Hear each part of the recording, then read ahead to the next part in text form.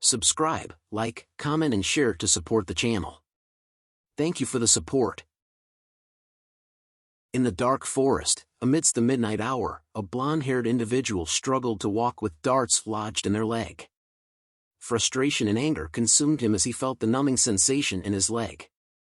Suddenly, his gaze caught sight of someone rushing towards him screaming out loud, and he called out the person's name. It was Dale, who shared devastating news of their companions' deaths, claiming they were slain by a monstrous creature. The blonde-haired person found it hard to fathom that their team of PK pros, with an average level of 40, could have fallen to a single naked psycho. As they conversed, a hail of darts unexpectedly struck Dale's face. The darts glowed red, and soon exploded Dale's head, causing the yellow-haired individual to scream in terror. The blonde man trembled in fear at the sight of Dale's corpse. Determined to uncover the attacker's identity, he screamed out loud. He points his sword at a creepy-looking guy who was glowing red, calling him a monster, but all the figure said was, "Who am I?"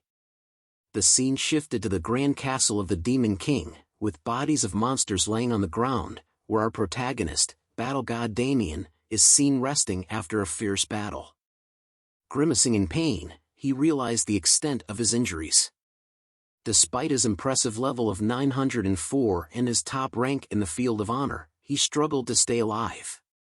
Notifications flooded his screen, one after another, alerting him to abnormal states affecting his character. Damien clenched his teeth as he read each message, discovering that his character had fallen into a weakened, bleeding, and sealed state, rendering him unable to utilize any skills. Frustration and despair welled up inside him as he fought to keep his character alive. Another notification arrived, informing Damien that his character had been petrified, causing his movements to slow down. Battle god Damien pondered whether such a multitude of abnormal states were a common occurrence in the game as he tried to navigate his way out of this dire situation. Struggling to hold on, he silently acknowledged that not even the esteemed Saint Magnus or the High Heaven Immortal would be capable of healing him at this point. Suddenly, a mocking voice pierced through the chaos, likening Damien to a resilient cockroach. It belonged to none other than King Arthur, the leader of the Demon King expedition. Recognizing the voice, Damien called out Zhang Yuman's name, but before he could finish his sentence, Arthur attacked him with his staff. A warning blared, indicating that Damien's stamina had dropped below the threshold, risking his potential disconnection from the game. In a state of confusion and weakened condition, Damien questioned Arthur's motives for the assault. However, Arthur appeared to be distracted by notifications regarding the Lord of Abyss, Abraxas, who was raising his mana and attempting powerful techniques. Frustrated by the abrupt halt to the battle, Arthur grumbled to himself, lamenting that things were just starting to get interesting. As Arthur prepared to cast another spell, a notification popped up, cautioning the activation of the ultimate spell, multi-leveled Weather Reversal Realm Destruction. Despite the imminent danger, Damien couldn't help but feel a tinge of admiration. Once the spell was unleashed, Arthur resumed his attack on Damien, mocking him for his perceived lowly status as a hero who originated from a lower class. Battered and bruised, Damien couldn't help but question where things had gone wrong. 10 years ago, the virtual reality game Arcia Chronicle or AC was released, captivating players with its stunning graphics and vibrant non-player characters. The game's centerpiece, the Demon King Raid, promised the first player to conquer the quest the chance to establish a kingdom, become the hero of the AC world, and claim an illustrious trophy. Damien was one of the many players who dedicated their lives to AC, investing all their time and energy into the game for a decade. Despite his family's attempts to dissuade him, Damien remained steadfast, convinced that winning the game's reward was the sole means to compensate for his shattered real-life existence. It was during the Demon King raid that Damien encountered King Arthur, also known as Zhang Yuman, a devoted servant of the goddess Arya, wielding the Infinite Circle, a source of boundless mana. With his warm personality and undeniable charisma, King Arthur spearheaded the expedition that led them to the Demon King's castle. Damien's thoughts raced as he realized they were on the brink of completing the raid. Suddenly, King Arthur acknowledged Damien's significant contribution to their success. However, Damien's trust wavered as he questioned whether King Arthur had intended to betray him from the outset. King Arthur chuckled at the inquiry, but his laughter swiftly transformed into violent aggression as he mercilessly pummeled Damien once more, hurling insults and labeling him as worthless. Overwhelmed with shock and fear, Damien contemplated the possibility of perishing without accomplishing anything, all due to the treacherous nature of King Arthur. Yet, in that desperate moment, a voice reached out to him, offering a chance for revenge and a new purpose. It was Abraxas, the Lord of Abyss, extending his assistance to Damien in exchange for the task of slaying the goddess of light, Arya, and embracing chaos as an avenger. Initially hesitant, Damien couldn't resist the allure of finally achieving something after dedicating himself to the game for countless years. As King Arthur continued his taunts and relentless assault, Damien made his fateful decision. He would seize Abraxas's offer and transform into Damien, the avenger who would sow chaos throughout the land. Suddenly, King Arthur's brutal attack abruptly ceased as Damien awoke in his own room, drenched in sweat. Disoriented and bewildered, he struggled to comprehend how he had ended up there. Before he could make sense of the situation, his brother, Ma Jin-hoon, burst into the room, announcing that it was time to eat. Damien was taken aback since his brother was supposed to be serving in the military as an officer. However, Jin-hoon now donned a school uniform, leaving Damien questioning his own sanity. Gazing at the calendar, he realized it was July 28, 2020, the day when Arisa Chronicles beta version was released. The bewildering thought dawned upon Damien that he might have somehow traveled back in time. The confusion and uncertainty left Damien feeling utterly lost and disoriented, as if he had taken a wrong turn in a maze of bewilderment. His mind was a swirling storm of questions, unsure of what was happening or what would happen next. Even Damien's mother and brother were confounded by his peculiar behavior, their eyebrows raised in a perplexed fashion, wondering why he was acting so oddly. As they gathered around the dinner table, Damien couldn't help but marvel at the mouth-watering deliciousness of his mother's cooking, each bite conjuring memories of his carefree childhood. However, his nostalgic reverie was rudely interrupted by a raucous commercial blaring from the television, promoting Arisa Chronicle, the world's first virtual reality game. In that moment, a realization struck Damien like a lightning bolt to the brain: today was the launch of the open beta for the game. With a mixture of excitement and urgency, he informed his mother that he was heading to his own abode, promising to take care of himself and dutifully call her often. Hailing a taxi, Damien urged the driver to race to Jumjong Station with the speed of a cheetah on roller skates. As they sped through the city streets, Damien's thoughts drifted back 10 years to a time of great turmoil in his life. It was a period when the Galaxy M24 app was the hottest gadget on the market, and Damien's own life was simmering with challenges. Taking on the daunting responsibility of providing for his family in his father's absence, he toiled relentlessly to make ends meet. The weight of this burden became an unwelcome companion, gnawing at his spirit until he sought solace in the virtual realm of the game, severing ties with his family in the process. It was a desperate escape from reality, a leap into a world where he could be someone else, somewhere else. Lost in his ruminations, Damien was jolted from his reverie by a blaring notification, its urgency akin to an alarm clock set to explode. It warned him that the countdown had commenced and he had to log into the game, or face certain death. Damien's brows furrowed in confusion as he hadn't even logged in yet. As he tried to make sense of the situation, a sharp pain pierced his skull, and a mysterious voice began to echo in his ears. Alas, the words were as clear as a foggy morning in a murky swamp, leaving Damien scratching his head in befuddlement. In the midst of his disorientation, the perceptive taxi driver noticed Damien's pained expression and kindly inquired about his well-being. Time passed, and Damien finally arrived at Sinsadong-Garosa-gil, a bustling street in Korea. He ventured into a virtual reality electronics store called Evertail Store, where a cheerful receptionist greeted him with a warm smile. She informed him that all the store's capsules were reserved on a first-come, first-served basis. Sensing Damien's eagerness, she suggested he undergo a customized examination. However, Damien was hell-bent on exploring a product that had just been released that very day. Unfazed by the receptionist's suggestion, he insisted on seeing the latest offering. With a mischievous twinkle in her eye, the receptionist led him to a refurbished product that had been cancelled by another customer, now serving as the store's demonstration model. Damien, without skipping a beat, enthusiastically agreed to purchase it, requesting delivery and installation that very afternoon. Later in the day, Damien found himself ensconced within the capsule, as if cocooned in a futuristic spaceship. The system's voice chimed in, notifying him of the progress in his user registration. He listened intently as the system announced the commencement of virtual reality mode synchronization, confirming that his registration was complete. Damien couldn't help but reflect on the fact that he had spent most of his hard-earned savings for this pivotal moment. However, there was no room for doubt in his mind. He believed with unwavering conviction that he had made the right decision. The voice of the Demon King Abraxas only solidified his resolve, leaving him with a sense of purpose and a dash of villainous charm.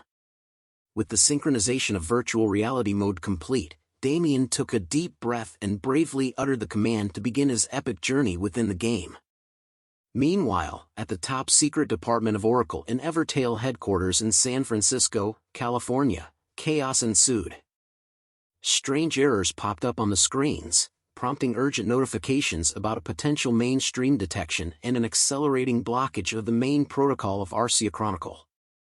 Operator Chloe's voice trembled with urgency as she called for a code black emergency, instructing all employees to take swift action. In the midst of the commotion, team leader Master Hayek dashed over to investigate the situation, his cape billowing heroically behind him. He demanded to know when the error had begun, and Chloe reported that it had just reared its troublesome head. The Akashic record of blocking protocol for the mainstream was gradually gaining momentum, posing a threat to their control. If the situation escalated further, they risked losing all command. The mainstream, a realm yet uncharted, lay before them, while the Akashic record, a hyper-AI responsible for the creation of AC, loomed over it like a mystical gatekeeper. Hayekjin and Oracle had been entrusted with its guardianship, but if something went awry, the entire system, along with the game, could be wiped clean, as if devoured by a hungry digital beast. Notifications flickered across the screens, mercilessly reporting a decrease in control over the mainstream, plummeting from 48% to 36%, and finally dipping below 25%. The warning was clear: the Akashic record had started nibbling away at the server, much like a ravenous squirrel devouring a nutty snack. In a daring move to salvage what they could, Master Hayek made the difficult decision to relinquish control over the mainstream, sacrificing a slice of their dominion to prevent total annihilation. The Akashic record, sensing its opportunity, withdrew its grasp, temporarily pausing the blocking protocol, and activated the mainstream. Hayek confirmed that the operation was now in motion, taking a deep breath as the weight of the world rested on his shoulders.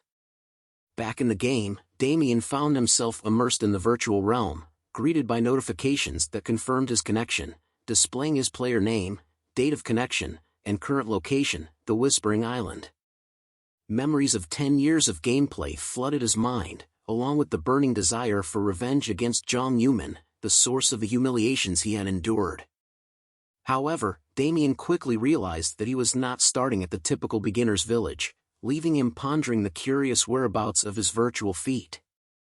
Just as perplexity threatened to consume him, another notification popped up, confirming his connection log and initiating a countdown. The three conditions were laid out before him: failure to log in within 168 hours meant certain death, death within the game would lead to death in reality, and failing to accomplish a given goal within a specific time frame also spelled doom. Damien stood there, mouth agape, his frustration and confusion reaching new heights. The notification further taunted him by removing his sense limit and renewing his final goal as the Demon King's Descent, offering a whopping 87,599 hours, 59 minutes, and 59 seconds to achieve it. As if that weren't enough, the game had seemingly meddled with his physical form, leaving him in a state of bewilderment. Just when Damien thought he had experienced a full range of absurdity, another notification chimed in, announcing a class on the witch doctor specialization for his final goal. Damien could only curse the game in disbelief, hoping for a sliver of sanity to return to his rapidly unraveling reality. Witch doctors were enigmatic beings who harnessed primitive powers and had deep connections to death, ancient sorcery, and curses.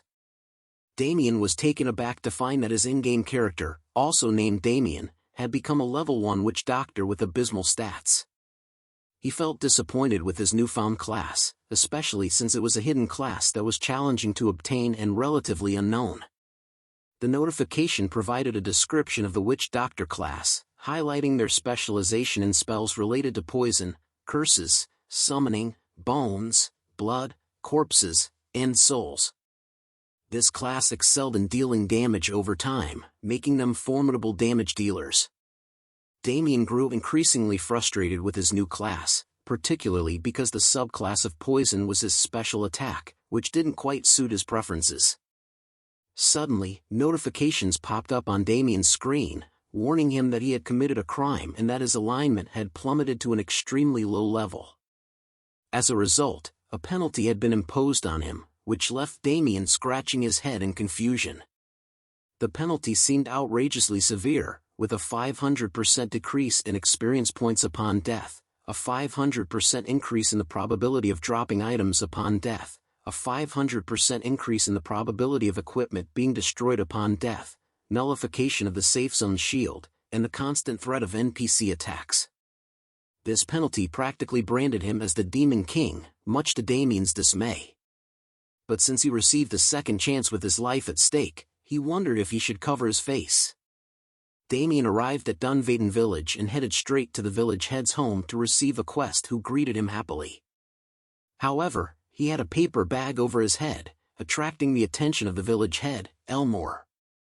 Curiosity piqued, Elmore asked Damien why he was wearing a paper bag, to which Damien awkwardly replied that it was just a cool fashion statement. Elmore stared at him like WTF, but deep down, Damien felt embarrassed about it but had no choice but to wear it due to the compulsory quest.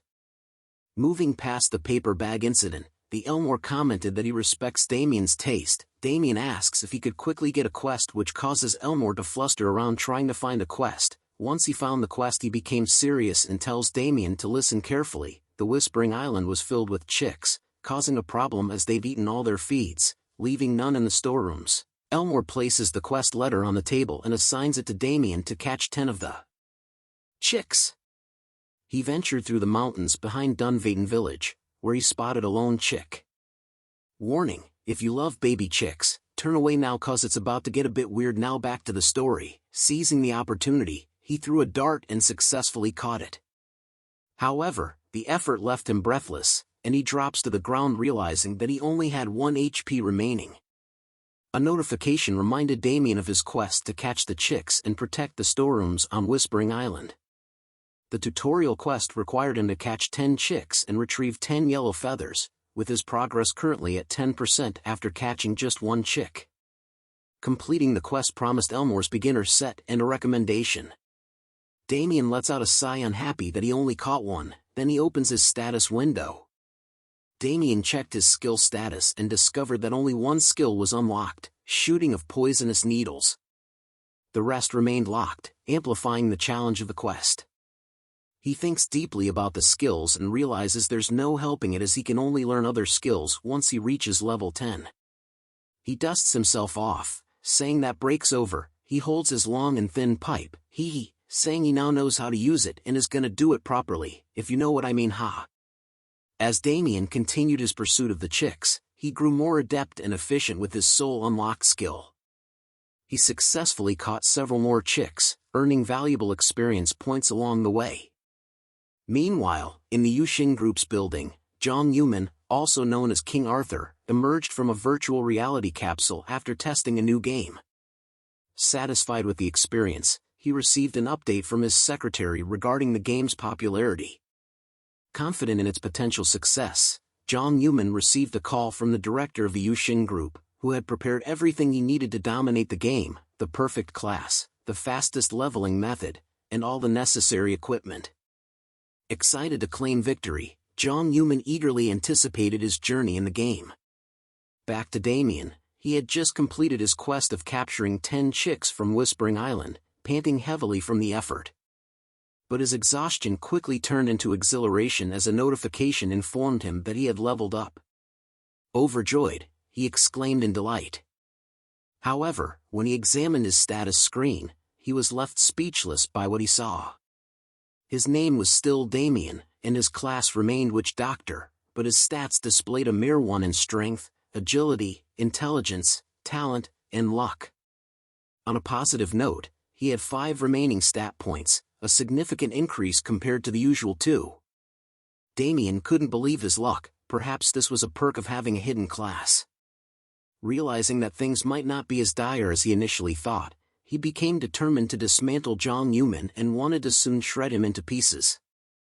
Damien dashed through the bustling village, clutching his long and thin green pipe in his hand, while a rowdy group of hens trailed behind him. A player notices the noise and is shocked to see Damien run past him. He wondered what was it that went past him, but turning back shocks him even more, as he sees a whole crowd of hens chasing out Damien. The sight left other players dumbfounded, their minds spinning with speculation about Damien's true identity and intentions as well as the paper bag on his head. Some wondered if he was a tamer, but quickly dismissed the idea since tamers typically focused on a single powerful familiar. They look at him being chased by the hens, guessing he would soon die.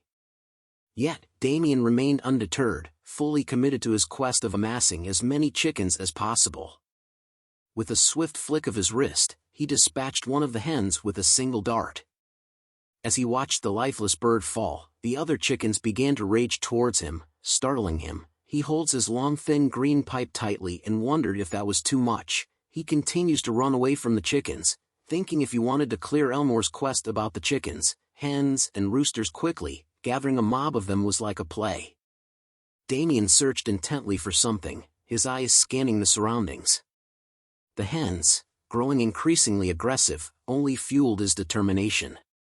With a wicked smile, Damien revealed his cleverly laid trap, luring the unsuspecting hens into a pit. A victorious grin spread across his face. I think I don't really know since his face is covered with the paper bag. So back to the story as the feathery mob fell right into his clutches. He relished the prospect of converting the captured chickens into valuable EXP, eagerly anticipating the rewards that awaited him. Amidst his triumph, notifications flooded Damien's screen, declaring his victory over the hens and rooster as they lay dead inside his trap and announcing his ascension to level 9. Damien clutches his fist in excitement. He blushes at the thought of keeping this up to level 10 to obtain a new skill. However, another notification caught his attention as EXP increased only by 1. His eyes darted towards a nearby forest as a chicken was slain with a blade, where he spotted a group of players joyously slaughtering the very chickens he had prepared for his quest. Anger simmered within him as he approached the players, demanding to know if they were having a good time. Without warning, Damien's fist connected with the face of a player named Cheol Min Jiang, sending him soaring through the air before landing at a safe distance. Cheol Min Jiang's screen lit up with a flurry of notifications, including one indicating that his character had fainted, rendering him temporarily unable to control it for the next 5 seconds. Fuming with indignation, Damien accused the group of voraciously devouring his hard-earned poultry and firmly insisted that they regurgitate their ill-gotten gains. The opponents, caught off guard, skeptically requested proof of their wrongdoing. With a triumphant gesture towards the fallen hens strewn about, Damien provided irrefutable evidence of their guilt. He sternly warned them that this was their final opportunity to make amends before ordering them to leave, demanding the return of their chicken dinners. One of the opponents, dazed but determined, rose to his feet and lunged at Damien, hurling a colorful expletive in his direction. Unfazed, Damien calmly warned him of the consequences and retaliated with a precise dart from his blowpipe, silencing the opponent's misguided bravado. Outraged, the remaining opponents launched a joint assault, seeking retribution. However, Damien's agility and skill allowed him to deftly evade each attack, countering with calculated strikes from his dart blower. With each successful hit, he reiterated his demand for the group to surrender their ill-gotten feasts. Bruised and defeated, the opponents questioned Damien's audacious conduct, prompting a notification that their party member, Dongcheol, had met an untimely demise. One astute player deduced that Damien must be a chaotic user, an infamous expert in player killing, akin to a notorious criminal within the game. As this realization dawned on them, panic set in, and they scattered in a bid to escape Damien's wrath.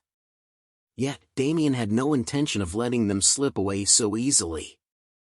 With swift precision, he unleashed a flurry of poison darts, ensuring that each opponent received a notification indicating their characters had been infected.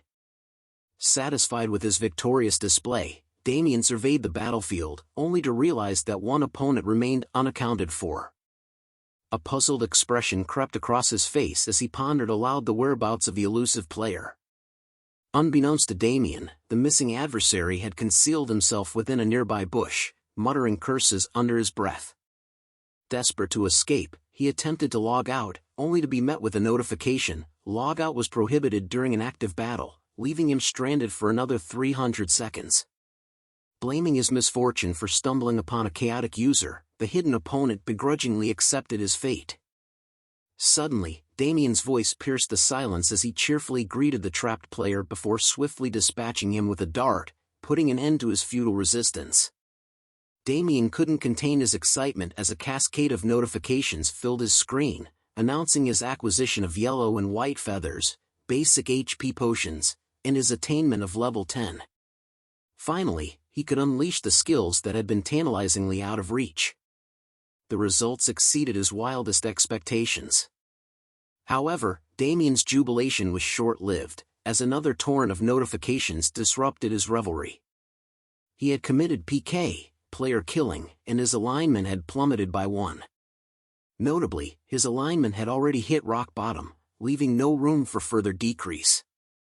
Observing this revelation, Damien chuckled to himself, acknowledging that he had already scraped the bottom of the alignment barrel.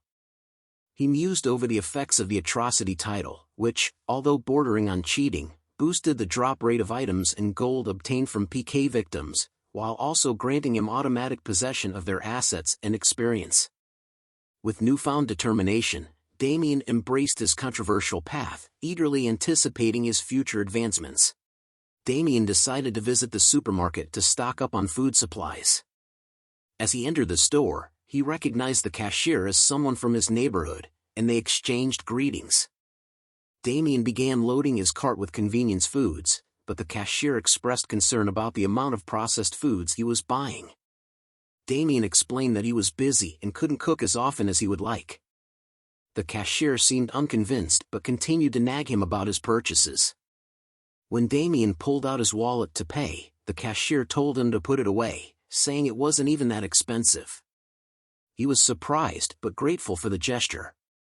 Damien finished packing his food supplies and was about to leave the store when suddenly a news story started playing on the TV screen by the cash register. The story was about Jong Yuman, the youngest player of the Tempest of Time and Space, retiring from the game. Damien was taken aback by the news and repeated the name in disbelief. The cashier noticed Damien's reaction and asked if he knew the famous player. He hesitated for a moment before admitting that Jong Yuman was indeed pretty famous. The cashier seemed surprised and started gushing about Jong Yuman's background, describing him as tall, handsome, and amazing at gaming. However, Damien seemed lost in thought and didn't pay much attention to the cashier's words. He had a serious look on his face. In a dense forest near Dunvaden village, Damien hunted some chickens while thinking about Jong Yuman's impending arrival. Suddenly, he received a notification saying that he had leveled up and reached level 15.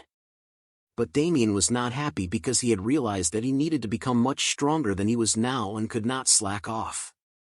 He muttered to himself that it was somewhere around there and pulled up a quest titled The Predator of the Whispering Island, which was classified as an epic quest. The quest required him to defeat the mutated wild boar and bring back its hide. The progress on the quest was at 0%, and the reward for completing the quest was Elmore's recommendation. Damien knew that this was the last quest on the island, and if he completed it, he could go somewhere else with Elmore's recommendation. However, wild boars had a tendency to migrate frequently, making them hard to locate. If Damien didn't find the boar's lair within an hour, he would have to wait another hour for it to respawn.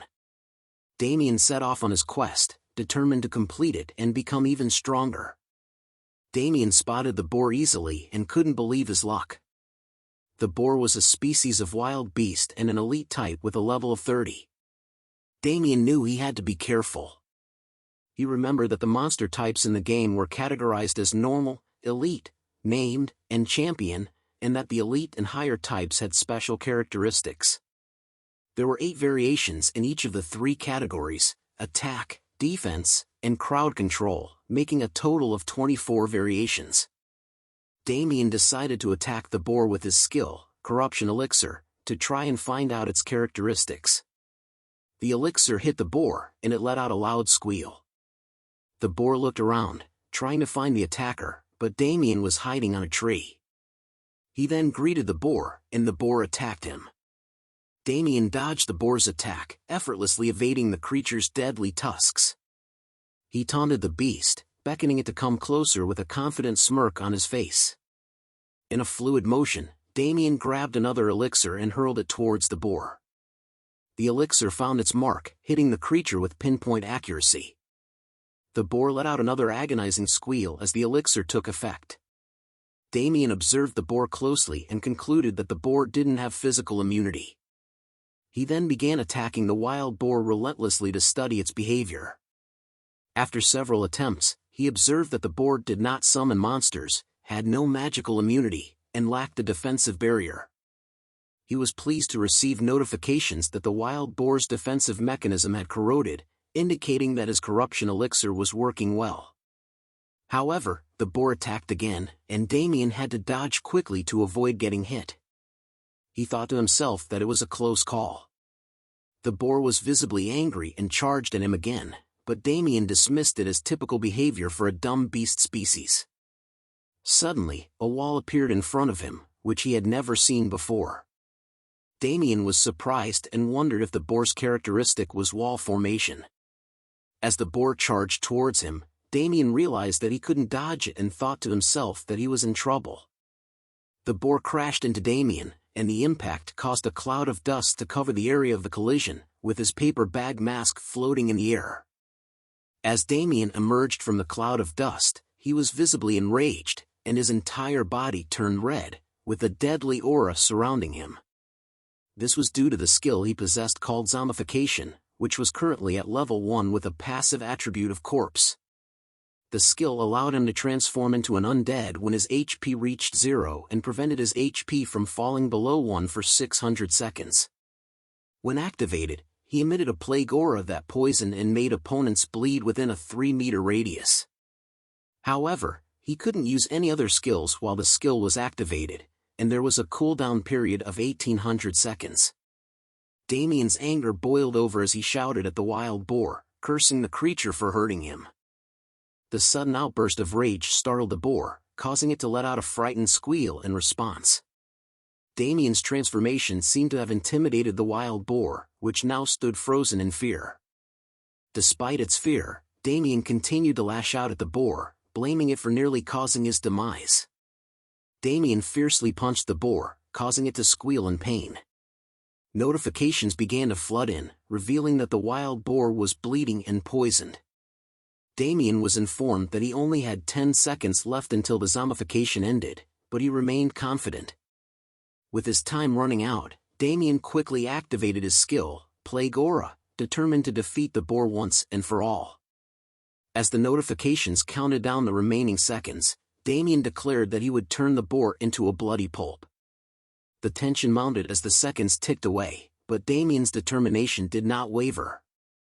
Finally, with the countdown complete, Damien declared that the boar was done for.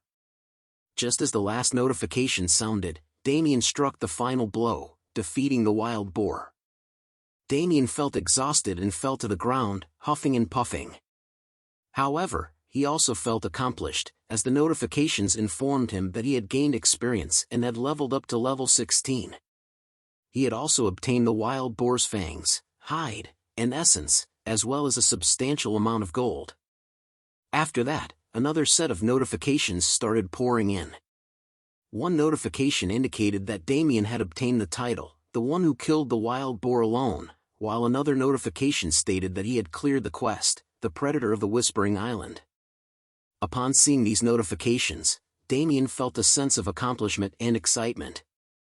He thought to himself how he could hog all the rewards since he cleared the quest and earned the title, the one who defeated the boar alone.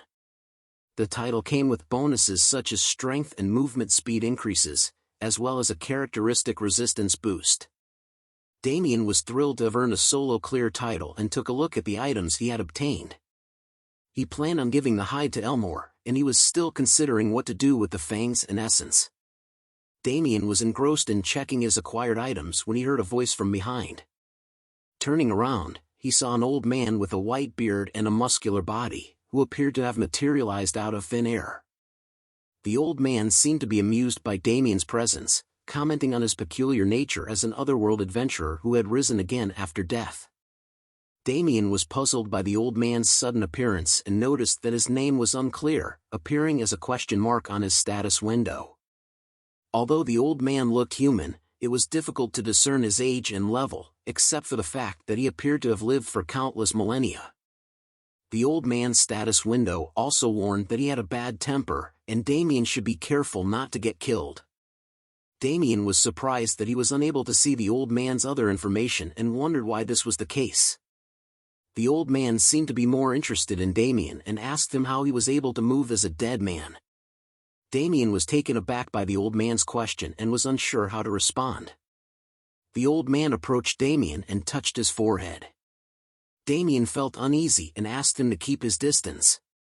The old man ignored Damien's request and continued examining the small rune on his forehead. The old man identified Damien as an otherworld adventurer who had borrowed the power of darkness to become undead momentarily. Damien was surprised and asked the old man how he knew. The old man calmly replied that he could see it very clearly, but Damien was not satisfied with his response and asked him to back away. Despite Damien's frustration, the old man seemed unfazed and continued to speak, saying that it was not bad to borrow the power of darkness, as it would make it harder for Damien to die. However, he questioned why an otherworld adventurer would harbor such a high level of darkness equivalent to that of the Demon King. At this point, Damien heard notifications indicating that new information had been updated, and the NPC's information was being displayed.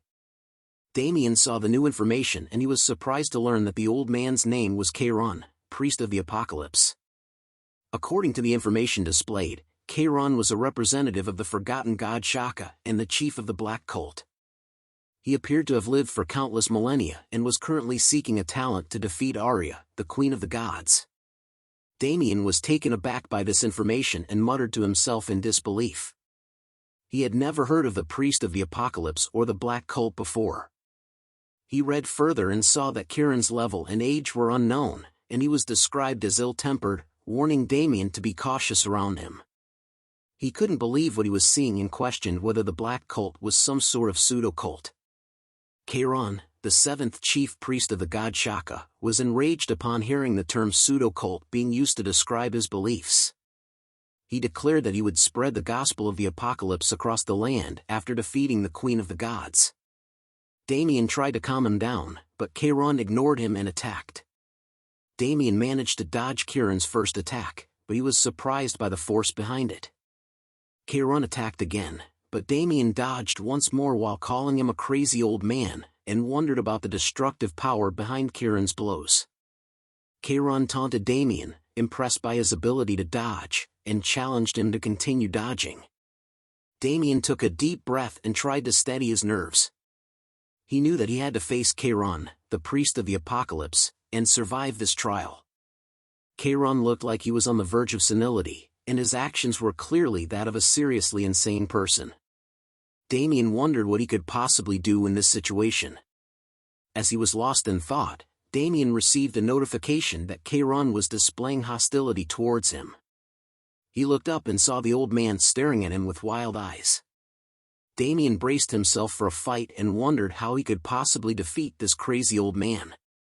But before he could even take a step forward, Damien received another notification. It was a quest, and he had to survive Kieran's trial to progress. But what surprised Damien even more was that it was a mainstream quest.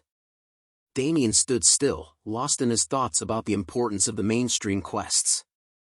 These quests were only given to a select few users and could decide the future of the game. The impact of a user's actions on the world of AC was immense and could potentially change it completely. But as he pondered on this, he couldn't help but wonder what an old man had to do with the mainstream quests. Before he could finish his thoughts, Charon interrupted him, attacking him with a sharp remark, demanding to know why he was just standing there like a dumb log. Damien quickly dodged the attack, but he couldn't help but think about the old man and his possible connection to the mainstream quests. Memories of his own experience as the battle god flooded his mind, particularly the time when he was tasked with defeating Abraxas alongside the 6 masters in the treacherous Abyss dungeon. He knew that the success or failure of these quests could have a massive impact on the world of AC, and he was determined to clear them no matter what. Suddenly, Charon caught Damien off guard once again, attacking him while berating him for hesitating. Damien knew that he had to act quickly, so he chanted a mantra and activated a skill called Bloody Impulse. He made a decision to stop overthinking and calculating and instead approached Charon with sincerity and his basic impulses. Damien braced himself for the upcoming battle, knowing that he couldn't afford to lose. He was determined to succeed in the mainstream quest, no matter the cost. Charon's eyes blazed with fury as he charged towards Damien, his fist pulled back in a powerful punch. The impact was devastating. The ground shook violently, and the force of the blow sent shockwaves through the air. Charon's powerful punch caused an explosion. As the dust settled, he shouted in frustration at Damien, asking how long he planned to keep running away. Damien activated his zombification skill and managed to survive Charon's attack. But Charon wasn't done yet. He started attacking Damien again. While dodging Charon's onslaught, Damien wondered why Charon was so strong despite not being a martial artist. Enraged by Damien's ability to dodge his attacks, Charon yelled at him to hold still. Despite Charon's angry shouts, Damien continued to dodge and noticed that he could see Charon's movements better than before. As he distanced himself from Charon, Damien realized that if he could stall for time, he might survive the fight. However, his thoughts were interrupted when he saw Charon gathering energy between his hands. To Damien's surprise, Charon prepared a Kamehameha pose and taunted him, asking if he could dodge this attack as well. Damien, shocked and bewildered, exclaimed in disbelief. Charon then launched his attack, shouting "Die!" This time, Damien had no chance to dodge and got hit by the attack. After the explosion, Damien found himself on his knees but still alive.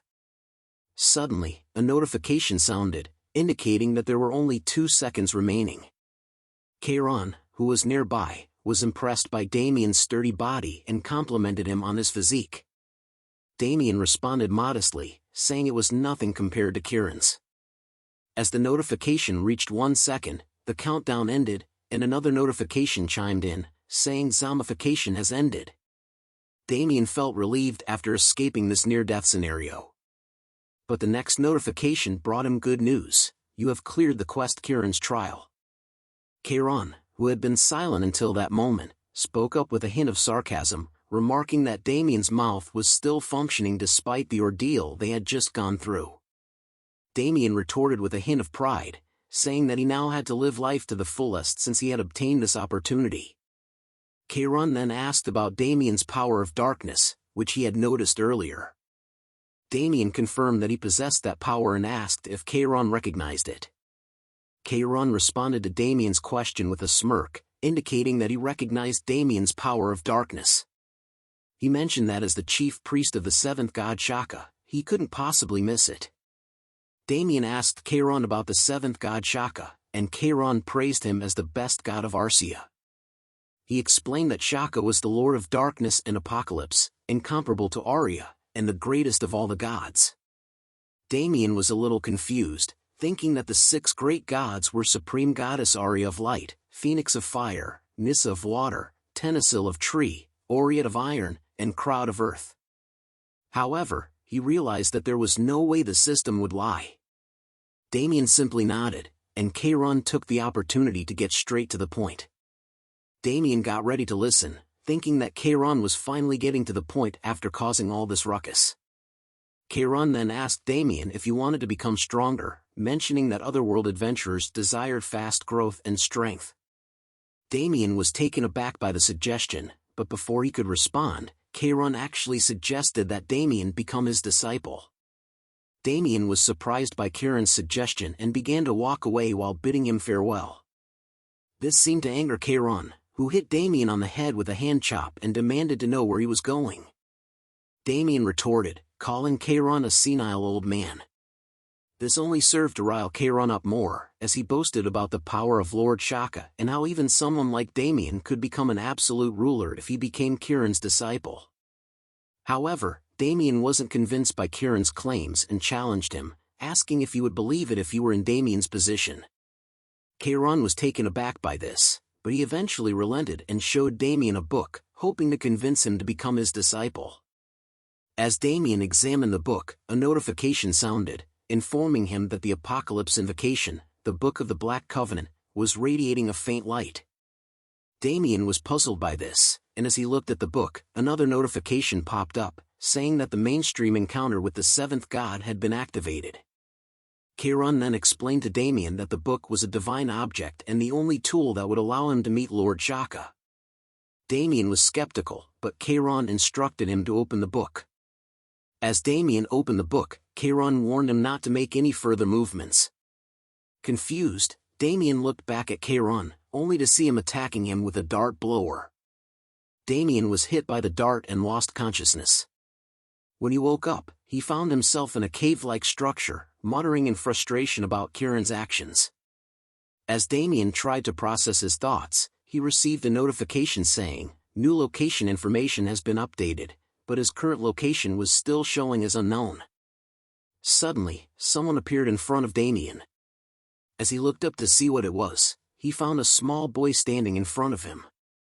He carefully observed the boy, trying to discern if there was anything unusual about him but couldn't find anything out of the ordinary.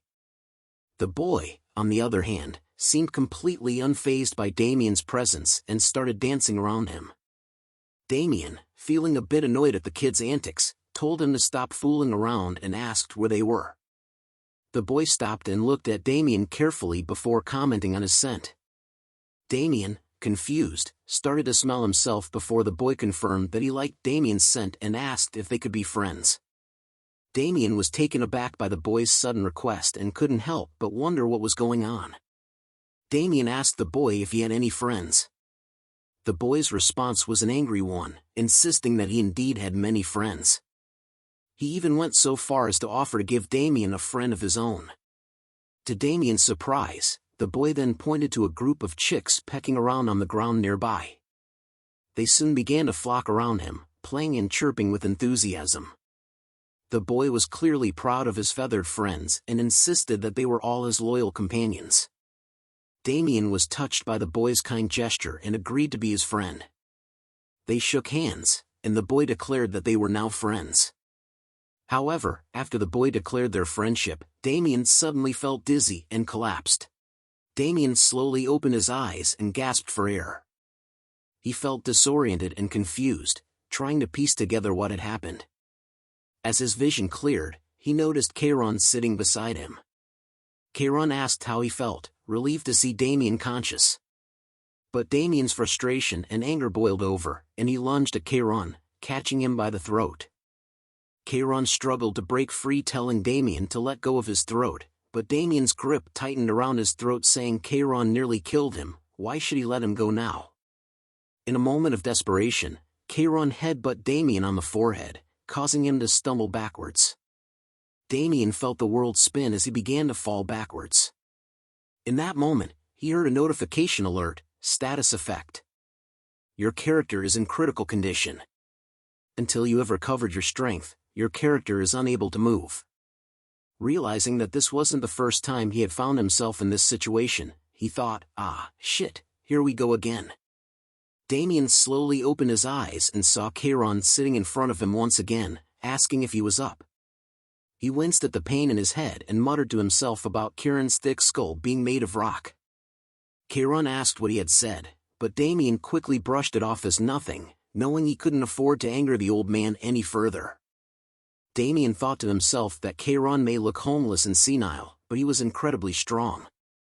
He knew he needed to swallow his pride and follow Kieran's lead if he wanted to survive. Kairon then asked about Damien's conversation with Lord Shaka, and Damien stumbled over his words, unsure of what to say.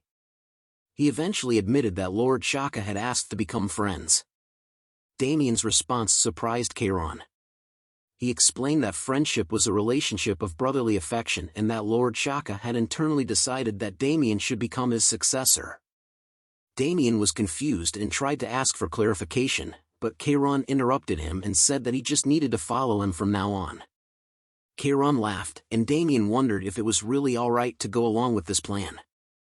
Suddenly, a notification appeared, signaling that Damien had cleared the mainstream encounter with the seventh god. Damien sighed and reassured himself that this was a good thing. Kairon motioned for Damien to take a seat, and the two of them settled down to hear what Kairon had to say. Damien couldn't help but wonder if they were going to meditate or do something spiritual. But Kairon quickly dispelled that notion and said that he wanted to talk to Damien about their upcoming plans. As Kairon began to speak, Damien's mind started to wander. He thought it was just going to be an old story, something he'd heard before. But then Kairon started to talk about the seven gods of their land.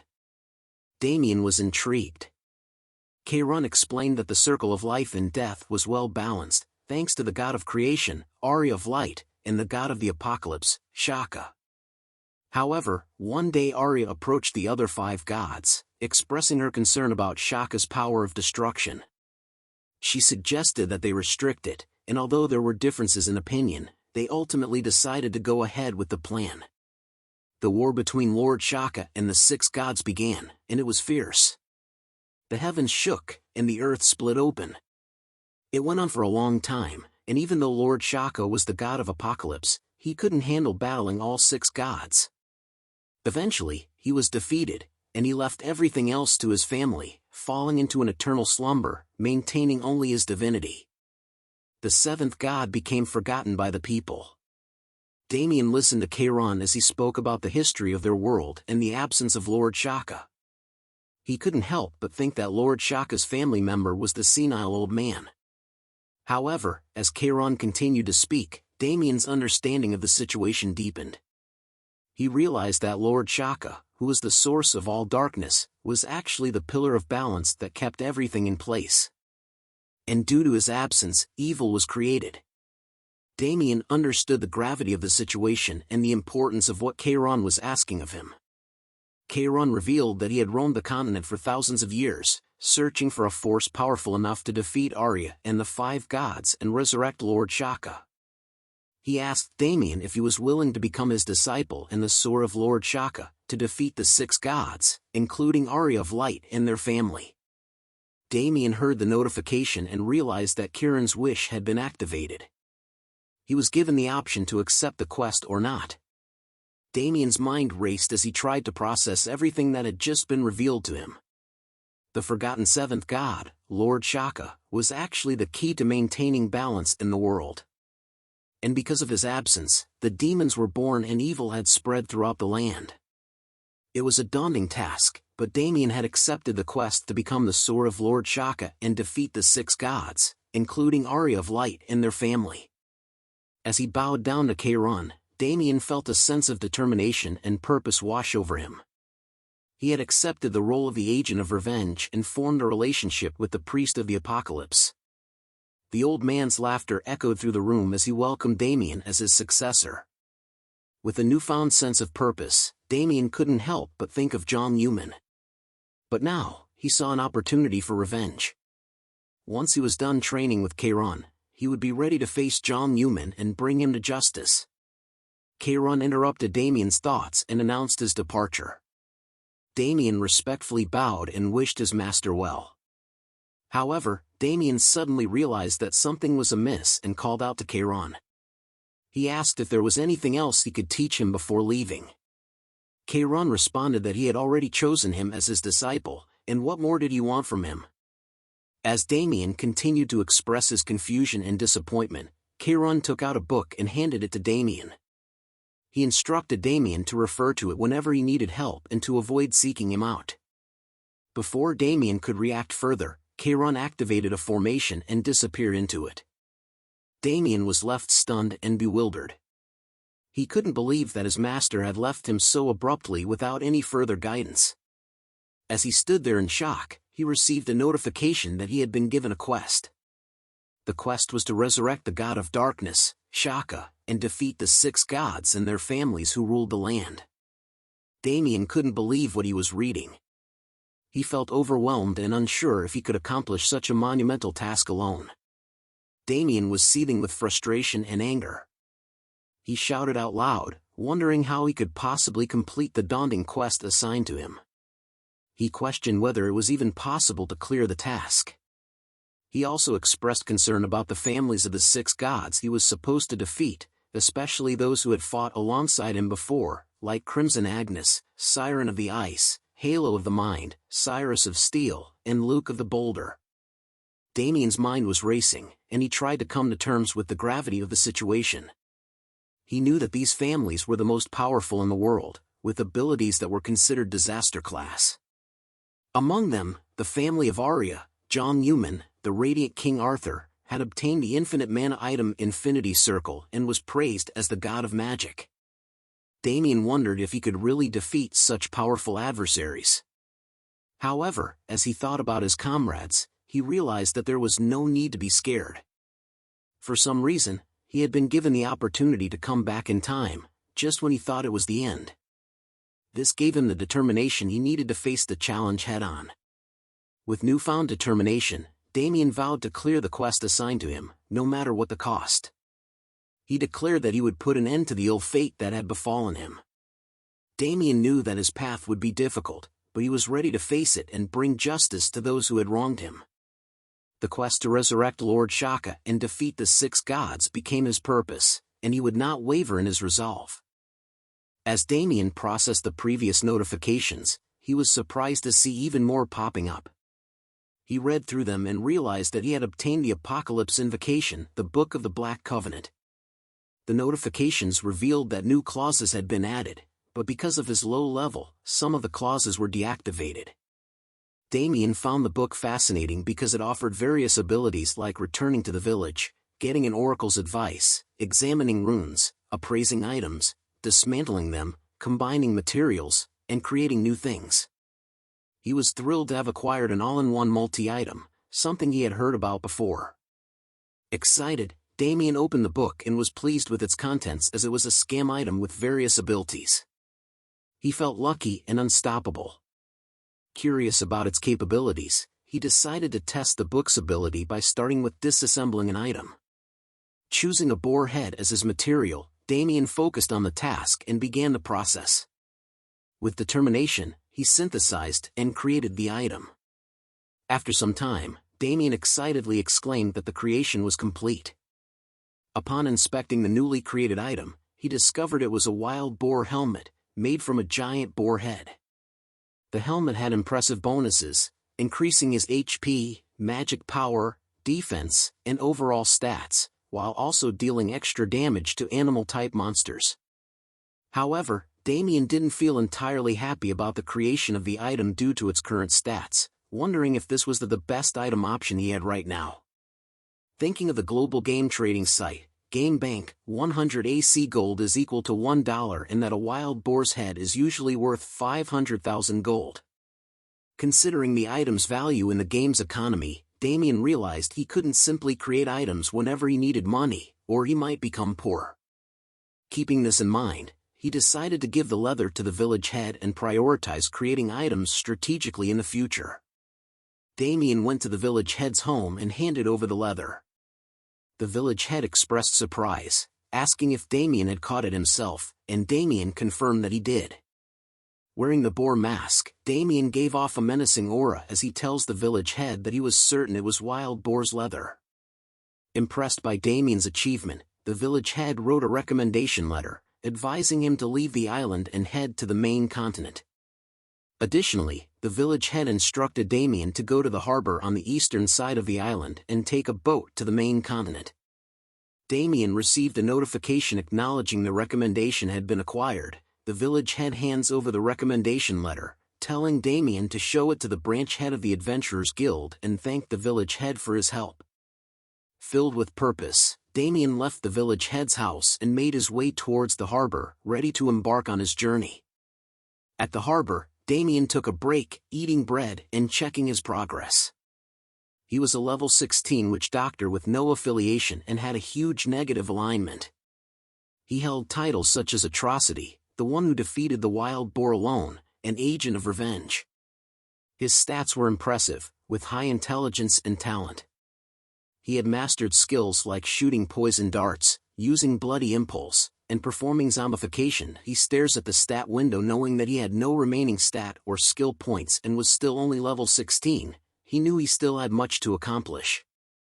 While reviewing his status, Damien pondered his Agent of Revenge title, which indicated that he was chosen by the seventh god and possessed an unknown power. The title provided significant bonuses during PvP battles, including increased attack power, defense, resistance to attributes, and resistance to status abnormalities. However, Damien was hesitant to fully utilize his title because it basically told him to become a PK player, but he didn't enjoy killing people. Damien thinks to himself that he really had joined a pseudo-religion when suddenly, Damien heard a painful scream and quickly turned his attention to the source. He saw an injured man lying on the ground, pleading for help, while a mage stood over him telling the injured man that he should have listened to the mage while he was still being nice. The mage grabs the injured man by the hair, telling him he just needed to pay, and asked why he had to make it hard for the both of them. As the injured man whimpers in fear, Damien couldn't help but wonder if they were killer mages. Killer mages were powerful mages who used their overwhelming abilities in the beginning of the game to go around and PK. The killer mage continued to speak to the injured man, saying they weren't bad people and that the mood in the area had gone dark. Daimon could tell that the mage was the leader of the group, as he had managed to block off the wharf with only 20 people. Despite the situation, the killer mage still tells the injured man to pay the toll so that he can leave. In the midst of the crowd, an English foreigner expressed displeasure with how things were unfolding. He grabs his sword and unsheathed it and, without warning, charged at the mage, telling him to go F himself. The English foreigner's action grabbed the attention of the mage, but despite the sudden attack, the killer mage remained calm and collected, wondering who he was as he casts a spell. He activated his energy bolt skill and launched a powerful attack at the foreigner, leaving him stunned and bewildered. With an evil smile on his face, the killer mage taunted the foreigner, telling him he can't win, and continued to bombard him with the same spell over and over again. The audience watched in horror and disbelief as the foreigner was relentlessly attacked by the mage. The attacks stopped as the mage laughs at the cooked foreigner, saying what a sight it was to see. The leader of the killer mages instructed his teammates to see off their departing guest, and all members began to cast their spells at once, smiling and laughing at what they were going to do. The mage turns around to say that there was nothing better to look at. But before he could say anything else, one of his teammates was abruptly beheaded. The killer mage and his teammates were taken aback by the sudden beheading of their comrade. Confusion and fear swept over them as they tried to make sense of the situation. One of the gang members pointed out a figure nearby wearing a distinctive boar helmet, wondering aloud if this mysterious stranger was responsible for the sudden and gruesome attack. As the group of evil mages turned their attention to the figure, they quickly realized it was indeed Damien who had beheaded their comrade. The sight of the boar helmet and the aura of menace emanating from Damien sent a chill down their spines. The leader of the killer mages tried to act tough, asking who Damien was, but his confidence quickly faded as Damien demanded payment for their lives. With a menacing expression, Damien gave the group a mere 10 seconds to pay up, warning them that it was their only chance to survive. As Damien faced the group of menacing evil mages, he sensed their intense hatred and disdain directed towards him. The leader of the group expressed disbelief and scorn, mockingly ridiculing Damien for his seemingly foolish actions. Unbeknownst to them, Damien had a well-thought-out plan in mind. With a commanding voice, he initiated a 10-second countdown that resonated clearly through the tense atmosphere. The mages grew increasingly irritated as Damien counted down, and their leader commanded them to go and kill him. The PK mages surrounded Damien just as he reaches the number 1, however, as the countdown reached 0 as Damien holds the blade, Damien vanished into thin air, leaving the mages bewildered and perplexed. The leader was quick to notice something above, telling everyone to dodge. Suddenly, a cascade of projectiles began raining down from above, causing the mages to cry out in pain and agony as Damien's deadly attack struck them. The leader was shocked to see what happened and wondered what was going on as the faces of his members started to melt in front of him. Damien appeared once again, with the bodies of the mages on the ground and blood everywhere. With his combination of skills of bloody impulse, poison darts, and corrupted elixir, he managed to beat most of them, and he knew that his title, Agent of Revenge, granted him greater damage in player versus player combat, and he utilized every advantage at his disposal to bring down his enemies. The leader of the evil mages could only watch in disbelief and frustration, realizing that he had grossly underestimated Damien's power. Damien approached their leader with a twisted grin, holding a corrupted elixir in his hand. He taunted the mage, questioning whether his actions had exceeded the leader's expectations. Brian slowly regained consciousness, his eyes fluttering open, and he felt a sharp pain coursing through his body. As he struggled to rise, he was surprised to find Wendy, a familiar face, standing before him. Brian called out her name and asked where they were. Wendy assisted him, helping him to his feet, and expressed concern for his well-being. Disoriented and confused, Brian struggled to recollect what had happened. Suddenly, the memories flooded back. He had been attacked by the evil mages and knocked unconscious. Anger surged within him as he remembered the assault, vowing to seek revenge upon Thema as he recalled being attacked by the mages. He slams his fists hard onto the ground because of what happened. He began to yell out loud, asking her where the mages were so he could go and kill them himself. However, Wendy urged him to calm down, emphasizing that they were in the middle of a stream. Notifications began to pop up around him. It was a chat messages from his viewers. Brian's mind remained fixated on revenge as he posed a profound question to Wendy: when does a streamer truly die? Is it when they lose all their items or when they reach level 1? He answered his own query, stating that a streamer truly dies when they decide not to play anymore. Wendy wondered where his stupid mindset came from. As his determination was resolute, Brian swore to crush the evil mages and avenge his defeat. Just as they prepared themselves, a sudden explosion caught their attention, causing them to turn their heads toward the source of the commotion. To their astonishment, a group of evil mages sprinted through a hail of explosions, with Damien closely pursuing them and ruthlessly dispatching each one in turn. Damien tallied the number of enemies he had slain so far, laughing menacingly with each count. The evil mage leader observed in fear and shock as Damien displayed an unprecedented level of control and power. He commanded his teammates to cast spells and exhaust their reserve mana. The leader himself began casting spells, determined to bring down Damien. Damien, observing the group of evil mages, decided to employ his bloody impulse once again. The mages unleashed their spells simultaneously, directing a substantial amount of mana towards Damien. The attack landed in the spot where Damien had been standing, leading the evil mages to believe that they had finally struck their mark.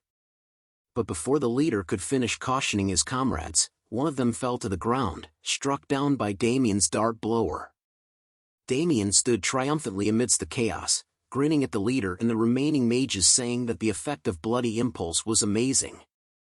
Witnessing this, the evil mages grew increasingly anxious. One of them expressed horror, questioning whether their opponent was truly human and if he could possibly be on the same level as them. Another mage joined the conversation, wondering how their opponent managed to dodge all their attacks without being hit even once.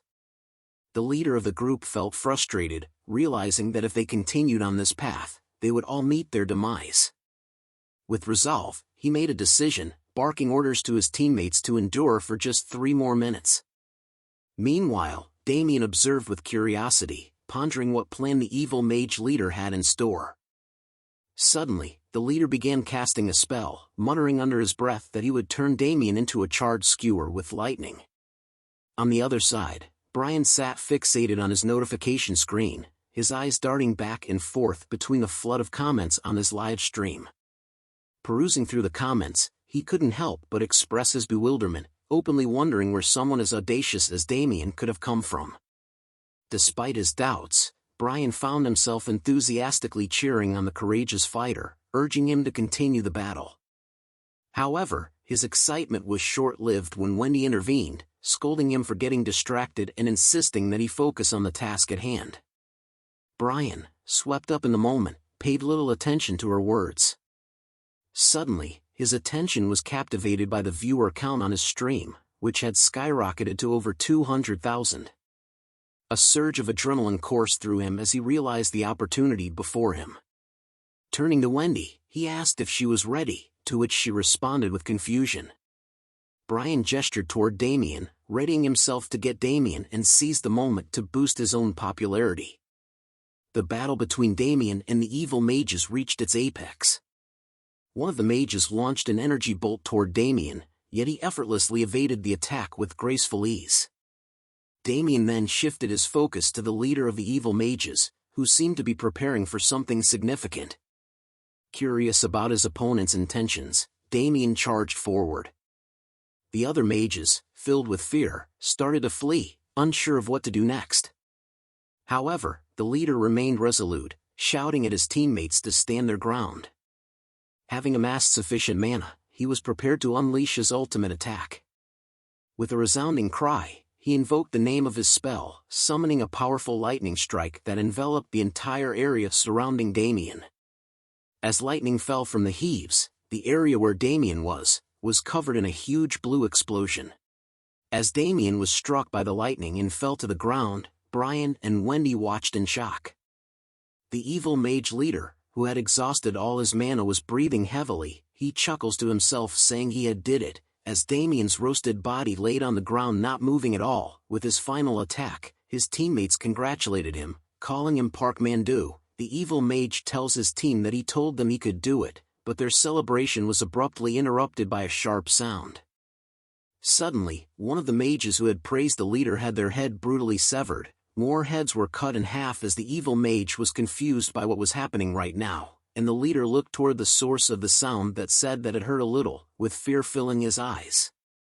He muttered in disbelief that it was impossible, but then he saw Damien standing there.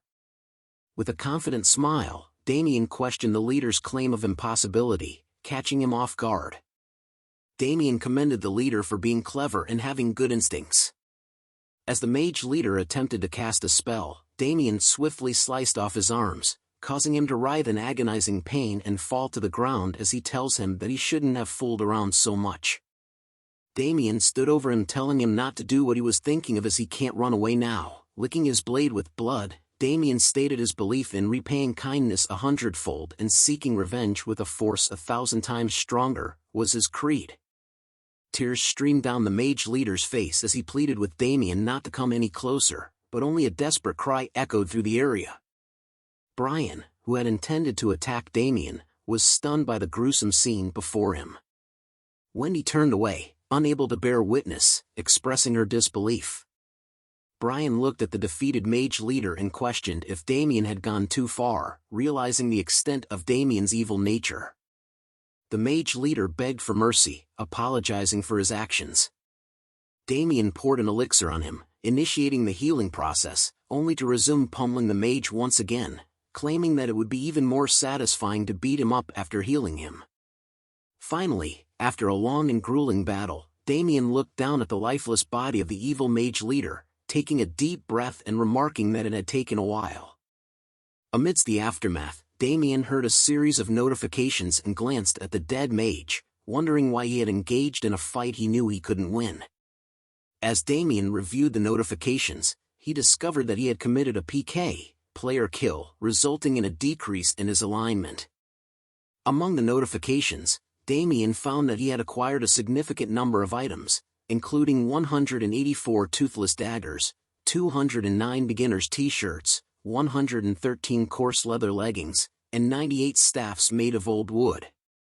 He also stumbled upon a wilderness ring, unsure of its purpose, and wondered if he could eat it. Damien was surprised by something insane when he encountered a new notification informing him that he had obtained 3429325 gold. Overwhelmed by the shock, Damien realized that this amount of gold was equivalent to $3,000 to $4,000. Excited by his newfound wealth, Damien contemplated selling the gold immediately. He accessed the game bank's selling feature and promptly posted a message advertising the sale of his 3 million gold. Offering it at a reasonable price, Damien requested interested parties to leave him a message. Within moments, Damien was inundated with messages from potential buyers, all eager to strike a deal. One person even inquired about negotiations. Thrilled with the response, Damien deliberated on which buyer to choose.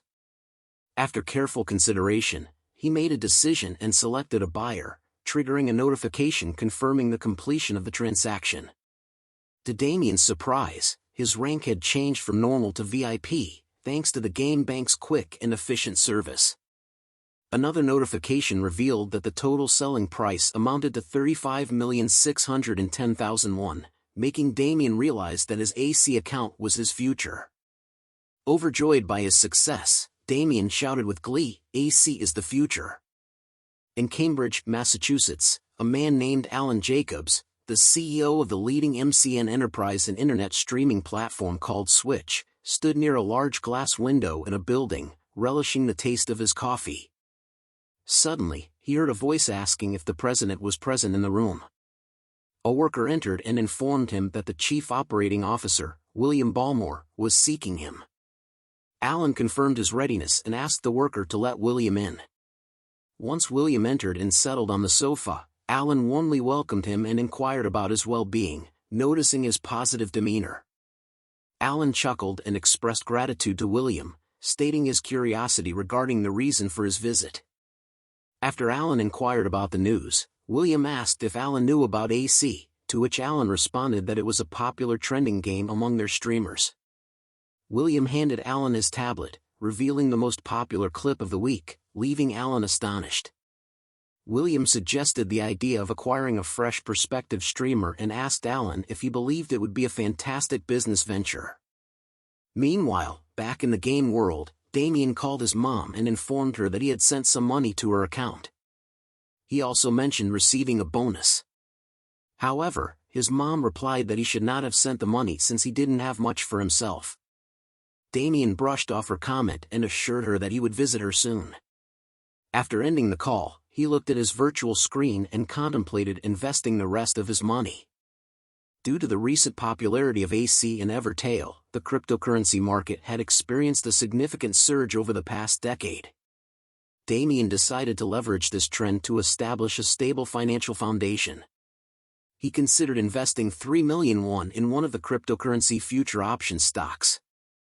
However, as soon as he clicked on the buy option, he received multiple notifications about the cryptocurrency's sharp decline and loss rate. In just 3 seconds, he lost all of his money due to a forceful liquidation of his assets. Damien was shocked and frustrated as he revisited the fluctuation chart, only to receive notifications about the increased leverage rate of Bitcoin's future options. Damien realized that someone had interfered with his investment, and with tears streaming down his face, he understood that he now only had AC left. In Changchun City, Jilin Province, China, at the Jingsan startup business factory, an employee rushed into the room with a worried expression. The CEO, Mingchen, was lighting a cigarette and asked the employee what was so urgent. The employee reported that something bad had happened and the game bank had just revealed that 3 million gold had appeared. Mingchen was shocked and dropped his lighter, asking if the news was real. The employee confirmed that it was and showed him the proof. Mingchen was angry as he stares at the tablet knowing that it had been 2 weeks since he joined the gaming company called AC. He had invested a lot of time and money into AC, taking care of all the operational equipment with a huge investment from a higher-up he knew and even purchasing a large amount of the Galaxy M24 apps capsules. However, the news of the 3 million gold sales was a significant setback. Mingchen slams his fist on the table as that the amount of gold exceeded the output of Jingsan. He holds his head in anger thinking that an individual, not a company, had made that much. The single sale price was also the best, which meant that if more people like him kept appearing, then AC Gold's market price would drop dramatically. Mingchen smacked his table in frustration and exclaimed, "What the hell?" as he tried to figure out how to deal with this unexpected turn of events. He hit the employee on the head with the tablet and demanded to know why he hadn't been told earlier and if he planned to bankrupt him. The employee tried to explain, but Mingchen cut him off with a shout, ordering him to find out who was responsible. Mingchen was worried about the future of Xingsan and realized that it was only a matter of time before he went bankrupt and couldn't repay his investment. He then ordered the employee to find out who this person was, and the employee ran out to fulfill his boss's orders. A boat is sailing in the sea as someone yells they were setting sail now. Damien lay on a boat that had already sailed, reflecting on the island he had just left. It was filled with many twists and turns, but thanks to a guy named Park Man-do, he acquired a lot of valuable materials. Damien opened his inventory and contemplated disassembling some items. Notifications popped up one after another of his successful attempts. After a successful item disassembly, he was pleased to find that he had acquired 8 low-grade iron. With this much material, he realized he could make more money than other users still on the island. His efforts had also paid off in terms of experience points, as he had gained multiple levels and reached level 20. Damien thought about how the effect of atrocity had helped him level up a lot and decided to take a look at his status. He was a witch doctor with no affiliation and very low alignment. He had the title of Atrocity, the one who defeated the wild boar alone and the agent of revenge. His stats were impressive, especially intelligence, which was above 50, and with strength, HP, agility, talent, and luck all being over 10. Damien had no stat points remaining, but he was satisfied with his progress. Damien pondered over his current skill set, wondering whether he should invest in any other skills. He opened the skill window to take a look at his options. Among the skills listed were shooting poison darts, controlling the dead, bloody impulse, corrupted elixir, voodoo doll, and zombification. He read the description of bloody impulse, which he had already invested in and reached level 5. It had the attribute of blood and could increase a target's attack and movement speed by 100% for 100 seconds while consuming 1% of the target's stamina per second. He then moved on to corrupted elixir, which he had also invested in and reached level 3. It had the attribute of poison and allowed him to throw a special elixir that would inflict 90% physical damage. Once hit, the target would also suffer 140% magic damage for 330 seconds, while their defense decreased by 20%. Lastly, Damien examined controlling the dead, which had the attribute of summoning and allowed him to summon applicable dead monsters at 50% of their stats. The number of summons would be proportionate to his magic power. He also looked at Voodoo Doll, which had the attribute of a curse and required him to consume an item and curse his target. Every time he stabbed the doll, his target's stamina would drop by 1%. Damien wasn't particularly impressed with these skills, especially Control the Dead, which could only summon weaker monsters such as chicks or chickens. Voodoo Doll also seemed impractical, as he would need to carry a doll item around. Nevertheless, he knew that these skills might come in handy one day. Suddenly, a notification popped up, breaking his train of thought. It informed him that information about a new location had been updated. Damien looked ahead with a smile, realizing that he was finally going to a new location. The notification also informed him that the world map had been updated. Damien looked at the view and couldn't wait to start his journey in the main continent. The ship's captain bid farewell to Damien, and Damien replied with a thank you and looked ahead, taking in a familiar view. He recognized that the location he was at was one of the liveliest kingdoms on the eastern part of the Arcia continent, the center of the eastern side, Terra. As Damien walked, he saw many public notifications from other players requesting to team up for quests, grinding, and recruitments. He thought to himself that it was just as he remembered. Even though there were so many people, no one had noticed his disposition. Damien then saw 3 people standing in the middle of the street, shouting out that they were recruiting people who wanted to raid a dungeon right now. They also mentioned that they treated healers favorably and were looking for temporary mercenaries for 1 week. They would provide meals and lodging. Damien commented that guild recruitment was also the same, but suddenly he changed his thoughts and started looking for the place he had been searching. Finally, he spotted the familiar sign that marked the entrance to the Adventurers Guild. Pushing his way through the throngs of people, he made his way to the front desk where several others were discussing their schedules and requests. Realizing that he was running out of time, Damien squeezed past them as he had no time to waste if he wanted to make his application today. The manager of the Adventurers Guild in Terra Kingdom, Hat-san, called out to Maria and asked her to bring him all the adventurer applications from that day. Maria saluted and replied with an affirmative answer. While Hat-san was busy, Damien called out to him with a greeting. Hat-san looked a little frustrated at first, but Damien continued and confidently stated that he would like to get a license. Hat-san was visibly happy when Damien called him by his name and remarked that he looked like a new adventurer with good eyes who had taken the time to research him. Damien replied that he should be at least that aware if he wanted to be a mercenary. Hat-san agreed with him and thought to himself about the Adventurers Guild, its branches throughout the Arcia continent, and how it was a facility that all NPCs and adventurers utilized. He also noted that there were some people who paid to make requests and others who did the requests to make money. The Adventurers Guild's main job was to mediate between the two parties, but there weren't many people who utilized this feature properly. However, Hat-san thought that Damien was quite quick to catch on. Hat-san then confirmed with Damien that a license was needed to do that sort of work. Damien replied that he had heard as much. Hat-san then asked if Damien wanted to apply right away, to which Damien replied with an enthusiastic yes. Hat-san explained to Damien that in order to become an adventurer, one needs to take a simple test that involves 10 stages in an arena behind the lobby. Depending on the stage you pass, you will be assigned a tier. Damien asked if Hat-san thought that he should come back after preparing himself if he wanted a high grade, and Hat-san confirmed that it is normal to take a couple of days to prepare. However, Damien surprised Hat-san by insisting on taking the test right away, saying that he didn't think there would be much of a difference after preparation. Hat-san warned him that the test would be difficult to prepare for, but Damien was confident in his skills and insisted on taking the test immediately. Hat-san was impressed by Damien's confidence and led him to the arena. As Damien walked, a notification popped up in front of him, detailing the Adventurers Guild license exam quest, which required him to prove his skills by passing the exam. The quest was classified as epic, and the reward was the Adventurers Guild license. Damien smiled while reading the quest info and thought it had been a while since he had taken a test.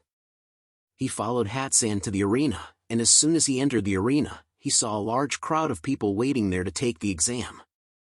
Maria's voice echoed through the air as she announced through her megaphone that adventurers from numbers 301 to 400 should get ready for their exam. Excitement filled the air as the participants started preparing themselves for what was to come. Hat-san placed his hand on Damien's shoulder and wished him luck. Damien nodded and replied with gratitude. Soon, a gate opened in the arena, and Damien recognized it as a summon gate, a masterpiece created by Master Arceus from the Monster Mage's Tower. Damien marveled at its beauty and wondered what creatures lay beyond the gate. Maria's voice boomed once more, announcing that the exam area was beyond the gate. She explained that the adventurers would have to defeat the summon monsters to pass each of the 10 stages. If they couldn't continue anymore, all they had to do was shout "I forfeit." One of the players raised a question, asking Maria if the monsters were real. Maria responded, explaining that the monsters were an illusion created by the guild mages. She then added that there wasn't much difference between the illusion and reality, considering that most of the Adventurers Guild requests were related to monsters anyway. Damien thought to himself that it was a practical method. Maria smiled and announced that they would begin the exam. As she spoke, the gate closed, surprising the players who were still waiting for their turn. They wondered aloud if the exam had started already. Outside the gate, screams and shouts could be heard from the players who had already entered. Finally, Damien muttered to himself, asking if it had begun. Voices could be heard from inside the gate, shouting and commanding the players to kill the monsters. The players waiting for their turn were shocked and worried by what they heard. They wondered if it was dangerous to enter the summon gate. Maria reassured everyone that it was just an illusion and there was no need to be scared. She then announced that it was time for the next batch of participants, numbers 401 to 500, to get ready for the exam. The players were surprised that their turn had come so quickly. Damien started stretching his shoulders, preparing himself for the upcoming challenge. Another player expressed concern, asking if they were all trying to kill them. Maria reassured them that it was just an exam, and they needed to clear the monsters to proceed to the next stage. She added that those who weren't happy with the testing method could leave the testing area but would lose their adventurer's license. One of the players expressed determination to continue, saying that they were sure everything would be fine. Another added that since it was just a game, they could die and come back in 60 hours. Maria then pointed towards the summoned gate and questioned with a grin, ready to start the next exam. She gave the signal to begin, and the players entered the gate. Inside, an announcement greeted them, informing them of the rules for the exam. There were a total of 10 stages, and in each stage, the players had to defeat all the monsters to move on to the next area. If they wanted to forfeit, they could raise their hand and shout "I give up." Solo examinees who failed to defeat a monster would automatically be eliminated. The clock was ticking, and the players had only 9 minutes and 59 seconds left until the next test. Damien surveyed his surroundings, taking note of the 10 people present in the testing area. He didn't recognize any of them. Just then, an announcement blared, signaling the start of the exam. Damien felt frustrated with the lack of information provided. He had expected a battle royale system where the participants would fight each other, but it seemed like that wasn't going to happen. One of the players voiced their confusion, wondering if they were supposed to work together to clear the exam. Another player responded in agreement. Meanwhile, Umju expressed her fear to her teammate, prompting Umju's husband to reassure her and promise her that he would make sure they leave quickly. After the announcement, a user named Gentle-Mannered Guy approached some of the players and greeted them with a smile. He introduced himself and suggested that they work together to clear the exam. He mentioned that it was said that when you brush up against someone, it's fate and that they should help each other. Gentle-Mannered Guy then pointed out that if they cleared the last stage, they would start as a silver tier instead of an iron tier. The other players were surprised by this information. Damien, who was observing the situation, noticed that Gentle-Mannered Guy had a rare and expensive 5-piece set of full iron armor and concluded that he had spent a lot of money on the game. Gentle-Mannered Guy introduced his party members, who he had been playing with since the open beta. He suggested that they all work together to clear the exam, to which the others agreed happily. Damien observed the scene, noting that Gentle-Mannered Guy's social skills were above average. He wondered if his tongue was his true weapon. After introducing his party members, Gentle-Mannered Guy noticed a woman with a mask whom he hadn't met yet. He greeted her and suggested that they work together. However, the woman didn't respond and gave him a cold look. Gentle tried again, but the woman interrupted him and told him to stop spouting nonsense. She refused to be in a party with a bunch of idiots and told Gentle to get lost. Gentle was taken aback by the woman's harsh words and questioned her if she was being too harsh. But the woman ignored him and looked away while saying that she had no idea what this gigolo-looking guy was saying. Suddenly, the announcement sounded, saying that the next test would begin soon. Everyone was surprised by the announcement, and a portal opened up from which goblins started to enter. Gentle-Mannered Guy warned everyone that the monsters were coming in to prepare for battle. The players agreed, with one player expressing enthusiasm to give it a try, and another suggesting that they fight together to earn a high tier. Gentle-Mannered Guy scoffed at the standards of the Adventurers Guild, believing that they were not high enough if they gave everyone a license. Suddenly, a dart flew by Gentle-Mannered Guy's face and hit a goblin.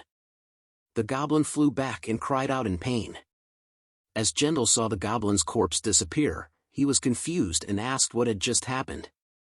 But the next second, he was surprised to see Damien charging toward the goblins with his fists.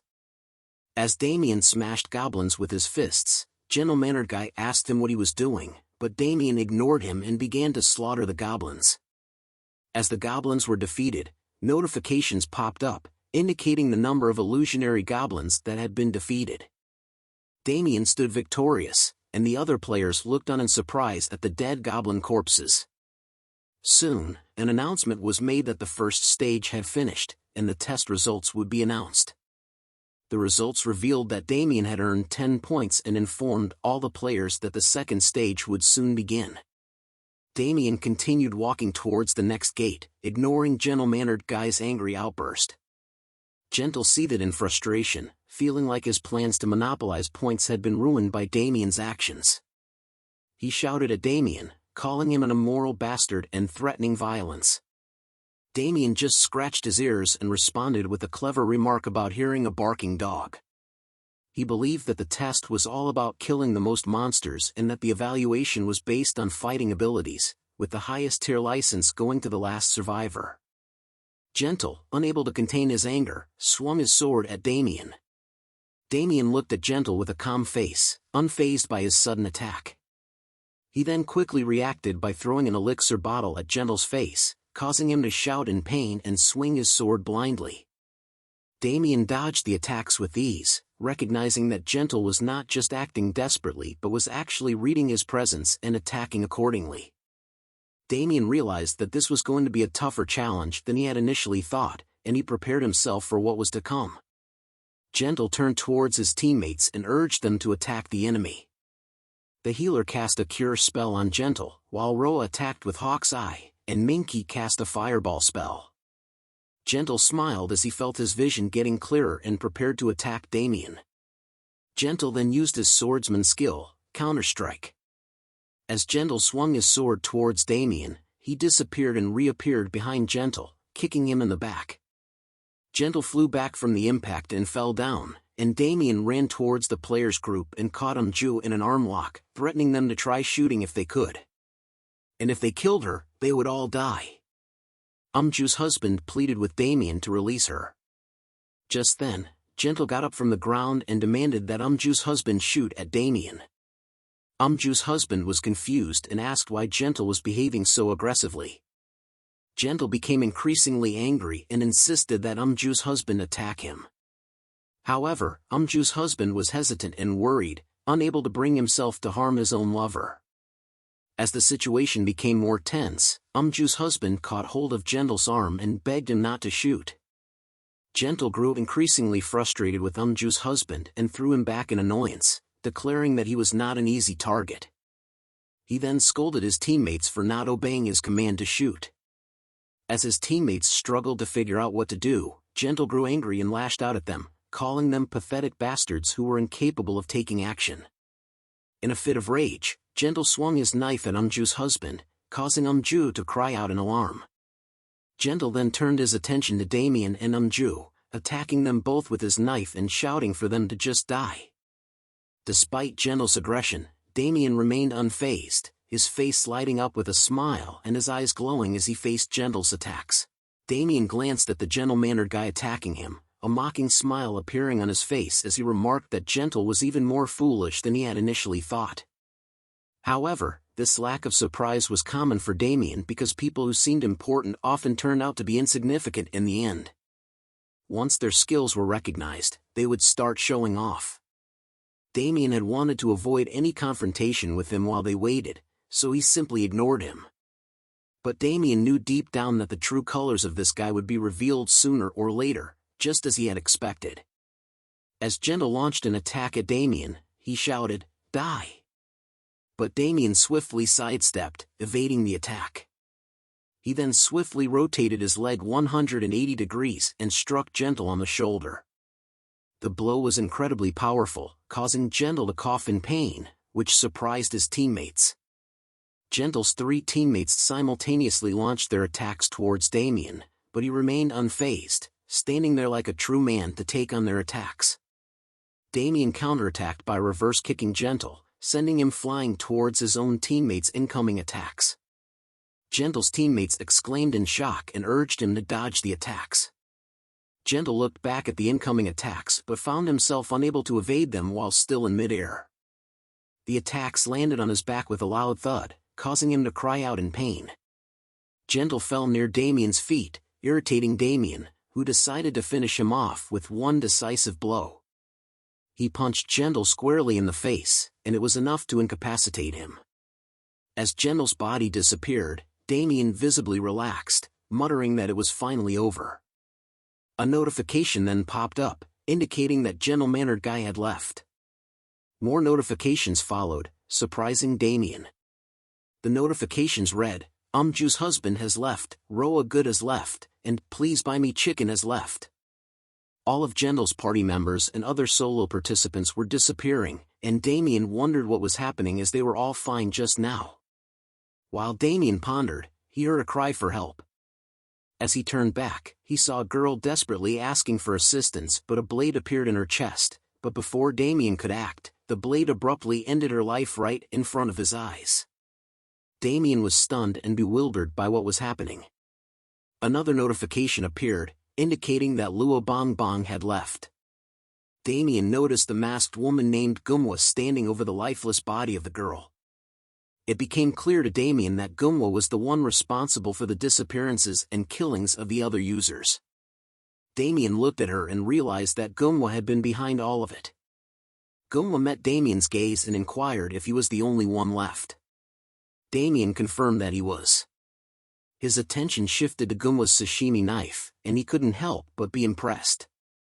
The knife was a rare, one-handed dagger with a +9 enhancement and an exceptionally fast attack speed, making it a deadly weapon in the hands of a skilled individual. Its bonuses were equally impressive, providing a significant boost to both attack power and critical damage on normal and sneak attacks. Damien couldn't deny that it was an extraordinary weapon.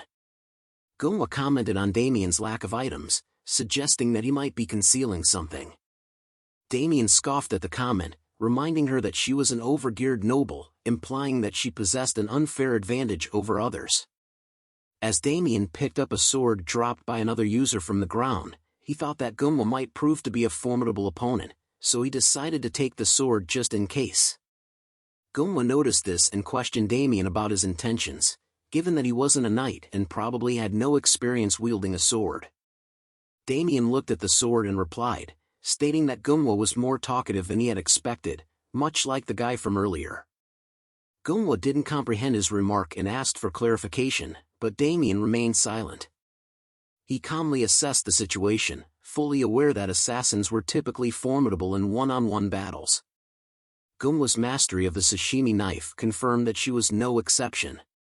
Nonetheless, Damien was determined to overcome this challenge. Firmly gripping his sword, he issued a warning to Gumwa, informing her that time was of the essence and commanding her to engage him.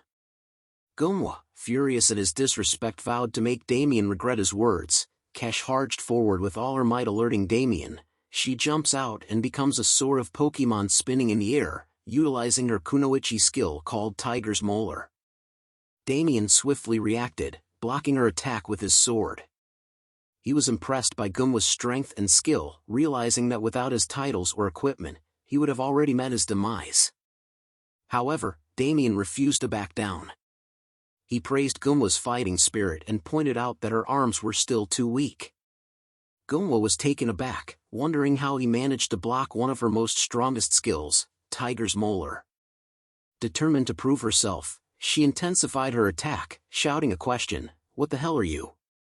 But Damien remained calm and focused, effortlessly pushing her back and issuing a provocative question of his own, "I also wonder what I am." As Damien repelled Gumwa's advances, she resorted to another kunoichi skill called Mist Steps, vanishing and shrouding the area in purple mist. Damien stood within the mist, realizing that it was a stealth skill she had employed to eliminate the other participants. He scanned the surroundings, attempting to detect her presence as Gumwa's voice echoed from various directions, taunting him, telling him he can't do anything but just look around. Damien honed his senses, striving to locate her. He recognized that although the skill didn't render her completely undetectable, the moments of exposure were brief. Suddenly, he spotted her positioned at the top right, at a 45-degree angle, and began evading her attacks with unwavering focus. While skillfully dodging her strikes, Damien determined that it was time to gradually prepare for a counterattack. Gumwa grew increasingly irritated and insultingly referred to Damien as a rat-like bastard, questioning how long he believed he could continue dodging. However, before she could finish her sentence, Damien's fist connected with her, breaking an elixir bottle upon impact. Gumwa was taken aback by the shattered elixir and inquired about its nature. The force behind Damien's blow sent her hurtling backward, crashing into a wall. Damien answered her question, wearing a mocking smile. It was a skill, what else could it be? Gunwa experienced a sudden pain and glanced down, noticing her clothes beginning to dissolve due to the elixir Damien had employed. Embarrassed, she exclaimed, questioning what was happening to her. She called Damien a perverted bastard and demanded an explanation for his actions. However, as Gunwa looked up, Damien stood before her with his sword, cautioning her not to shout, or he would dispose of her mercilessly. He further threatened her, proposing that if she surrendered everything she had, he would spare her from suffering. Gunwa's expression transformed into fear as Damien approached her, brandishing his drawn sword. Gunwa closed her eyes, terrified, only to hear Damien's voice reminding her to surrender everything. He initiated a countdown from 10, leaving Gunwa with 10 seconds to make a decision, leaving her no choice but to comply with his demands. Damien looked down with a creepy smile and examined the items that Gunwa had dropped before leaving the game, hinting that they were pretty nice. Among them were many pieces of equipment that he knew belonged to a overgeared noble, making them much better than the usual loot from regular players. As he picked up a kunoichi's discreet garter belt, Damien couldn't help but wonder what it was used for. Before he could think more about it, an announcement interrupted him, signaling the start of the next test. He added it to his inventory and prepared to move on to the next challenge. The gate opened, and Damien wasted no time, swiftly moving forward, determined to complete the challenge as fast as possible. Damien faced his next opponents, the Wraiths. He decided to deal with them quickly and efficiently. As he skillfully eliminated the Wraiths, notifications kept popping up, informing him of his progress. Soon, he received the notification that he had defeated 10 Wraith phantoms. The announcement sounded, indicating that test level 2 was complete, and Damien had earned 10 points. Test level 3 was about to begin, with 9 minutes and 59 seconds remaining. Confidently, Damien approached the gate, declaring that he didn't need to wait and demanded to start the test right away. A notification popped up, asking if he wanted to skip the waiting period forever, and Damien confirmed it without hesitation. He looked ahead, ready to face whatever challenges the next test had in store for him. Damien continued his journey through the test, easily defeating various monsters such as skeletons and two-headed creatures. As he defeated the red-skin monsters and cleared the stage, the announcement sounded, signaling that test level 7 was complete and test level 8 was now open. With a determined mindset, Damien thought about who his next opponent would be. It didn't take long for him to realize that the lizard men would be his next challenge. One of the lizard men attacked him with an axe, but Damien remained unfazed. With a cold look in his eyes, he swung his weapon and killed the lizard man in one shot. As he continued to fight, Damien noticed that he could use other users' weapons with great proficiency.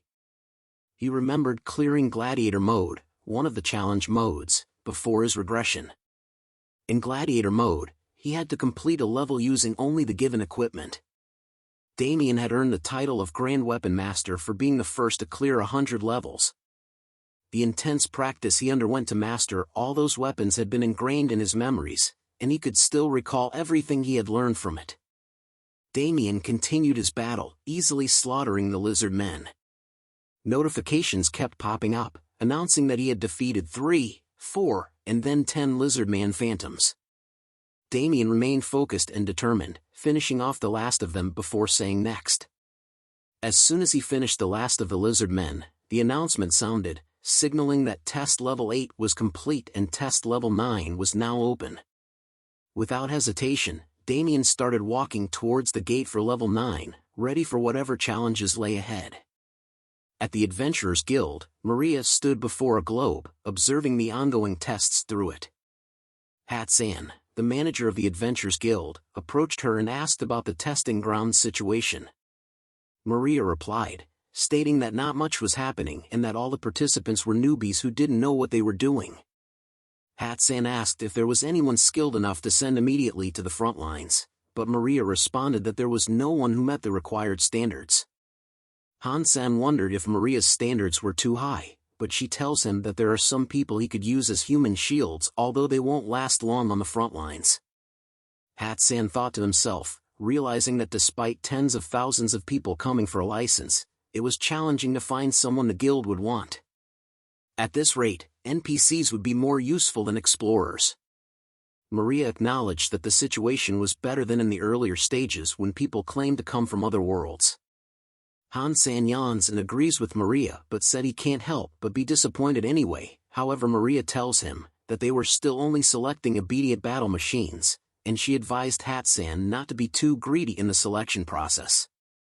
Explorer guilds were known for their inclusive policies, accepting members from all backgrounds, regardless of their social status, past, or race. While this led to the formation of large guilds, it also meant that truly talented individuals were often recruited by prestigious institutions like the Royal Academy or the Magic Tower. As a result, many quests and jobs that required a high level of skill went unfinished. Hat-san took a lit up his cigarette and contemplated the situation. He realized they needed to start from scratch and train their members to tackle difficult quests. Taking in new members at the moment wouldn't be enough to address the backlog of quests. This meant they would have to work harder this month to ensure everything was completed on time. But then, Maria suddenly smiled and mentioned a unique case. Hat-san was intrigued since Maria the Black Rose was known to be strict and meticulous due to her many years of war mercenary experience. The individual in question must be truly exceptional if Maria was impressed. Hat-san asked Maria to elaborate on this unique case, eager to learn more. Maria's face twisted into an evil grin as she turned to Hat-san. She informed him that in the first level, 9 people had died, leaving only one survivor to make his way through the subsequent levels alone. She asks him what he thought of it and whether it was pretty unique. Hat-san was surprised to hear this news. He commented that even an average adult man could handle goblins, and he found it hard to believe that 9 people had died. He asked Maria if anyone had given up. Maria replied that nobody had given up. She went on to explain that the lone survivor was extremely fast, taking an average of just 2 minutes and 58 seconds to complete each level. This made him one of the top 3 contestants of the day, and that the 9 people were not killed by goblins. Hat-san was curious about the cause of the 9 deaths. Maria's face lit up with excitement as she smiled at Hat-san. She proudly declared that nobody was allowed to interfere with the testing process except for herself. She then posed the question to Hat-san, "Do you know what this means?" Hat-san was taken aback by this revelation, and he wondered aloud, saying, "Could it be?" But he hesitated to finish his thought. However, Maria could tell he was onto something. Maria responded with an evil smile as she turned to look at Damien's image on the globe. She confirmed Hat-san's suspicion, stating that Damien had potentially killed all the others in the first level and was currently making his way through level 9. Damien sat on the ground, covered in blood, and heard an announcement declaring the completion of test level 9. The system began calculating his test results, and Damien learned that he had earned 10 points. He then heard the announcement that test level 10 was opening. As he sat on the ground looking at the dead monsters, Damien couldn't help but notice something strange. The difficulty of the previous levels was higher than he expected, with orcs and dark elves replacing the slimes and skeleton mages from his past life's memories. Despite this, Damien remained determined to claim the rewards promised to him. He approached the last gate and confidently thought that level 10, the final stage, should be easy, remembering that the final boss might be a slime king, mud golem, or blood goblin. He even began to wonder what rank he might receive. However, his thoughts were suddenly interrupted by a loud sound. Damien jumped back in shock and looked ahead to see what was causing the commotion. He couldn't believe his eyes when he saw the Minotaur's phantom standing before him. The notification displayed the creature's information, revealing that it was a normal beast-type phantom created by the summon gate. Damien's gaze hardened as he surveyed the looming figure of the Minotaur. He couldn't help but think about the recklessness of those who thought they could just send adventurers like him to face such a monstrous beast. Nonetheless, Damien steeled himself for the coming fight. Damien's hand began to emanate a bright red glow, thinking he had no choice but to think about it after he defeats the and he told the Minotaur, "Watch closely because I'm gonna be quick." The Minotaur looked at him with a puzzled expression, unsure of what was about to happen. The red flaming aura appears around his feet, and in a flash, Damien disappeared from his spot, leaving the Minotaur bewildered and searching frantically for him. The Minotaur scanned his surroundings, trying to find any trace of Damien's whereabouts. Suddenly, Damien reappeared from behind the Minotaur, catching him off guard. Damien taunted the beast, saying, "Minotaurs are a bit too chewy when cooked normally, so you're gonna need to be marinated." Damien knew he had to act fast if he wanted to defeat the Minotaur, so he used the decay elixir skill and hurled the elixirs at the Minotaur's head and body, causing the beast to let out a painful scream. A notification appeared, indicating that the Minotaur Phantom's defense power had decreased. As Damien landed on the ground, he saw the Minotaur covering its eyes and took the chance to dash towards it to attack it, but the Minotaur was able to regain its composure. But the beast's anger was apparent as it launched a punch at Damien. In a split second, Damien jumped to the nearby wall, narrowly avoiding the attack. Using the wall as leverage, he rebounded back and straight up bitch slapped the Minotaur's head. With a smile on his face, Damien taunted the beast, saying, "You're just beef, you cowhead."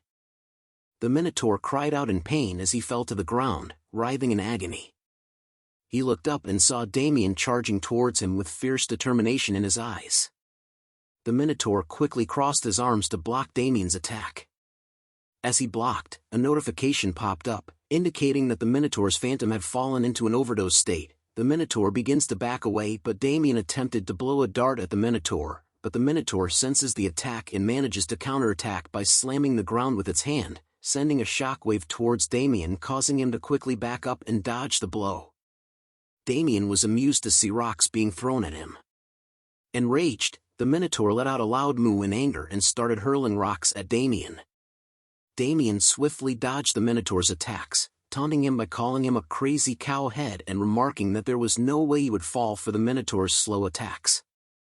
Despite the dangerous situation, Damien couldn't help but feel a surge of excitement coursing through his veins. He tried to understand what was happening to him. Even though it was a life-or-death situation, his blood was boiling. He realized that his heart was beating fast and he felt a sense of joy because of his fighting spirit. With a smile on his face, Damien turned to face the Minotaur and said, "Let's see how tough you've become." The Minotaur threw a powerful punch, but Damien was too quick. He dodged the attack and managed to injure the Minotaur's arm in the process. Jumping upward, Damien taunted the Minotaur by asking if he was still holding up well.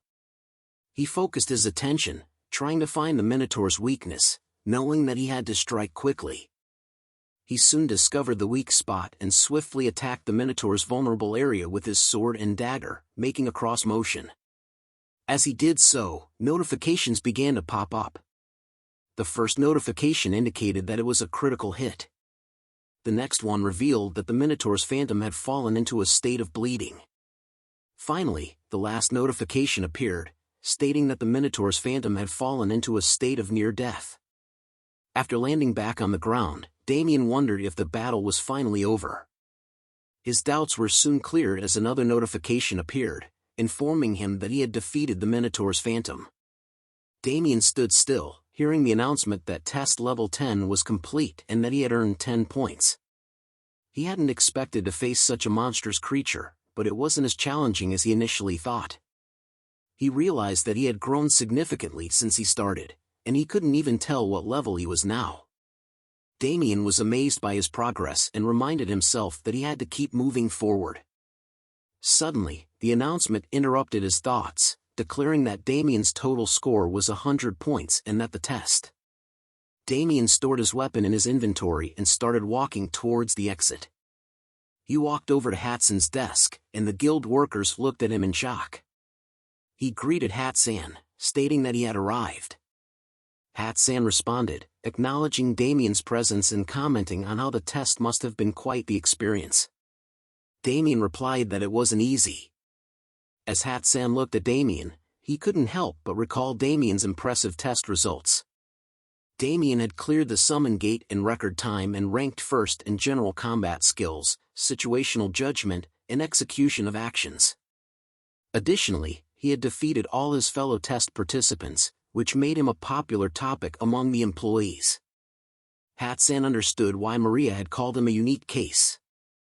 Hat-san remembered Maria's insistence on scouting Damien, stating that skilled individuals like him were rare, and he was exactly what she wanted. Hat-san couldn't deny that Damien's test results were impressive, but he expressed concern about making a decision like that so quickly. Han-san tells Damien that his test results were impressive, but the killing of teammates bothered him a bit. Damien stated that he was good at judging people and he was sure that the other participants were all bad. He clarified that killing people wasn't a habit of his. Hat-san chuckled and commented that Damien sounded like a psycho, to which Damien didn't know how to respond. As Hat-san and Damien talked, Damien couldn't help but think that his excuse for killing the other test participants wasn't random. It was because he had played the game for so long that he could easily understand what other people were thinking. Damien knew that if Hat-san still refused to accept him, he would have to say goodbye to the license. Hat-san then addressed Damien, saying that he didn't seem like someone who would cause trouble for them, but he couldn't act the way he did during the test from now on. Hat-san emphasized that a guild member's blade should be facing a monster, not a human. Damien assured Hat-san that he was aware of that. Hat-san then asked Damien one final question, inquiring if he would take the license and work as an adventurer guild mercenary. Damien answered enthusiastically, saying that it would be an honor to work with the Adventurer Guild. A smile grew on Hat-san's face because of Damien's answer.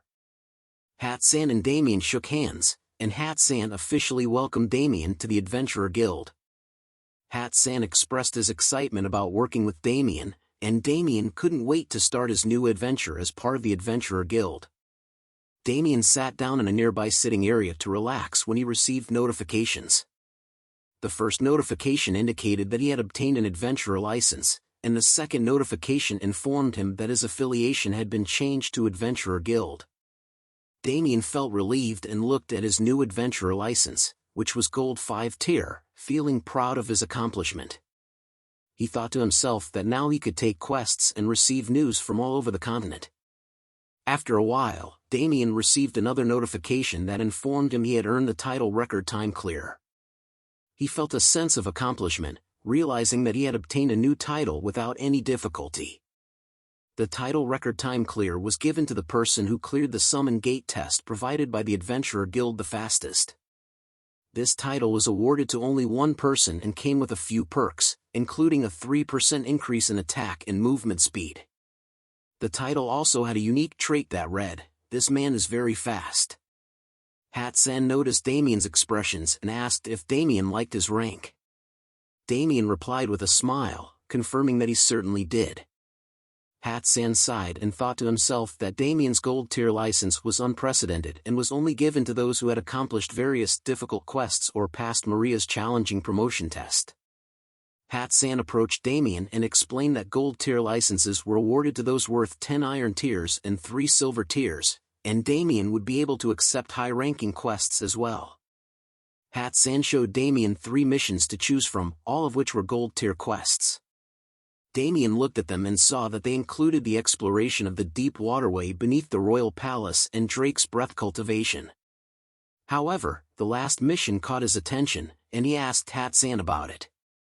Hat-san looked at the mission and informed Damien that it was about a village where sheep had been disappearing. The village was called Cornel, and the government had sent the mission. Since the village was located in the middle of nowhere, the government didn't want to send their precious knights for this task. Damien asked Hat-san if they thought it would be better to solve the problem by hiring adventurers with money. Hat-san agreed and added that, from what he had heard, the sheep kept disappearing, and he assumed it was a pack of wolves that had moved into the area. Hat-san also mentioned that the government wanted the problem solved at its root. Damien asked if he could do whatever he wanted to solve the problem, to which Hat-san replied that he could pretty much do so. Damien thought that these kinds of quests were usually not a lot of work and suspected that someone else in the village was stealing the sheep. He figured it probably wouldn't be a problem if he took care of the issue himself and made up a reasonable cause for the report. Hat-san interrupted Damien's thoughts and reminded him that he could do whatever he wanted as long as he brought forth results that satisfied both the village and the government. He asked Damien if he was willing to take on the quest, and Damien replied that it didn't sound bad and that he would do it. Damien received the quest notifications, asking him if he was willing to accept the quest, and without any delay, Damien accepted the quest. Excited about the fact that it was a gold-tier mission, Damien thought to himself that he was up for the challenge. As he started leaving the guild, he told Hat-san that he would be back, and in reply, Hat-san wished him good luck. Damien looked back with a smile and said he would see him soon as he set off on his quest. Damien looked ahead and wondered if the path was in that direction.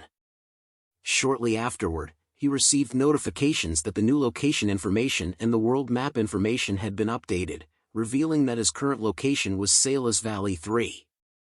Examining the map, Damien realized that he was still far from his destination. He checked the location of Cornel Village, situated between Terra Kingdom and Principality of Pharma, also known as the Ivory Tower of Truth. He thought to himself that he still had a long way to go and understood why the knights hadn't taken on this mission.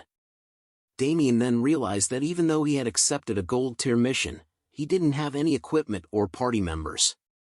He acknowledged that equipment was crucial for mercenaries and he couldn't even dream of joining a party as equipment meant the most to them. Damien said to himself that it was better to go alone than waste time searching for party members, though it wasn't because he couldn't find any. Suddenly, an idea popped into his mind, and he smiled to himself. He thought that if he couldn't find party members, he could create them. Damien decided to utilize his skill, Control the Dead, which was at level 1 and allowed him to summon applicable dead monsters at 50% of their original stats. The number of summons depended on the summoner's magic power. A summoning circle appeared, and Damien wondered if the skill had worked. He received a notification stating that he had successfully summoned a creature. Suddenly, something leaped out in front of Damien and asked if he was its owner. He soon realized that the creature was a chick fluttering its tiny wings. The chick greeted him by saying, "Nice to meet you, owner."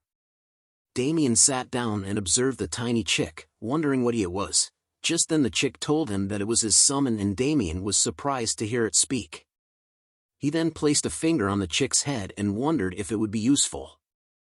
The chick wasn't pleased with his remark and seemed to be angry, telling Damien it would kill him. Damien received a new notification asking him to choose a name for the creature.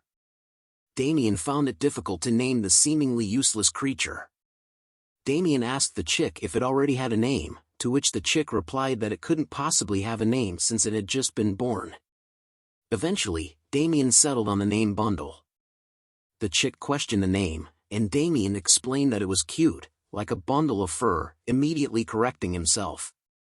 However, the chick didn't seem to appreciate the name and began poking Damien in anger. Taken aback by the sudden aggression, Damien exclaimed that the chick's personality was terrible.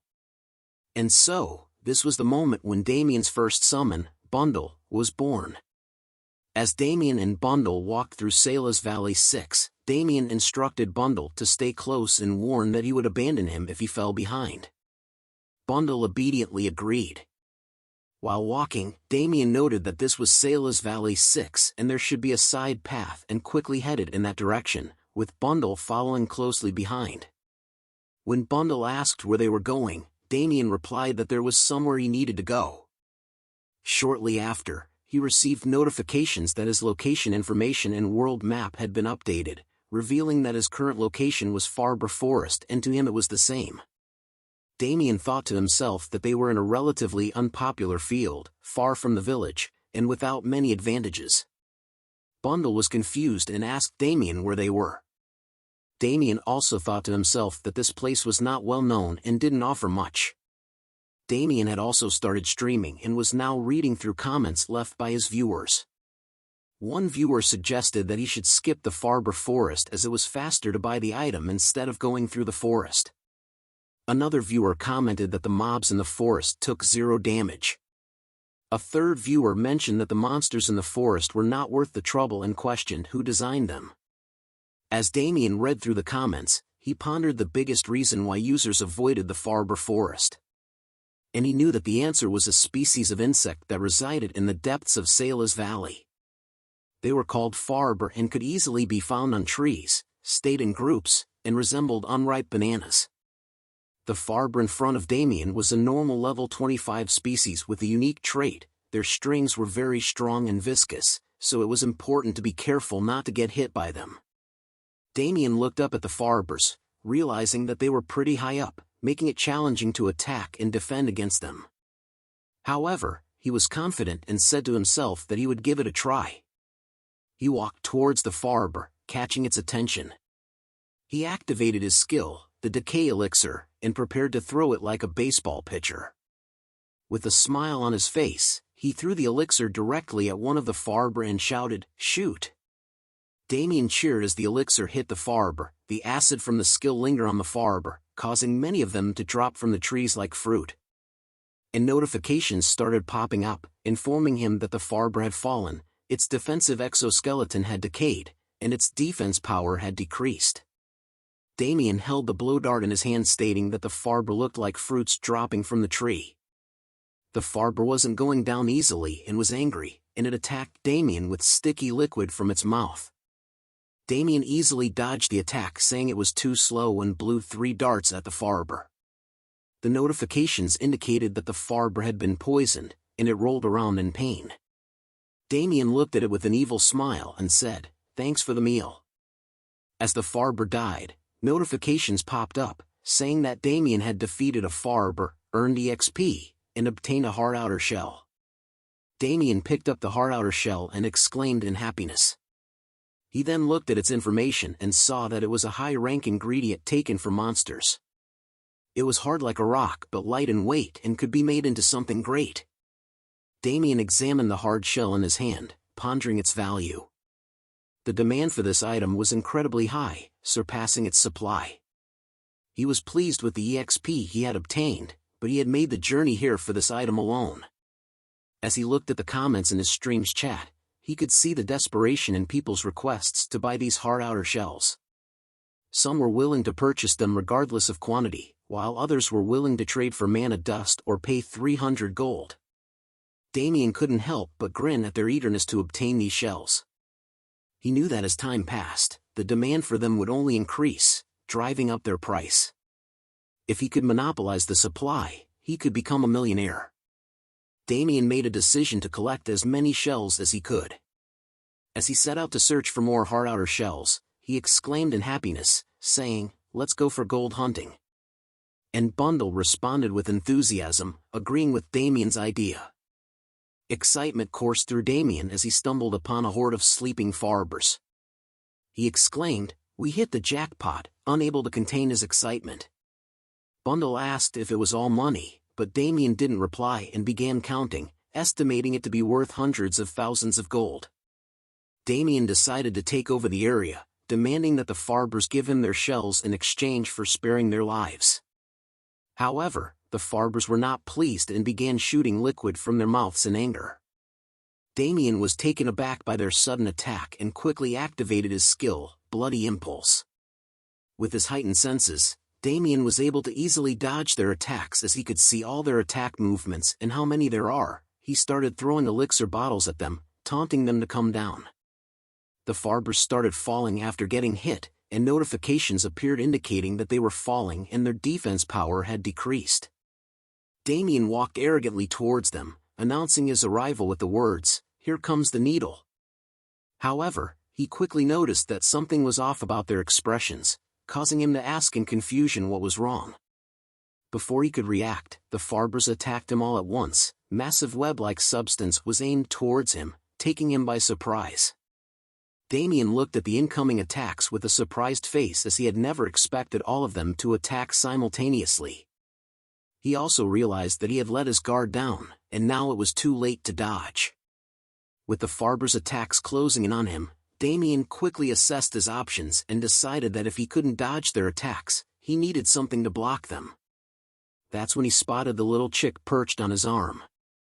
Bundle saw Damien looking at him, and with cold sweat covering his face, he questioned why Damien was staring at him. As the farber attacked, Damien began spinning Bundle in his hand. The dizzy-eyed bundle let out a squawk as Damien threw it toward the incoming attacks. The attacks were then sucked into a vortex created by the spinning bundle. Damien thought to himself that it was a close call, but he was relieved that everything was getting sucked into the vortex. He dashes towards the Farber to begin attacking the Farber. He leaps in front of them, telling them it was checkmate, and soon notifications flooded in, informing him that he had obtained experience points and had reached level 25. After the battle, Damien panted heavily and sat down, realizing how close he had come to death. The bodies of the Farber started glowing, and Damien thought that it had been a while since he had been pushed this close to the edge, but he fought with everything he had. Just then, Bundle came out of the fibers and flew towards Damien, questioning him about why he had thrown him. As Bundle poked him, Damien explained that he had no other choice and he couldn't come back alive if he died, but Bundle still couldn't forgive Damien for what he did to him. More notifications popped up, letting Damien know that he had obtained a hard outer shell. As the hard outer shells started dropping, Damien counted them and realized that it was basically a money rug. He smiled and called out to Bundle. Bundle looked at him suspiciously and asked what he wanted. Damien explained that for every hard outer shell that Bundle brought to him, he would give him 1 seed. Bundle asked happily if Damien was telling the truth, and when Damien confirmed that he was, Bundle went ahead instantly to collect hard outer shells. Damien thought to himself about how much faster Bundle was at collecting the shells than he ever could be. Another notification appeared, informing Damien that a Farber could sometimes drop 2 hard outer shells, and he should keep that in mind. Damien looked at the hard outer shell in his hand and thought about how valuable they were, and how it was definitely worth fighting for them even if it was dangerous. Currently, they cost more than 500 gold and were expected to double in value soon unless there was a big change in supply. Damien also realized that nothing had really changed much between the game he remembered and his current situation. He had cleared the summon gate using his memories from the game, which meant that he would have an easier life if he kept using his memories. Damien stood up and said that the Farber's levels were about 25, which was the same as his level. He was relieved that he wouldn't receive any level penalties. Bundle arrived with a bunch of hard outer shells and asked Damien what he was talking about. Damien didn't give any reply, and as Bundle gave him hard outer shells, he thought to himself that he had originally planned to reach Cornel village in 4 days, but now he wanted to change his plan. He decided that he would spend the next 2 days collecting as many hard outer shells as possible, and then hurry to the village in the remaining 2 days. Damien then prepared himself and said, "Let's sweep up some money." To which Bundle, sitting on his shoulders, responded with excitement and got ready for the adventure. On the edge of the forest, a mercenary heard blasts in the distance. He was immediately alerted by the sound and turned his attention towards the forest. Before he could investigate, his elder brother, Liang Chao Ming, who was leading the Jingsan startup Team 1, smacked the back of his head and scolded him for spacing out. The mercenary tried to explain that he heard a noise, but Liang Chao dismissed it and reminded him that there was no one else in the forest beside them. The mercenary still seemed unsure, but Liang Chao appeared uninterested and unimpressed. He firmly stated that they would die regardless and suggested that they continue on their journey. The mercenary hesitated but eventually complied with Liang Chao's decision. Liang Chao reminded his team that they had a quota to meet for the day and they needed to hurry. The team responded with enthusiasm, acknowledging his order. As they walked deeper into the forest, the mercenary asked Liang Chao if he was sure they could collect everything they needed for the day. Liang Chao, in a frustrated tone, told him that it didn't matter if they could or not, they had to do it somehow. He knew that hunting Farbers in this hidden and dangerous forest was difficult, but the outer shells were a major profit item for Jingsan startup. He couldn't afford to come back empty-handed or risk being reprimanded. So, he urged his team to move faster and fill their quota for the day. Liang Chao was visibly exhausted and frustrated. He wanted to get over with their task and log out. He led his team deeper into the forest in search of caterpillars, and in frustration, he asked his teammates where the caterpillars were. His teammate pointed ahead in shock, saying that all the caterpillars were dead. Liang Chao couldn't believe it and questioned his teammate's sanity. He turned his gaze forward, claiming that they must have gone blind since he couldn't see any reason why the Farbers would be dead. However, when he noticed the lifeless Farbers, he was shocked and angry. He wondered aloud who could have arrived before them and killed all the Farbers. This was a major blow to Jingsan startup, as they had been monopolizing the supply by killing all users who came across their path. Liang Chao couldn't understand how someone had managed to get to their territory without them knowing. In a fit of rage, Liang Chao demanded his team member to find the person who had invaded their territory and killed the Farbers. The teammate, visibly panicked, agreed and promised to find the culprit. Just then, Damien suddenly appeared there. Liang Chao stood nearby and looked at him in shock. Damien picked up a hard outer shell and exclaimed that it was right there. He then continued to pick up more hard outer shells while muttering to himself as Liang Chao wondered what the hell was it. Liang Chao looked at Damien and noticed the boar head, as Damien tells himself that they forgot some shells and needed to look around more. Liang Chao began to rage as veins appeared on his face. He also noticed that Damien had only equipped himself with some cloth and a boar head. He wondered how a guy who looked like an NPC could have entered the area. Liang Chao shouted at Damien, calling him a boar bastard and asking him what he was doing. Damien turned back and looked at Liang Chao calmly, asking if he had a problem.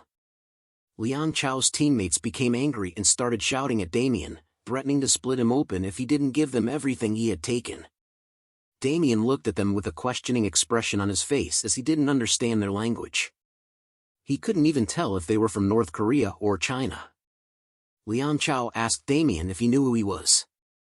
Damien casually responded with a question, asking, "Who are you?"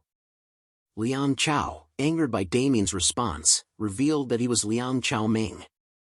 Damien repeated the name and suddenly remembered something. He pointed at him while saying that Liang Chao was the evil factory leader who he had read on the community forum before. That he had appeared in Sailor's Valley, the Chinese farming factory who was killing other fellow users. Just as the stream chats were telling Damien about the group, Damien called them violent and garbage human beings whom didn't expect to come across. Liang Chao and his teammates smirked, and Liang Chao said that Damien had just found out, but it was too late and he was now dead and it was the end for him. Liang Chao and his teammates surrounded Damien, and Liang Chao walked towards him, asking if he understood his situation and that it was game over. Damien stood there, fearless, and scratched his ear saying what the hell, asking if they were paying rent here. Liang Chao, confused, asked what he meant, but Damien repeated his question, asking if they were paying rent here. Liang Chao was shocked again by Damien's fearless questions. Damien looked at them with cold eyes and warned them to play nice before he started getting violent unless they all wanted to die.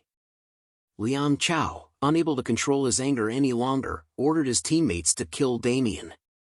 Though they hesitated, Liang Chao shouted at them, urging them to do it. They then launched arrows at Damien, but he dodged them easily. Damien then ran towards Liang Chao with his hand in front, catching him and bending his shoulder. He said that their actions were too obvious. Damien looked down at Liang Chao with an evil smile and stated that as confident as Liang Chao and his teammates were in ganging up on one person, he was just as confident in PvP. Liang Chao growls in pain as Damien held his arm.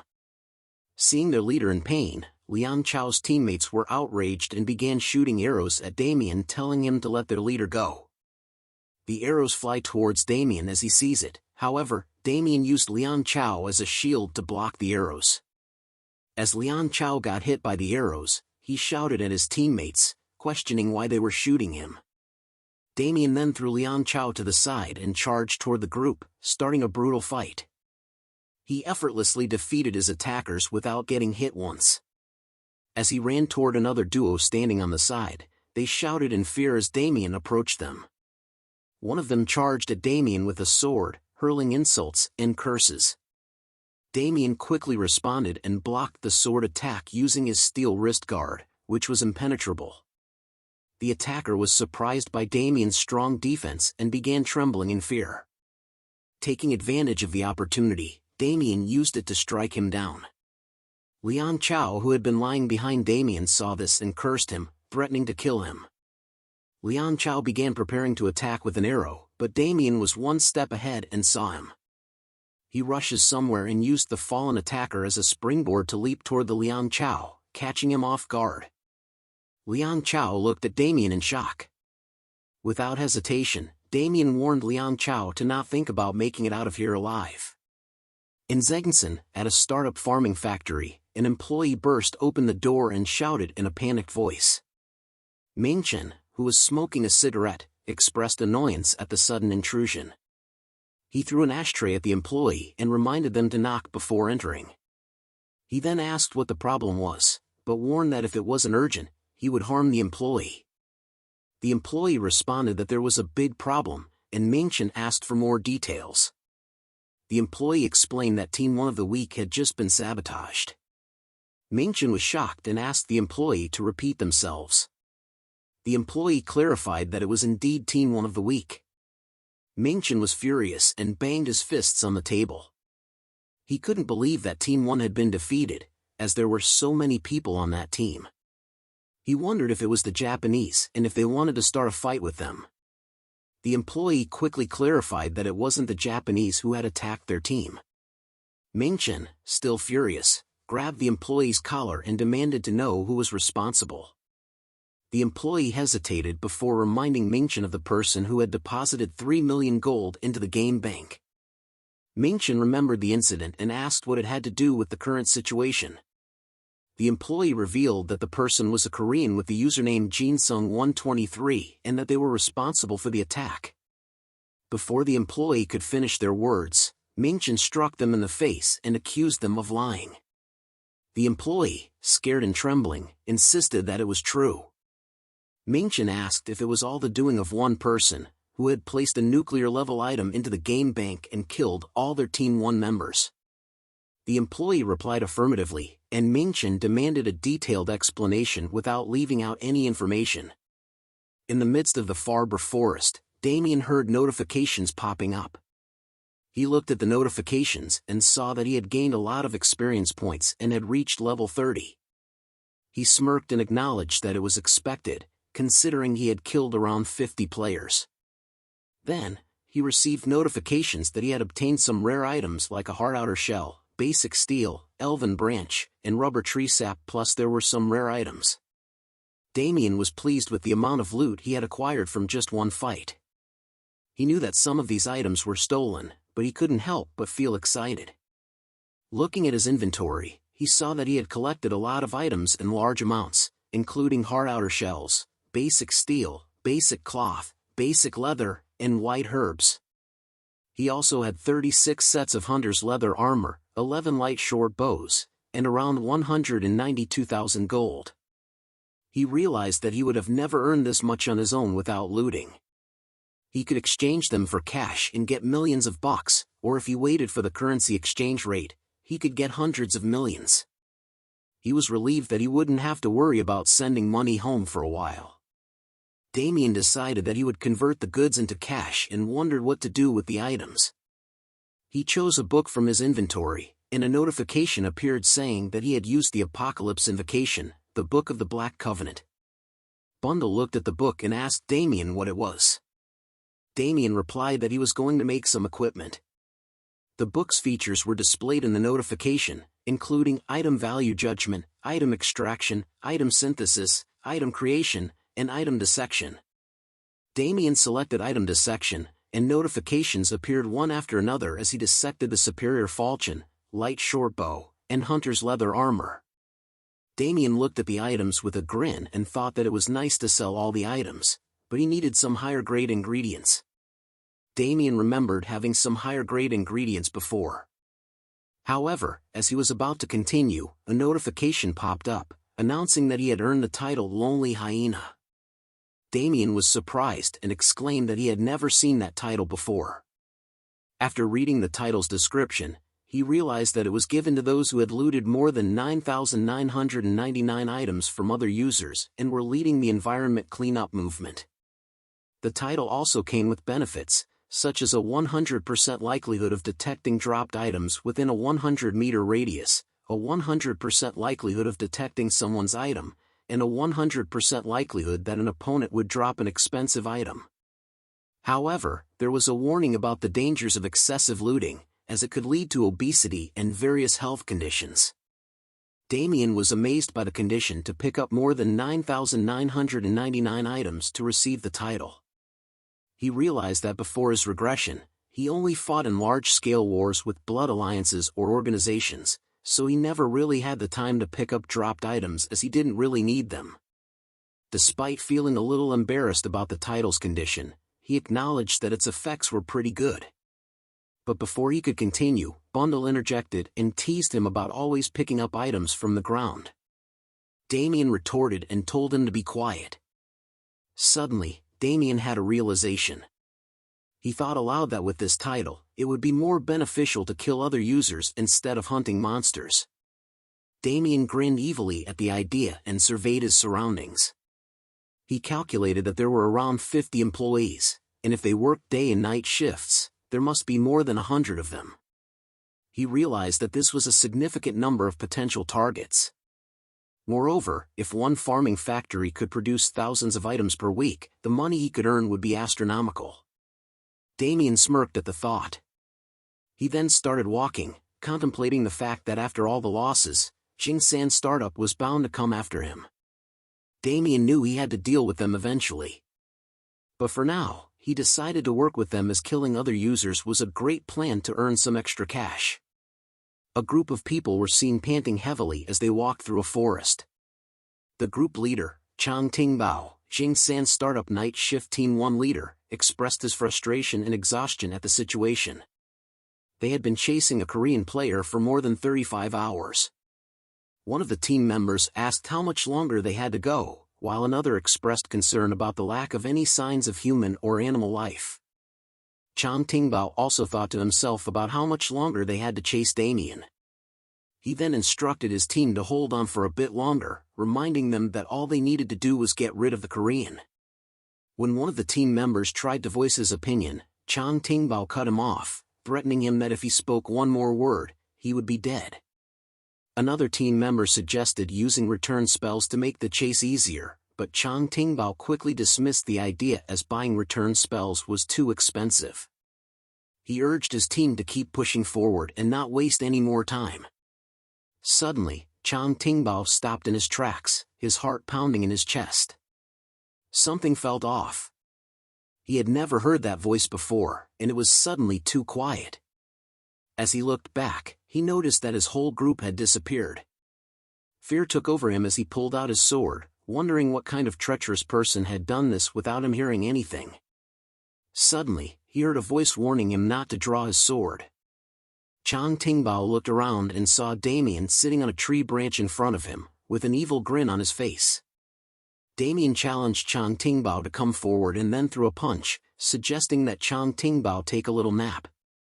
Chang Tingbao slowly opened his eyes and tried to shout, but quickly realized that his mouth was gagged with cloth. He looked around and saw several people, whom he referred to as chicks, standing over him. Some of them were tightening the ropes that bound his hands and legs, making it impossible for him to move. Chang Tingbao felt confused and disoriented, unable to understand why he was tied up and surrounded by these unfamiliar individuals. One of the chicks, who was standing on his arm, informed the others that Chang Tingbao had woken up and suggested informing the captain.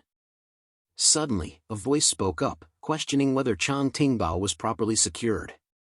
Chang Tingbao recognized the voice and turned his head towards the source. He realized that it belonged to the Korean he had met before. Damien told Bundle to think of better lines next time, but Bundle refuted back saying Damien sucked at acting.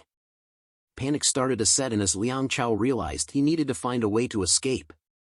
Damien noticed that Chang Tingbao was awake and commented on it.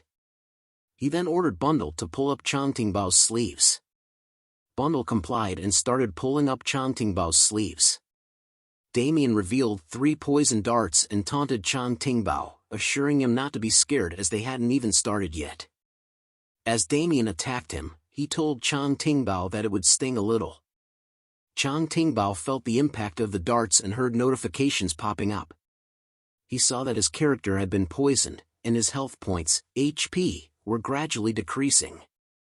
Damien grinned at him and remarked that it didn't hurt that bad. He warned Chang Tingbao that this was just the beginning and to prepare for what lay ahead.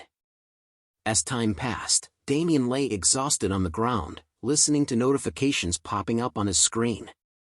He had obtained a pair of Ranger's gaiters, an old hinge belt, and 3,888 gold. Damien sighed, feeling tired.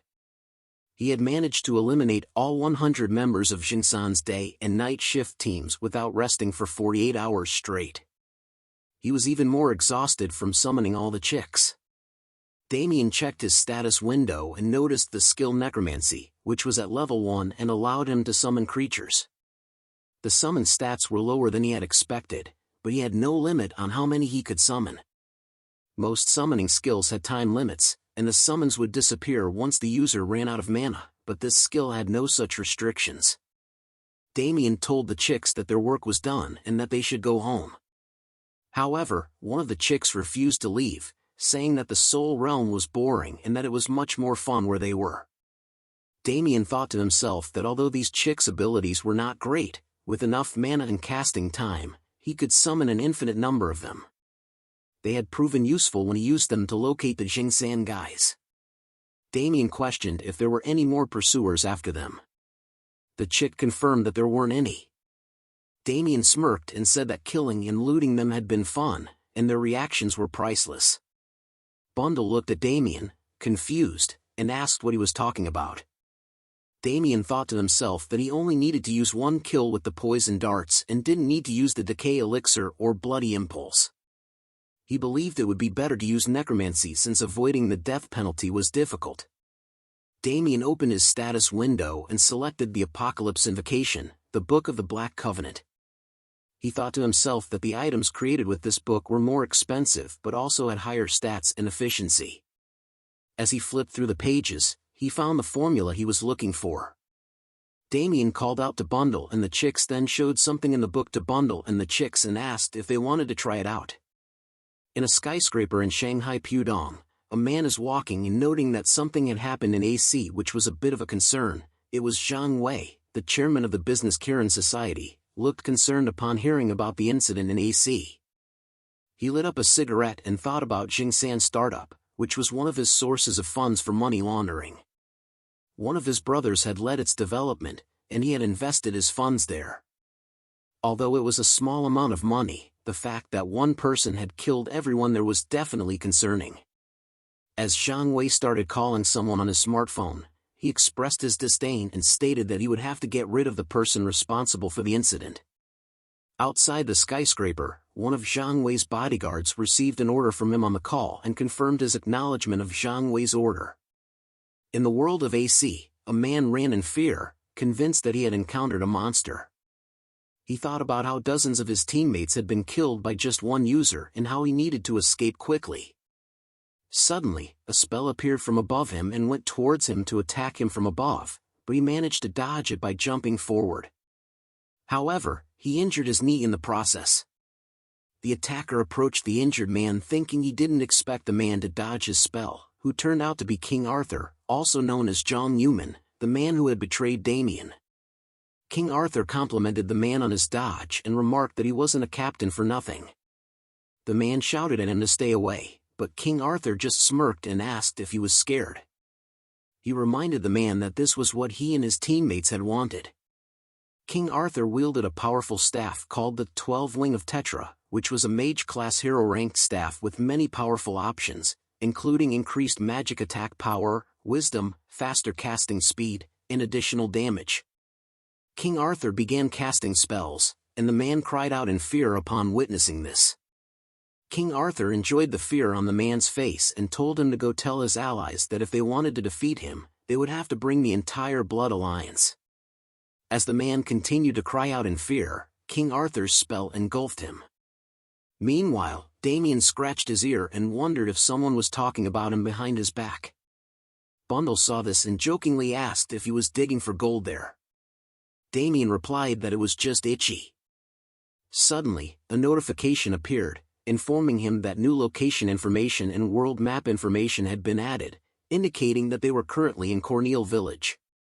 Damien admired the beautiful view and commented on the nice and fresh air. As they walked around the village, Bundle asked where they were. Damien explained that they were at their workplace and noticed the tension in the atmosphere, so he advised Bundle to hide.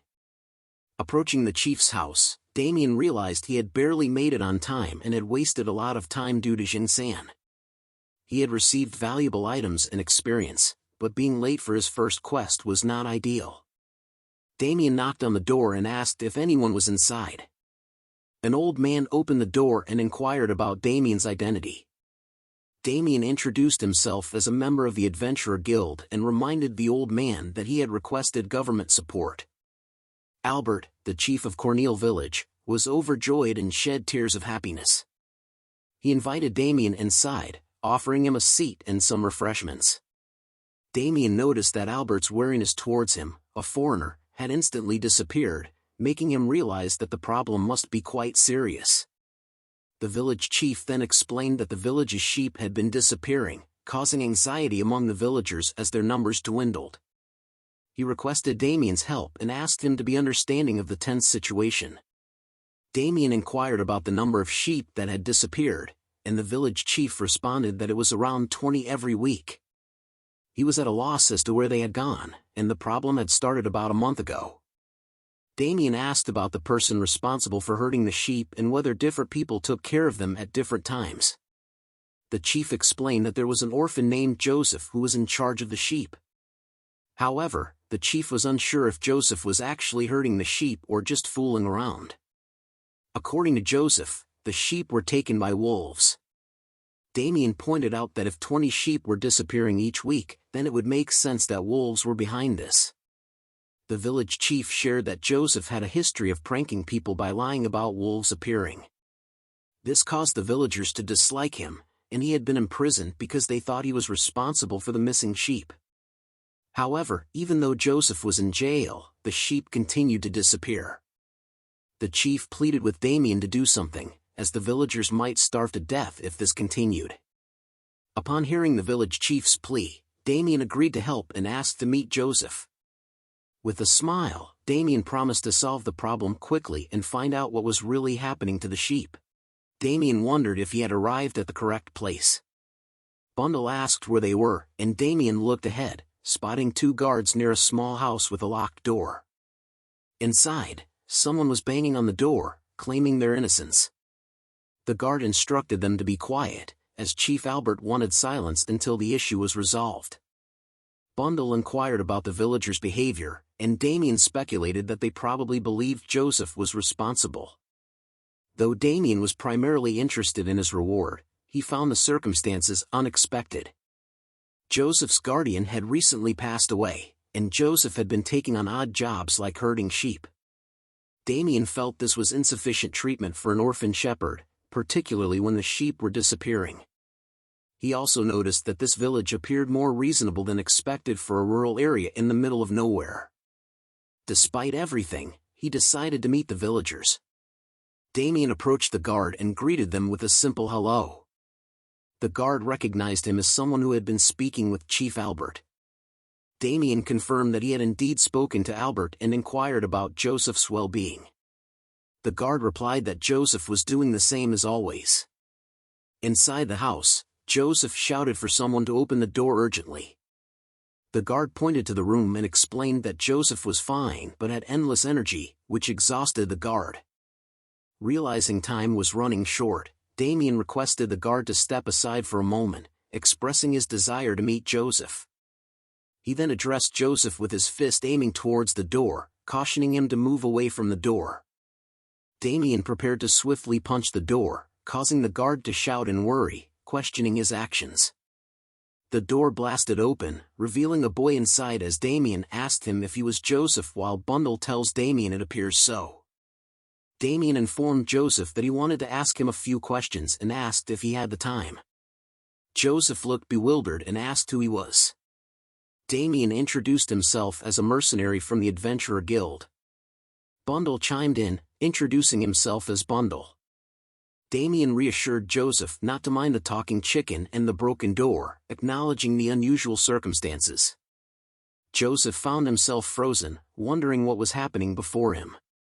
Soon, Joseph found himself sitting on a bed as Damien began questioning him. Damien had heard about wolves hunting Joseph's sheep, and Joseph confirmed the truth of the matter. He explained that there was an enormous wolf, much larger than a human, which he had seen hunting a bear. As they conversed, the guard burst into the room, filled with anger.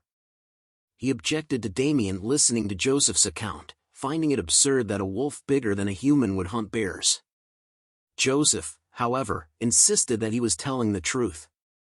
Damien pondered the situation, considering the possibility that such occurrences could exist. Mountainous areas like this often housed various monsters and beasts. Damien decided to delve deeper into the matter and asked Joseph where he had witnessed this remarkable event. Joseph informed him that it happened at the peaks of the Caliph mountain ranges. He had seen a pack of these wolves there, and if Damien followed the peak and headed north, he would reach a wide plain. The location was situated at the end of the forest, making it relatively easy to find. Taking all this information into account, Damien nodded in acknowledgement. At that moment, notifications appeared, presenting a quest titled Caliph Peaks Wolves and prompting Damien to accept it. Damien, after accepting the quest, sprinted towards Caliph Peak, his mind filled with thoughts about the benefits of having excellent items and money. Bundle agreed, affirming Damien's sentiment. As Damien ran, he reminisced about the impressive set of witch-doctor items he had obtained through the Apocalypse Invocation, the Book of the Black Covenant. The Flame Lizard bracelet boosted his defense and wisdom, providing some resistance to fire attacks. The bracelet's special ability, Flame Banquet, created flames for 30 seconds, continuously damaging enemies at the cost of durability. Nijawala's leather pants increased Damien's defense, health pool, wisdom, and provided some magic resistance. By consuming durability, the pants activated Dark Green Blessing, which increased casting speed, mana regeneration, and stamina recovery by 100% for 1 minute. The Golden Rabbit sandals boosted Damien's defense, increased his agility, and granted an increase in moving speed. By consuming durability, the sandals triggered Golden Flash of Light, exponentially increasing Damien's first step speed by 10,000%. Damien recognized the rarity and value of such exceptional equipment, emphasizing that they couldn't be simply purchased with money.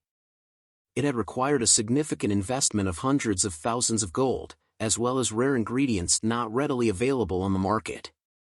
Damien realized the importance of having superior equipment, especially since the area he was heading towards was inhabited by monsters with levels exceeding 30.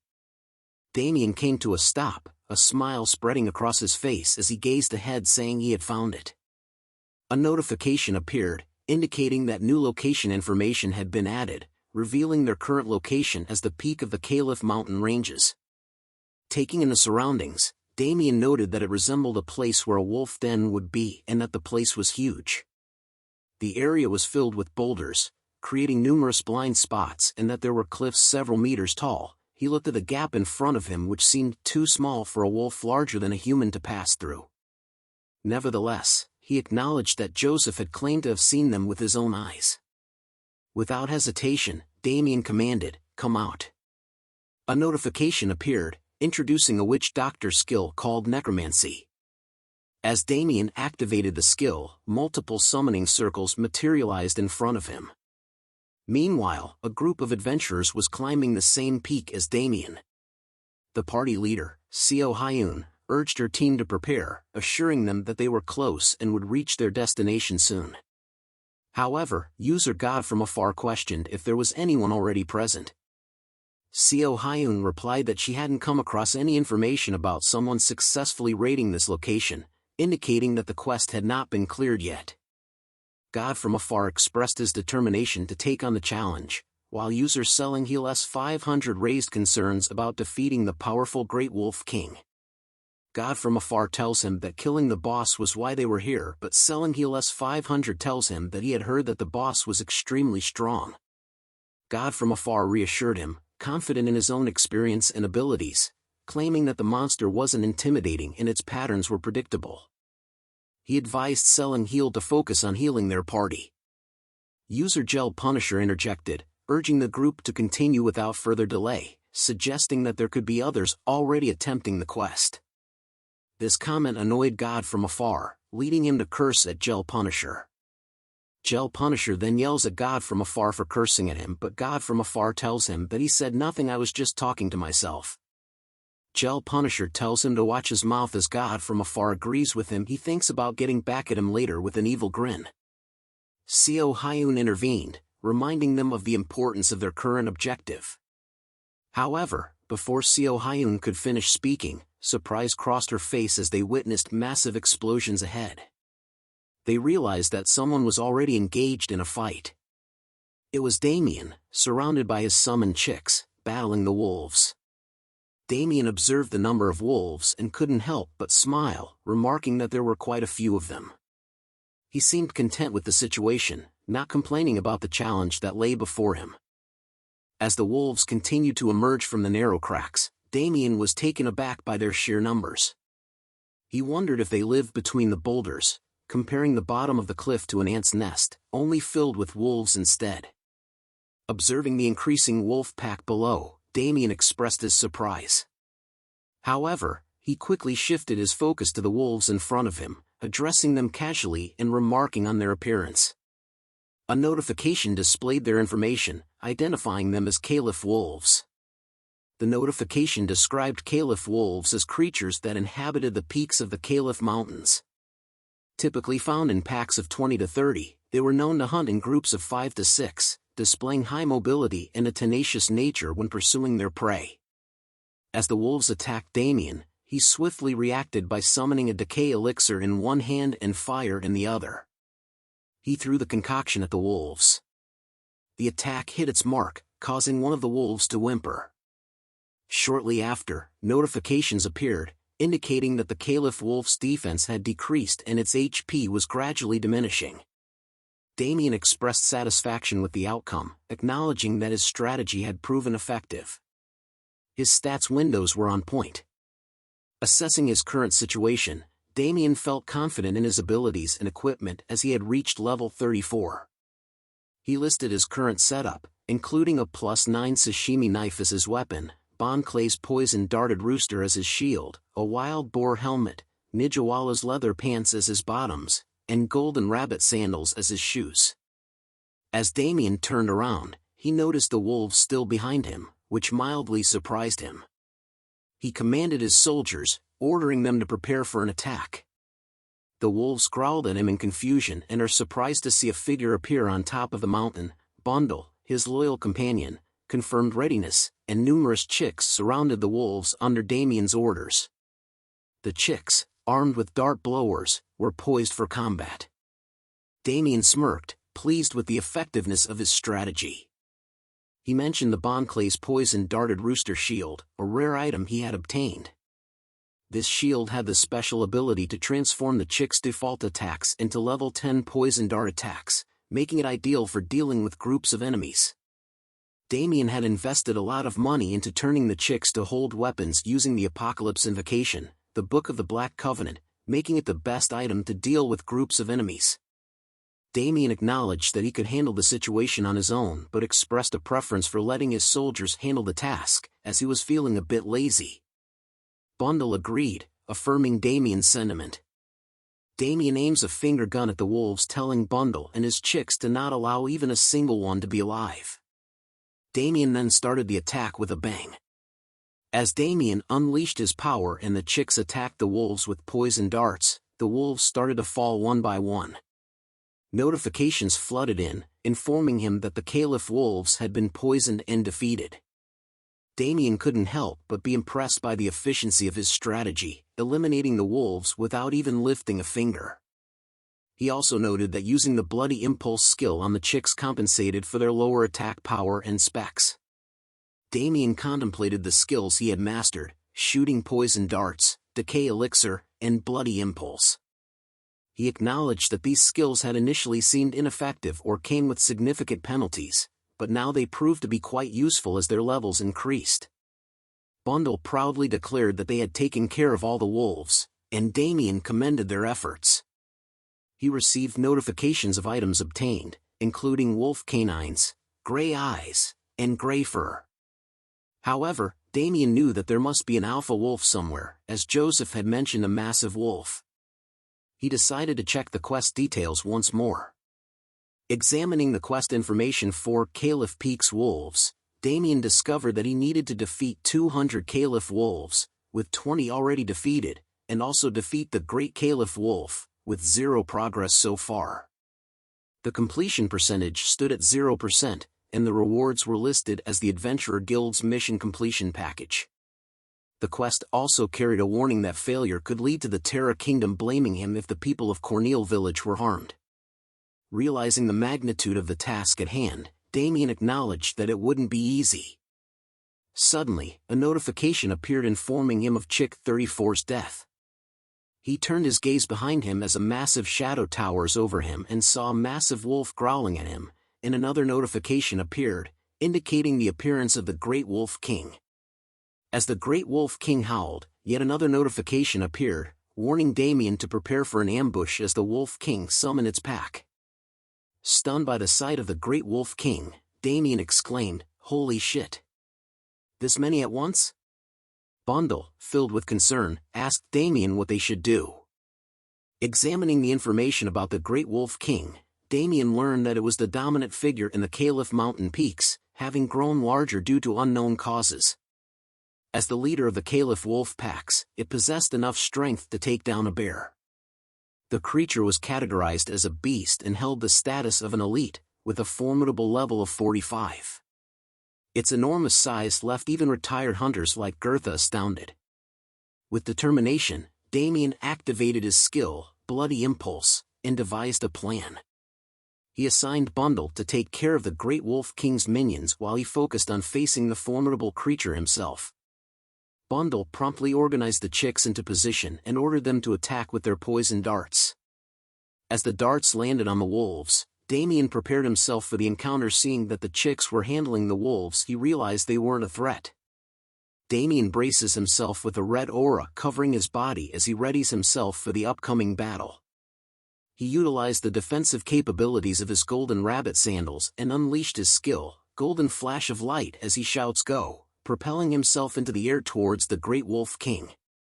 He catches the attention of the beast by asking it where it was looking. With confidence, he addressed the Great Wolf King, stating that it was up against him. Amid his preparations, Damien received several notifications. His defense was enhanced by Nijawala's leather pants, and his casting speed, mana recovery speed, and stamina recovery speed all received significant boosts through the skill Dark Green Blessing. Damien couldn't help but smile, feeling an overwhelming sense of power. However, a warning notification alerted him that the Great Wolf King had recognized him as the most threatening enemy and cautioned him to be cautious of its attacks. With agility and precision, Damien skillfully dodged the Great Wolf King's attack, narrowly evading its ferocious assault. He leaps onto the Great Wolf King's body into the air. Taking advantage of the opening he needed to first melt the fur, he swiftly threw the decay elixir at the creature, aiming to weaken its defenses and inflict damage. The elixir hit its mark, causing the Great Wolf King's defense to decay and decreasing its overall defensive power. Additionally, the elixir ignited the wolf, leaving it burned. Observing the situation, Damien couldn't help but notice that something seemed off. The Great Wolf King, being an elite-type monster, should have already unleashed its powerful attack or utilized defensive skills or commands to its pack. Yet, it had not made any such moves despite enduring a barrage of attacks. Undeterred, Damien brandished his knife, knowing that he had inflicted enough damage to potentially defeat the Great Wolf King before it had a chance to employ its skills. With determination, he prepared himself for a final, decisive strike, aiming to end the battle swiftly and emerge victorious. The Great Wolf King roared into the air, feeling the pain of Damien's earlier attacks. As Damien engaged in a fierce battle with the Wolf King, he swiftly analyzed its behavior and deduced that its trait was likely attack-oriented or leader type. Regardless of its trait, Damien knew he needed to finish the fight quickly. As he dashes towards the king, he looks down and notices that he doesn't have to pay attention to the minions below as the chicks were handling it well. His eyes gleamed brightly as he shows the long blade, thinking that it was his turn to do his part in the battle against the king. With determination, he approached the Wolf King and delivered a powerful blow, eliciting a painful howl. Meanwhile, a group of adventurers led by Seo Hyun arrived at the scene, witnessing the dust-covered battlefield. Confusion and speculation filled the air as they observed the ongoing battle. Gel Punisher wondered if the monsters were fighting each other, while Selling Heel pointed out movement in the fog. God from afar expressed frustration, questioning what was happening. Seo Hyun suggested that it was unlikely to be another user since they had left early in the morning after the quest had recently appeared. Selling Heel speculated that it might be monsters fighting over territory. Seo Hyun quickly assessed the situation and called for everyone to prepare for battle, instructing the healer to ready their buffs. As the fog began to dissipate, Selling Heel exclaimed that something unexpected was happening. They couldn't believe that a single player was fighting against the Great Wolf King by himself. God from afar was shocked to realize that it was a single person fighting the Great Wolf King alone. In a panic, God from afar exclaimed that someone might steal the kill and immediately started running toward the battlefield. As the Wolf King's attacks narrowly missed Damien, he expressed his frustration, acknowledging that the creature seemed unkillable. After landing on the ground, Damien pondered the situation, recognizing the formidable nature of a field boss. He reflected on his previous actions, having weakened the Wolf King's defense and reduced its HP with the Decay Elixir, while utilizing the synergy of the Deep Green Blessing and Flame Banquet techniques. However, to his dismay, he noticed that the creature still possessed half of its HP. The Wolf King lunged at Damien once again, but with agility and quick reflexes, Damien managed to evade the attack. Assessing the situation, Damien acknowledged that dodging the Wolf King's assaults was becoming more challenging as the creature closed in on him. Realizing the need for a change in tactics, Damien decided to switch to a ranged weapon, acknowledging that fighting from a distance would be easier. Despite the relentless attacks from the Wolf King, Damien skillfully evaded every strike and attacked him with a dart blower. Observing the situation, Damien noted the advantage of fighting from a distance but remained cautious of the Wolf King's unknown trait. Damien taunted the beast, blowing darts at it while confidently questioning its abilities and asking what it was looking at. Suddenly, the Wolf King let out a fierce howl, and to Damien's surprise, he found himself surrounded by a pack of wolves coming from the shadows. Realizing it was too late as the shadow wolves lunged at him, Damien finally understood that the Wolf King's elite trait was the ability to summon its pack. As the wolves sank their teeth into him, Damien cried out in pain while notifications flooded his vision. He received notifications of an abnormal status, being inflicted with bleeding and muscle rupture. Warnings about his falling HP levels urged him to be cautious as his eyes began to close. Fearing for his life, Damien's thoughts raced, realizing that he was on the verge of death. He soon began to put his hands together as if he was about to pray. When suddenly pieces of the shadow wolves began to fly around, which even startled the Great Wolf King. A purplish skin tone foot slams heavily onto the ground where the shadow wolves were. The activation of a skill called zombification with limited remaining time allows for the user to transform into the undead once their life reaches 0. Damien reveals himself as is shown to have completely changed his looks into an undead as he spits out blood with a deadly crimson aura surrounding his body. Notifications began to pop up reminding him of his remaining duration of the skill zombification. The Great Wolf King growls in anger as it notices Damien's changed appearance. In a mixture of anger and pain, Damien directed his frustration towards the Wolf King, taunting it while vowing to tear its snout apart. Despite the excruciating pain he felt, Damien declared his determination to kill the Wolf King without hesitation. One of the wolves tried to attack him from behind, but Damien swiftly caught it by the neck, lifting it high in the air and telling it if they all wanted to die that badly and finally slamming it forcefully into the ground. As the whimpering wolf lay defeated, a notification appeared, indicating that the Caliph wolf had been inflicted with bleeding and poison. Finally defeating a Caliph wolf. Damien's victory over the Caliph wolf was because of Plague Aura, a poisonous curse that affected opponents within a 3-meter range.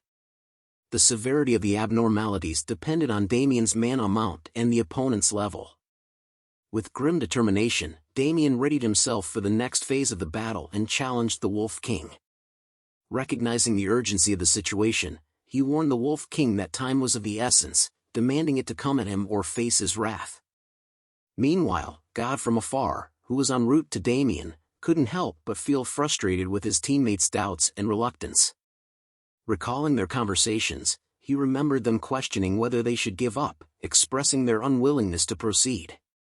God from afar couldn't accept the idea of retreating without any gains. Upon reaching the scene, God from afar was taken aback as he witnessed Damien relentlessly smashing the Wolf King. He couldn't help but exclaim in disbelief at the sight before him. As Damien delivered the final blow, notifications flooded in, signaling his victory over the Great Wolf King. Experience points were gained, and Damien's level increased to 36. Additionally, he obtained valuable items such as the Essence of Wilderness and the Great Canine. Sitting down to catch his breath, Damien muttered to himself, acknowledging that he had ultimately succeeded in killing the creature. Notifications continued to appear, indicating the acquisition of the wolf head leather and the token of heresy, as well as the completion of the quest Caliph Peak's Wolves. Damien was instructed to return to Chief Albert in the Caliph village to claim his rewards. Picking up the drops left behind by the defeated Wolf King, Damien recognized the value of obtaining the Essence of Wilderness. He also acknowledged the usefulness of the chicks in taking care of the additional wolves, resulting in his level increase. With the quest successfully completed, Damien decided it was time to leave. However, just as Damien was about to depart, he noticed something amiss and instinctively blocked an arrow with his arm.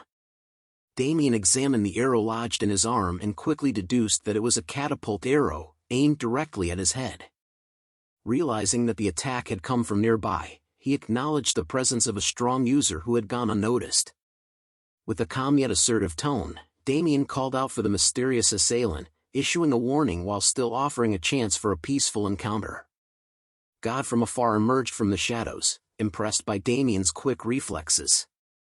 He cautioned Damien against making any sudden moves, threatening him with the consequence of death.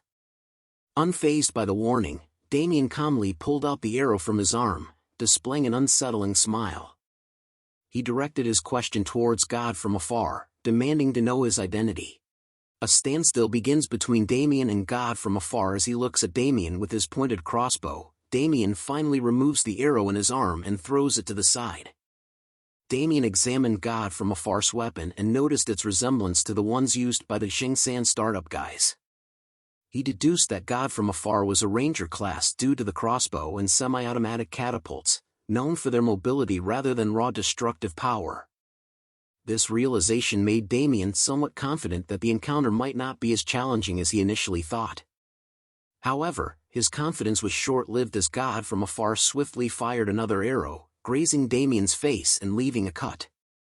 Annoyed, God from afar reminded Damien to not move and to just listen to what he wants him to do. Damien wiped the blood from his face and realized that God from afar's speed exceeded his expectations.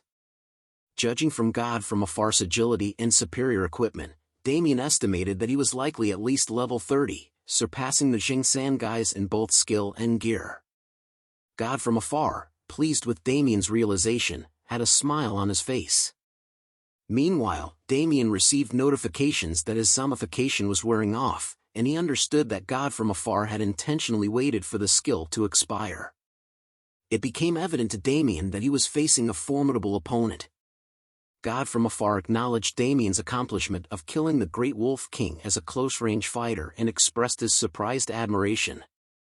Damien wasted no time and directly asked God from afar what he wanted. In response, God from afar expressed his frustration, telling Damien if he really didn't know what he wanted. God from afar then started to claim that Damien had wasted his time and effort as the Great Wolf King was meant to be his. He demanded that Damien hand over everything he obtained from the Great Wolf King, including his equipment, and then he will let Damien live. Unfazed by the demand, Damien firmly responded with a simple nah. God from afar was taken aback by Damien's defiance, and Damien questioned whether God from afar thought he was crazy. Considering the effort he had put into killing the Great Wolf King, Damien wasn't foolish enough to give up his hard-earned rewards. God from afar, filled with anger, whispered "die," but Damien couldn't hear it properly. God from afar shouted "die." "You bastard!" and launched countless arrows at Damien. However, Damien skillfully dodged the attack, pleased that his provocation had worked. He activated his skilled Bloody Impulse, increasing his attack and movement speed by 200%. Formulating a plan, Damien decided to consume a healing potion and activate the skills Deep Green Blessing and Flame Banquet. Damien aimed to deal as much damage as possible while God from afar was still shocked by his evasion. Smirking, Damien noticed that God from afar's attack pattern was straightforward, allowing him to easily dodge and counter. He considered God from afar a loser and observed the reload time between shots and the brief pause before each fire. Meanwhile, God from afar grew frustrated, realizing that Damien was successfully evading all his attacks as he calls him a little rat and keeping his attention fixed on him. God from afar, aware that he was at a disadvantage and seeing Damien dodge his attacks easily, voiced his concern about potentially losing the fight. He also saw the way Damien was looking at him, like a new man in prison where everybody is waiting for him to drop the soap. God from afar realizes he has to do something quick. However, in a sudden move, Damien appeared in front of him, holding a decay elixir in his hands. Damien confidently declared that he could see all of God from afar's attacks and promptly threw the elixir at his face. God from afar fell to the ground, coughing, and realized that the damage inflicted by the elixir was less than he had expected. He received notifications indicating that he had been inflicted with poison, his armor had corroded, and its durability had decreased. Frustrated, God from afar exclaimed in frustration, shouting, "What the hell is on me?" realizing that Damien had damage over time and defense debuff skills, despite being a close-range fighter. He couldn't help but wonder how Damien, initially perceived as a close-range dealer, possessed such debilitating skills. Damien, once again equipped with a decay elixir, confidently approached God from afar, warning him that he would need to soak him once more, warning him that he was gonna die if he doesn't block this attack. As Damien struck him with the elixir, another set of notifications appeared, indicating that God from afar's armor had further corroded and he was now inflicted with the burn abnormal status.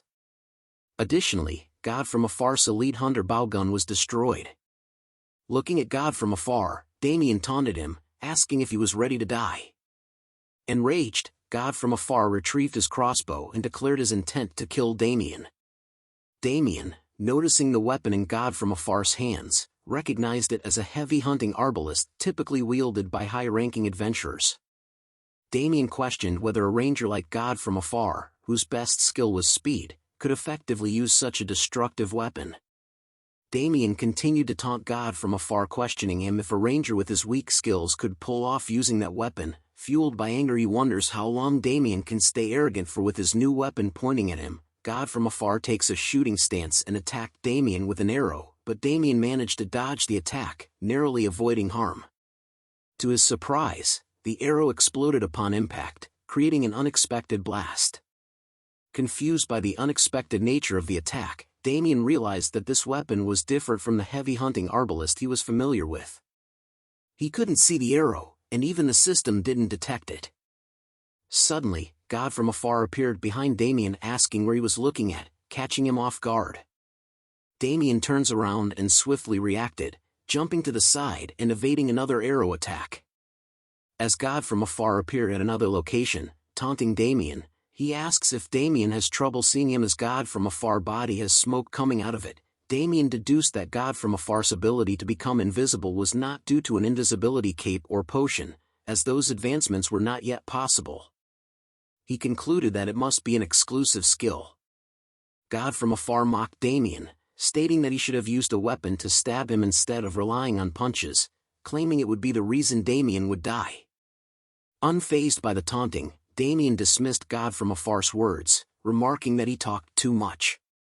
God from afar retorted, saying that Damien wouldn't even have the chance to hear him speak once he was dead. As God from afar started disappearing, he provocatively urged Damien to try holding on for longer, confident that Damien would not be able to endure. Damien, now aware of God from afar's skills, including the invisible bow shot from the Dark Hunter skill set, dodged multiple arrows. He realized that these skills allowed God from afar to remain invisible while rolling on the ground and made use of the heavy hunting arbalist much quicker. Damien understood that the key to overcoming this challenge was to end the battle swiftly. The intense battle between Damien and God from afar reached a critical point. Damien, utilizing his defense, golden rabbit sandal and the skilled golden flash of light, swiftly closed the distance between them, surprising God from afar.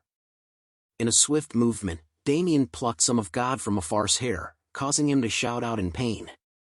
God from afar, in a mixture of anger and disbelief, questioned Damien's actions, calling him a psychopath. Damien maintained a serious tone and offered him one final chance to apologize, urging him to think wisely and consider his actions carefully.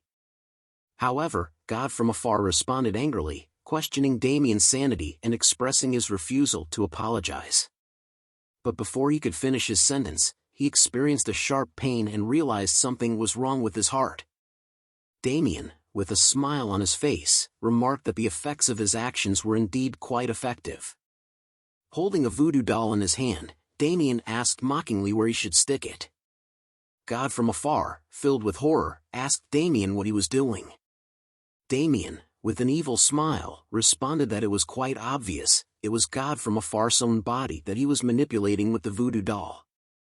Seo Hyun and Selling Heel were reflecting on recent events. She asks if that was God from afar who had been launching a series of arrows and what has happened, but now there was an eerie silence. Suddenly, a piercing scream startled them, and a notification appeared, showing God from afar's diminishing HP. Observing the situation, Seo Hyun expressed her concern about God from afar's rapidly decreasing HP. The group realized that something was wrong and feared for his life. Gel Punisher voiced his frustration, questioning what was happening. Selling Heel added that if things continued this way, God from afar would meet his demise. Seo Hyun decided to investigate the situation firsthand, disregarding Gel Punisher's advice to think things through. She refused to stand by and watch God from far die without taking action. Gel Punisher pondered the situation, wondering if Seo Hyun was thinking clearly. He acknowledged that God from afar was a strong player and unlikely to be easily defeated by another user. The rapid decline in his HP indicated the presence of a formidable adversary. Soon, they received a notification stating that hostility was detected from a user. The notification further indicated that the user's strength was immeasurable, signaling a dangerous opponent. They were surprised to learn that Damien's strength couldn't be quantified. Gel Punisher, still concerned about Seo Hyun's impulsive decision, reminded her of Damien's impressive accomplishments, including single-handedly defeating the Great Wolf King. He cautioned her not to underestimate Damien's capabilities. However, Seo Hyun paid no heed to his words and instructed the group to prepare for battle. She requested buffs from Selling Heel, who readily agreed. God from afar screamed in agony, bewildered by the pain coursing through his body, wondering what Damien had done to his body. Damien taunted him, questioning if he was curious about the source of his suffering. God from afar, filled with anger, glared at Damien and muttered curses. Damien, wearing a malevolent smile, revealed his sinister plot. He explained how he had used God from afar's hair to create a doll that represented him. According to Damien, the pain inflicted on the doll was mirrored in God from afar's own body. God from afar dismissed the idea as utter nonsense, still in disbelief. But to demonstrate his power, Damien cracked the doll's arm, and instantly, God from afar's arm twisted in tandem, causing him to cry out in agony. Damien relished in his control over God from afar's body, taunting him further.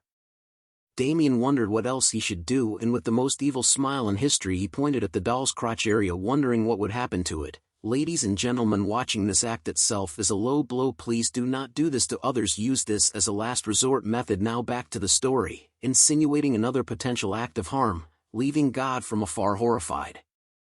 Overwhelmed with fear, God from afar desperately pleaded with Damien, grasping his legs, and begged for mercy, offering anything in return.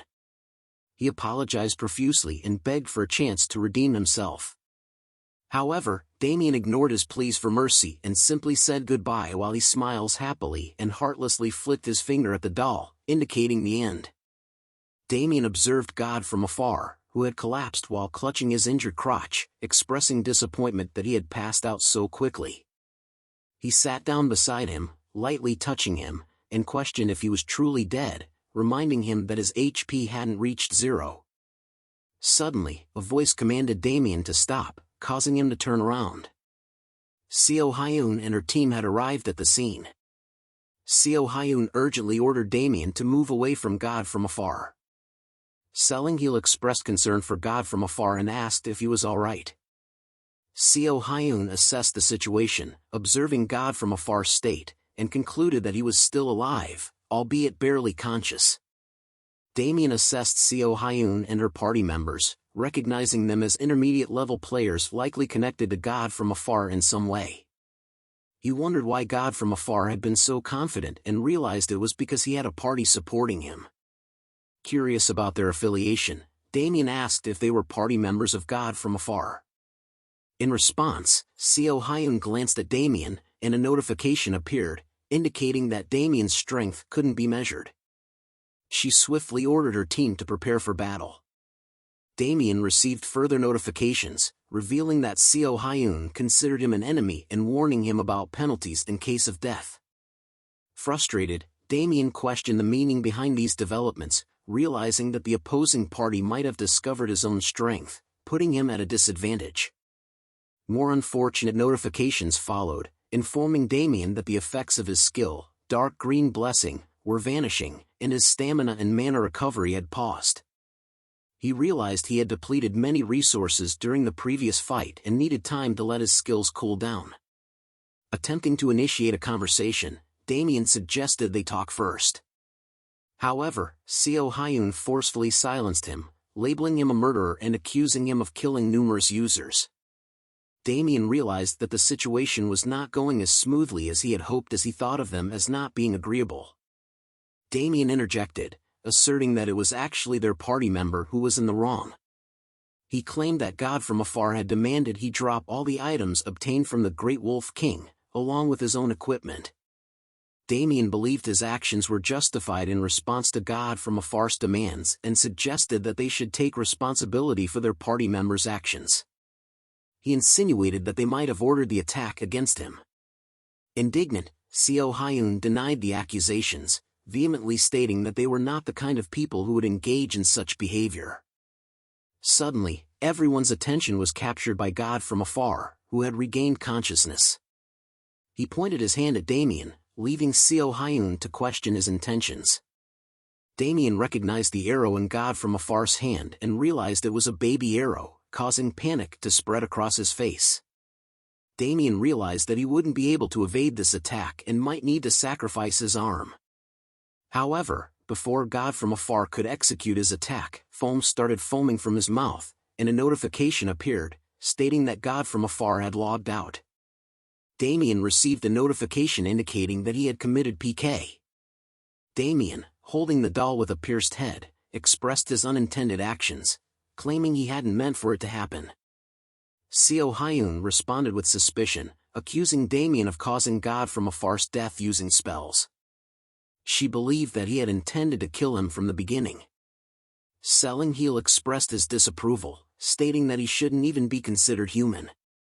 Damien looked at them in disbelief and tried to explain that it wasn't his intention, but Seo Hyun silenced him, dismissing his words. She ran towards Damien, declaring that there was no need for further discussion and that he could make his excuses in hell. Damien contemplated his options as he equipped his wild boar helmet, realizing he had no choice but to face them. He regained his HP, and the cooldown on his skills had ended. He activated Blood Impulse, Flame Banquet, and Dark Green Blessing, preparing himself for the confrontation. Damien confronted Seo Hyun and warned her that they had started the conflict, reminding her not to beg for mercy later. He attacked her with his knife, but the healer cast a buff called Axolethio on Seo Hyun's sword. She successfully blocked Damien's heavy attack, leaving him in disbelief that such a thin blade could withstand his strike. Seo Hyun smiled and taunted Damien, expressing disappointment in his abilities. She questioned whether he had been going around killing other users with his weak-ass skills. As Seo Hyun continued to order the healer to keep buffing her, the healer cast various buffs such as Restore, Divine Aura, and Lux Gloria. Damien observed the situation and realized that there was no chance of winning unless he eliminated the healer first. Before Damien could further strategize, Seo Hyun dashed instantly and swiftly attacked him using the skill Undo Trois. Damien managed to block her attack with his knife, but he was taken aback by the advanced swordsmanship displayed by Seo Hyun.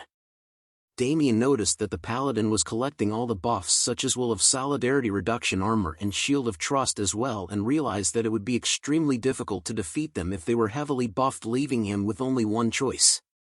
He thinks of the choice as Seo Hyun asked him where he was looking at. She rushes in to deliver the final blow, but with limited options available, Damien swiftly took out an elixir and threw it on the ground, forcing Seo Hyun to back away for a moment, while causing a thick fog to envelop the area. Seo Hyun looked around in surprise as the fog surrounded them, making the voices of her teammates calling out to her become faint and unclear. A voice calls out to her saying hi. Just as she turned around, Damien appeared behind her with a sinister grin and informed her that she was now trapped within the fog.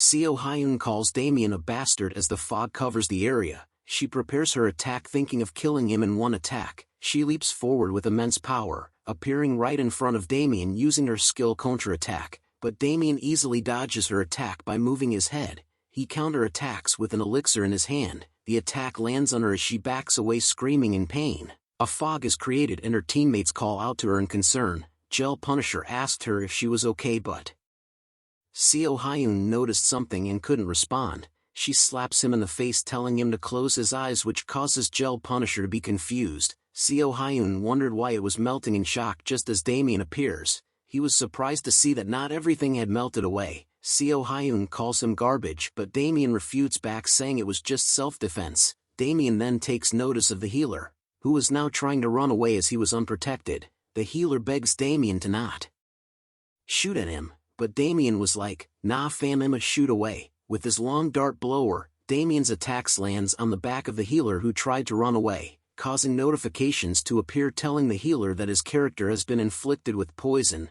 and that his HP was slowly decreasing. Soon afterwards a notification appears, indicating that selling Heal S500 has died. Damien watches the healer disappear due to his death and calls out next. Gel Punisher sees Damien walking towards him and begins to panic, thinking that it was all over him and that the team should have think beforehand. He opens his window thinking that this wouldn't have happened if they had just threw out God from afar, and attempts to log out from the game, but a notification appears telling him that he cannot log out during battle. Gel Punisher wonders why he couldn't log out and repeatedly presses the log out button, causing notifications of the countdown to appear until he can log out, but Damien appears behind him with an evil grin, asking what he was doing. Gel Punisher turns around with fear in his face, knowing that he cannot win against Damien as he was too good. Gel Punisher then decides to kneel before Damien, calling him brother and saying he was sorry and to spare him this one time. He continues to tell Damien that he will stripe everything and crawl on all fours if that's what he wanted. Damien scratches his thinking that he was one strange dude. Damien looks at him and sees that he was fully equipped with full plate armor and a kite shield. If Damien attacked, not even a single dart would hit, and yet the guy was begging for his life. Damien thinks that it was lame, but Gel Punisher thought of giving Damien what he wants in order for him to leave. Damien then asks if Gel Punisher could give him everything he has. Gel Punisher was alarmed to hear this as Damien tells him to give him everything he has and to not leave anything out. Damien reaches for Gel Punisher's face as he thinks of Damien as a demon. Back at the village head's house, Damien had brought by the Great Wolf King's body, which surprises the villages. The village head realizes that a wolf this size could kill a bear. Damien tells him that people do the most unexpected things. The village head was upset that they had treated Joseph as a criminal and didn't feel good treating a young kid like that. Damien then tells him to treat Joseph better from now on, as he seems to be the type to not hold grudges anyway. The village head holds his Damien's shoulder and thanks him for his advice. Notifications popped up telling Damien that he has cleared the first mission of the Adventurers Guild, and to return to the Adventurers Guild and report. Rewards appear around Damien as the village head hands over the promised reward to Damien. the village head tells Damien that he could return any time he wants, as he was their hero. Damien then asks for permission to get going and the village head agrees to see him out. As the village head leads Damien to the exit, he thinks about how he has to apologize to Joseph and to calculate the damages caused by the wolf, and to have a meeting on what to do from now, but he has motivation now thanks to Damien. As they open a door, a voice calls out asking for Mr. Explorer. Joseph appears running towards them asking if Damien was leaving already as the other villagers try to calm him down.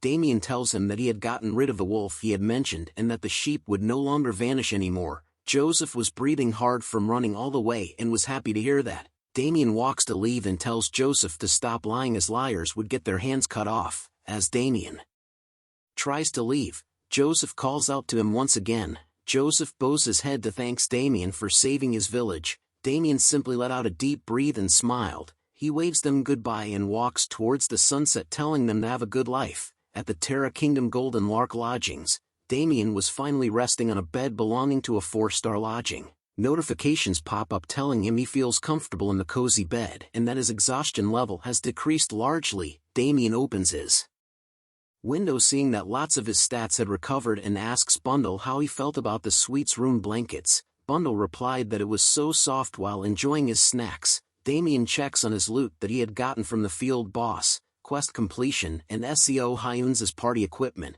It was due to his title of atrocity that allowed him to gain all these numerous items. He then opens the trade center, revealing all the equipment he had gotten and noting they were worth hundreds of thousands of gold combined. Bundle asked if these were stripped from the party before, but Damien tells him that he never stripped them. Damien was happy to see this as he had spent a lot of gold on his equipment, and that selling these things would cover his costs for the month, but a notification appeared telling him that he had an unread message. Damien was confused and wondered who the message came from. He opens it and sees that it's from Wiz Entertainment. A masked man wearing a hood says that it's over as he looks at a window. A dark figure asks him about the progress. The masked figure replied that there was some progress but that he couldn't completely conquer the body, but was able to manipulate them to start a fight, and that sense exchange became possible too. The dark figure wonders if that was worth observing and if there was nothing else. The masked figure tells it that it would be great to conquer without a medium, but that he hadn't succeeded yet. The dark figure says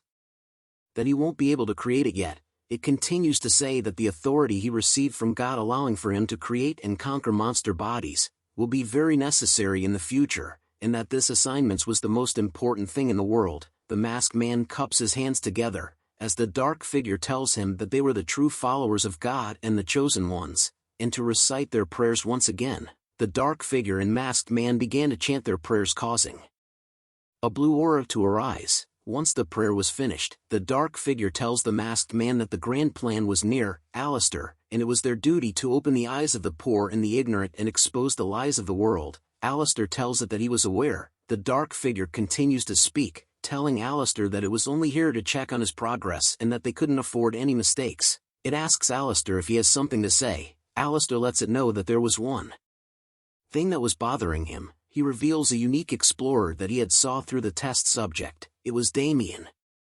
A message from Wiz Entertainment asked Damien if they could meet. Damien looks at the message and wonders if it was the same place he knew. Wiz Entertainment was the world's biggest internet streaming platform. They were also connected to Twitter and were superior in terms of marketing. Before Damien's regression, there were countless streamers and Korean rankers who were part of the company. In short, it was a place where all streamers wanted to go. Damien thinks deeply about why the company was contacting him. He continues to look at the message on his phone, remembering that he had never recorded any gameplay, and that the only people he met were thieves or people who wanted to fight because they knew he was a chaotic user. He thinks deeply and wondered if there was streamer or gamer with was among the users he came across. He taps his finger on the table repeatedly, thinking about how good Wiz takes care of their streamers. He thinks about the fact that any player who made enemies of a Wiz streamer ended badly, but a call cuts off his thinking. A voice spoke out from the phone asking if this was Damien and that he was Young Song-hoon from Wiz Entertainment Korea. We arrived at Seoul Gangnam Cheongdam-dong,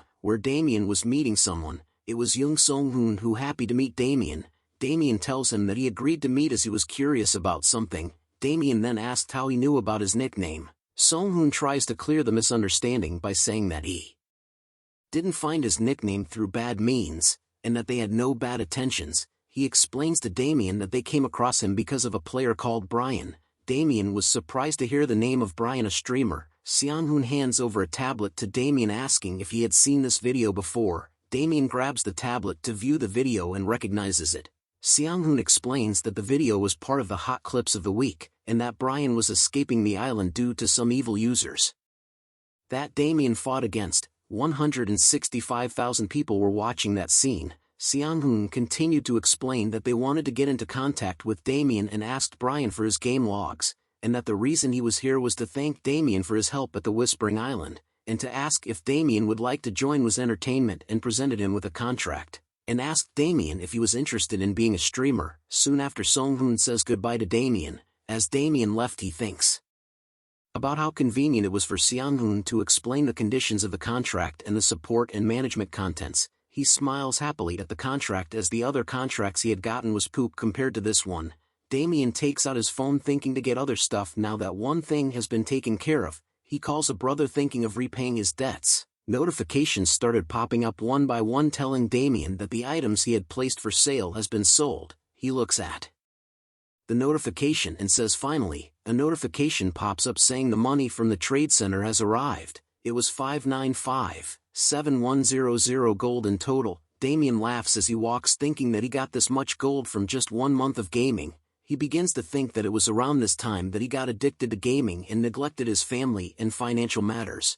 But a red window interrupts his thoughts. It tells him that if he does not log into the game within 168 hours, he will die, and that if his character dies, he will die too, and that if his character has not reached the goal by midnight, he will die. A warning is given saying if he forcefully removes the system, he will die alongside the character. Damien couldn't believe that it was happening again.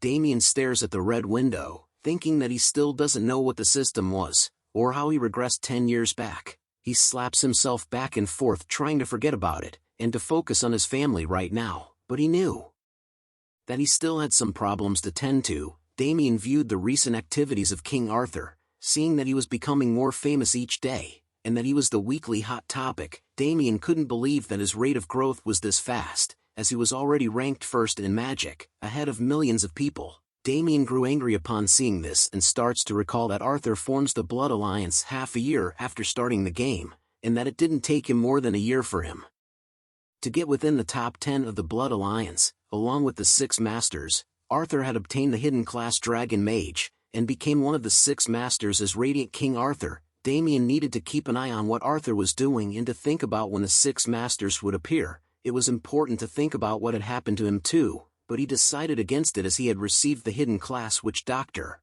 and the mainstream Kieran's wish. He also needed to keep track of the 6 Masters' growth. Thinking back, Damien realizes he knew something about the day he and Arthur survived and had only the Demon King Abraxas to kill. Arthur had stabbed Damien in the back, but the reason for it but not be as simple as him being a psychopath. Damien thought about what if he had not regressed 10 years back and lived the life he had instead. Would Arthur deal with the consequences of having betrayed the entire raiding party? But Damien knew there was no way unless that rat bastard has no brain cells. Arthur would have gained a ton of popularity from being the last person to defeat the last boss, but there would be questions about the whole team being with him when the raid began. Had Damien not regressed, he would have opened a press conference with the raid members, or sued the Evertail headquarters for their rule of not interfering with users. Since Damien had lost everything, clenching his fist, Damien vowed to never let go of that betrayal. Damien was determined to find out the reason behind the betrayal. At a convenience store, Damien was eating and checking his notifications when he wonders why there were so many messages about him selling gold.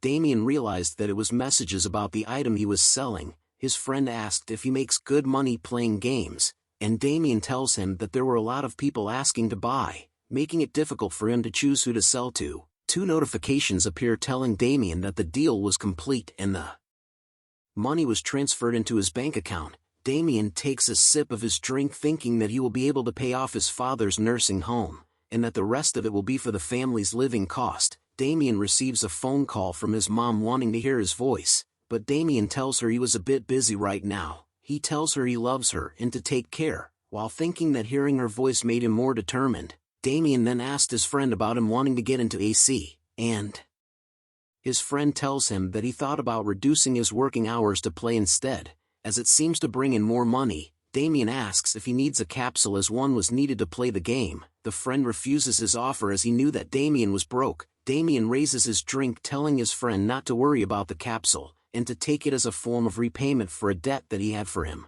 The both of them laugh and drink as his friend tells him that there was no debt between them. Damien continues to talk and think about doing nice things for the people who were nice to him before his regression. Back in AC, Damien summoned the token of heresy. It was a wooden card that had an ominous symbol and an unknown aura, looking like it was cursed or casted onto somehow. Damien looks at it saying it was a bit suspicious, thinking that it was probably a collectible, but he smiles happily thinking that the rank unknown was interesting. He opens his inventory, thinking there might be a chance that the item was super valuable. He hopes to find something good by using the Book of Covenant later to find its value. A foot appears saying what an interesting item. Damien turns around and couldn't believe what he was seeing. Chiron had appeared asking how his stupid student was doing. Damien wondered what he was doing here. Damien asks him what he was doing here after running away for his life before. This made Chiron furious as he yells at Damien. Damien tells him it was nothing and just has been a long time since they saw each other. Chiron tells him to mind his manners, asking where he got the thing he was holding. Damien explained to him that he went to the Caliph mountain range to do a gold tier rank quest from the Adventurers Guild and got the item after killing the boss monster there. Chiron was impressed by this and tells him to hand it over. Damien did so reluctantly. Chiron then decides to see what the item was and to look at Damien's stat. He stares at Damien and sees his stat window, revealing that he was now level 38 and had impressive stats. His equipment was also off the charts. Chiron laughs out loud being impressed by Damien's stats, but he tells him he still had a long way to go. Damien wonders if his standards were too high, but Chiron tells him he needed to reach a level where he could withstood 3 of his punches without dying. Chiron then gives him a piece of advice, saying that if he couldn't make the things inside him his own, he will end up being eaten by them. Damien was startled at the things inside him, but Chiron points out that it was about the darkness, which was comparable to a demon king, which was the foundation of his power. Damien was impressed by Chiron's ability to see through everything, about the OVO system that he earned and the stats he got from regressing because of Abraxas. Chiron then tells him to find a way to renew his body. It was either take everything out of him, or make everything inside his own. Chiron throws the item back at Damien saying that it might be the answer. Damien holds the token, questioning whether or not it could help him, as it exudes unholy deadly aura. Min Young sees that Damien had logged on and messaged him about whether he was doing this right. Damien tells him to get stronger by killing chickens and doing the village citizens quest, as those were the quickest ones. Min Young sees this and agrees, hoping to see Damien on the main continent. Damien stares at the token, thinking that he had told Min Young everything he needed to know, and needed to understand the token now. Thinking back to when he asked Chiron about the inscription on the token, Chiron told him it was the rune of domination, and that it was a power similar to what Damien has. Damien thought to himself that the token was either used to amplify the force of a spell or to complete an incomplete spell. He opens a window thinking that if his penalty was a form of a curse, he needed to find a solution to find the origin and destroy it. Damien didn't want the curse to affect him in the real life, as he trusts Chiron. Damien opens the quest window, Heresy's Traces, which needed him to find out more about the organization that was using the token of heresy. Damien thinks of it as the most important quest after the mainstream Chiron had left him. Damien was determined to find an escape outside his stupid penalty, and to find out how he was able to regress 10 years. Back at the Adventurers Guild, Damien was greeted warmly as having completed his first mission and for coming back so quickly. Everyone in the guild knew about him, making Damien embarrassed. The guild leader tells Damien he hopes that he enjoys the reward as the government liked how good of the job he had done. He further asks if wanted to work for the government, but Damien declines, saying he was only a gold tier adventurer.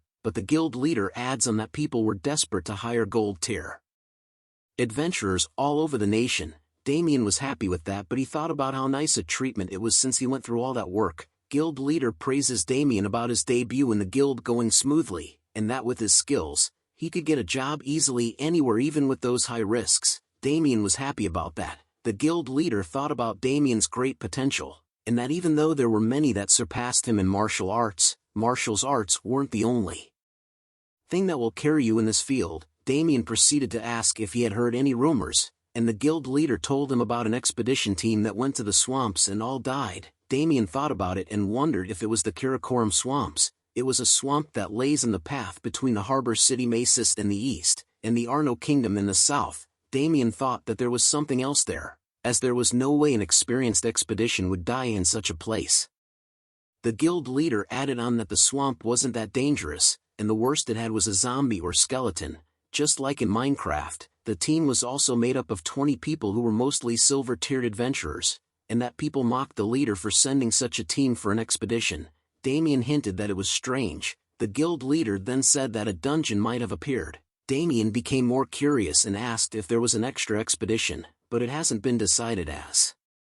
They needed to bring in a more experienced team. Damien slams his hand on the table, asking Hatsan if he could do it, but Hatsan was confused on what Damien wanted to do. Damien smiled brightly, telling him he wanted to figure out what happened at the swamp. Damien checked on his window, and sees the quest mission, thinking that it was strange. He looks at it and sees that even the system was telling him that the quest was difficult, and that he needed a party, even so as the Karakoram swamp was. A place where hidden streets and dungeons popped up often even before his regression. Damien thinks that he needs to do what he needed to do. As Bundles lets out a peep upon seeing the window, Damien looks at the recording wondering if it was working. Deep in a dungeon covered with blood, an announcement states that a lycanthrope has been defeated and that the test level 10 has been completed. A player says how lame in Chinese, where a group of men bow their head towards him, congratulating their older brother, who was Chang Wei, the first dragon of the Eastern 5 dragons. An employee tries to tell him that the test has ended and what the results were, but a man interrupts him. It was Lu Lei, the second in command, who tells the employee that he can speak to him instead. The employee felt scared as he believed that this person was a higher up. He tells him that Chang Wei had passed the test faster than anyone has, and that if he takes into account as doing it with a team, the score might change. He asks if they wanted to register right away. Lu Lei tells him that they will send someone right away. The eye patch man tells the employee that they should go, and the employee agrees, saying that certification won't take long. He wanted to know if this group would be willing to join their guild, as they were newbies. The employee noticed that the group run under a strict system, which was most noticeable in their battle style. Their leader did not cooperate with others, as if his purpose was just to gain as much experience fighting as possible, while the other members hunted monsters that weren't boss level. But Lu Lei's method was strange, as he hunted monsters with just a gloved hand. The employee turns to leave, knowing that this group wasn't your normal adventurers. Just as Lu Lei asked how Chang Wei was feeling, he grasped his bloodied hands, saying it was not as bad as what that guy had said. Chang Wei had previously received a capsule from a friend and tried the game for fun, but the feeling of killing the monsters felt too real, as if he couldn't differentiate between this and reality. Though all games were child's play, Lu Lei informs him that he had received some news upon opening his window. He tells Chang Wei that everyone in the Rising Dragon Assembly group had died. This made Chang Wei angry. Chang Wei asked if it was the Black Tortoise Society who went after the Azure Dragon Society, as the 5th dragon was not strong enough to win against the 4th, but Lu Lei apologizes as he meant that the members died in the game. Chang Wei smokes a cigar, asking if he was kidding and if he had forgotten the meaning behind all dead or something. Lu Lei recites a poem that a dragon has reached the end of the sky, meaning that it could only fall from here onwards, which describes the situation between the 4th dragon and the Azure Dragon Society at the moment. Recently, the Azure Dragon Society has been active in the virtual reality realm, having created their own force here, and after ceasing all their external activity, they had Wang Yue take over the Rising Dragon Assembly, and poured 70% of their money into their virtual reality force. But not long after they expanded their force, the entire Rising Dragon Assembly died. But it wasn't a group that killed them, it was just one person. Chang Wei snaps his cigar in half upon hearing this. He couldn't believe that the Azure Dragon Society all died against one person. Chang Wei was pleased to hear about how the 4th dragon went down based on Lu Lei's report. He smiles while holding his cigar, knowing the fact that the 4th dragon's reputation was at rock bottom. Decades ago, blood was spilled on all sides because of a fight within the factions of the Triad. The groups began quickly rallying into 5 forces, including the Business Kirin Society. That is how the Eastern 5 dragons were formed. They quickly recovered the losses from the era of the Triad, and became a much larger and more powerful organization than the previous one. Chang Wei thinks about how the Eastern Five Dragons had fallen to some unknown bastard, which ruins the reputation of the entire Eastern Five Dragons. He thinks about the fourth dragon Chung Bing of the Azure Dragon Society, who must be enraged since he was always putting his focus on gambling and entertainment. He must have taken a big loss from the investment. Chang Wei wishes that he could have seen his face when he heard about the news. Chang Wei then snaps his cigar, informing Lu Lei about how interesting it was for two of the five Eastern Dragons to have met the same fate. Chang Wei was beginning to get curious about the person who was challenging the Eastern Five Dragons and asks Lu Lei if he agrees. Lu Lei gave a weird expression but ultimately says yes to Chang Wei's question. Chang Wei grips his hand hard while thinking that the deaths of the Jingsan startup and the Rising Dragon Assembly could not have been done by the same person. He did not have a good feeling about this but knew that he could not let it go. He releases the crumps the cigar left and looks at Lu Lei, asking him to reveal who the person responsible was. At the Shinsadong Gil Road, a person is seen snapping a clapperboard close as a voice yells out, "Cut." "Okay." The direction tells the actors standing together that they had worked hard and had done a good job as the people around cheered them on. This was the last scene filming of the Friday and Saturday K-drama called Why Am I the Only One Not in Love? The drama became a big hit and the actors gained popularity. Arthur was the man who had benefited the most from the drama. He smiles at the crowd, causing them to go crazy and wild while telling him that they love him. The film director Kong Mansik, who envious of Arthur, asking whose son that is, but he sure is popular, while assistant director Kong Jae-ha commented on how he was incredibly good looking too. They then commented on the guy wearing the brown coat as he takes a photo with the actors and crew. They talked about how the director has a big smile on his face but was usually extremely strict, plus the fact that he couldn't even yell at Arthur because he was the only chance for the director to have a connection to the Yushin group. They then talked about how Arthur was so bright even after 15 hours of filming a day. They had heard rumors that he used to be a pro gamer, plus he was a great actor belonging to a rich family while being multi-talented and kind too. They remarked that Arthur had everything and how life was so unfair. The crew decides to get drinks later on in the day, while the cameraman was done taking photos and told everyone that it was good work. The actors bow and the crowd cheered. The female actress asks Arthur if he was going to go to the after-film party. Hearing this made Arthur ask what time the after-party was. She blushes while telling him that she would like him to, as she was probably going to go as well. Her thoughts were filled about why she was feeling this way towards him, as she had never felt this way with a fellow actor before. Arthur was happy to hear her reply and told her that he will go if his schedule permits it.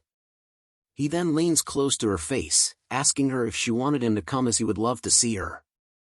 The female actress blushes hard and was flustered. She tells Arthur not to joke with her, but Arthur tells her that she wasn't. He then hands over a piece of paper to the female actress, telling her to contact him anytime even if it is not about the after-film party. The paper had his personal number on it. The female actress was surprised to see that Arthur was handing over his personal number to her. She holds the paper carefully as Arthur tells her that if it feels too overwhelming she could reject him, but the female actress told him that she really likes it. He smiles and winks at her while informing her that his personal number was only meant for her and that he would be waiting to see her. Seeing this sight caused the female actress to exude a mean face aura which startles everyone around her. But secretly Arthur was thinking that she looked fun to play with. He soon enters his car and asks Kim Woozing, who was his executive, about what was next. Woozing informs him that he had a contract with the Sun High Group to sign, a talk show filming that he was a guest in and a brand commercial filming. Arthur lets out a tired sigh, asking if there was a fan meeting too.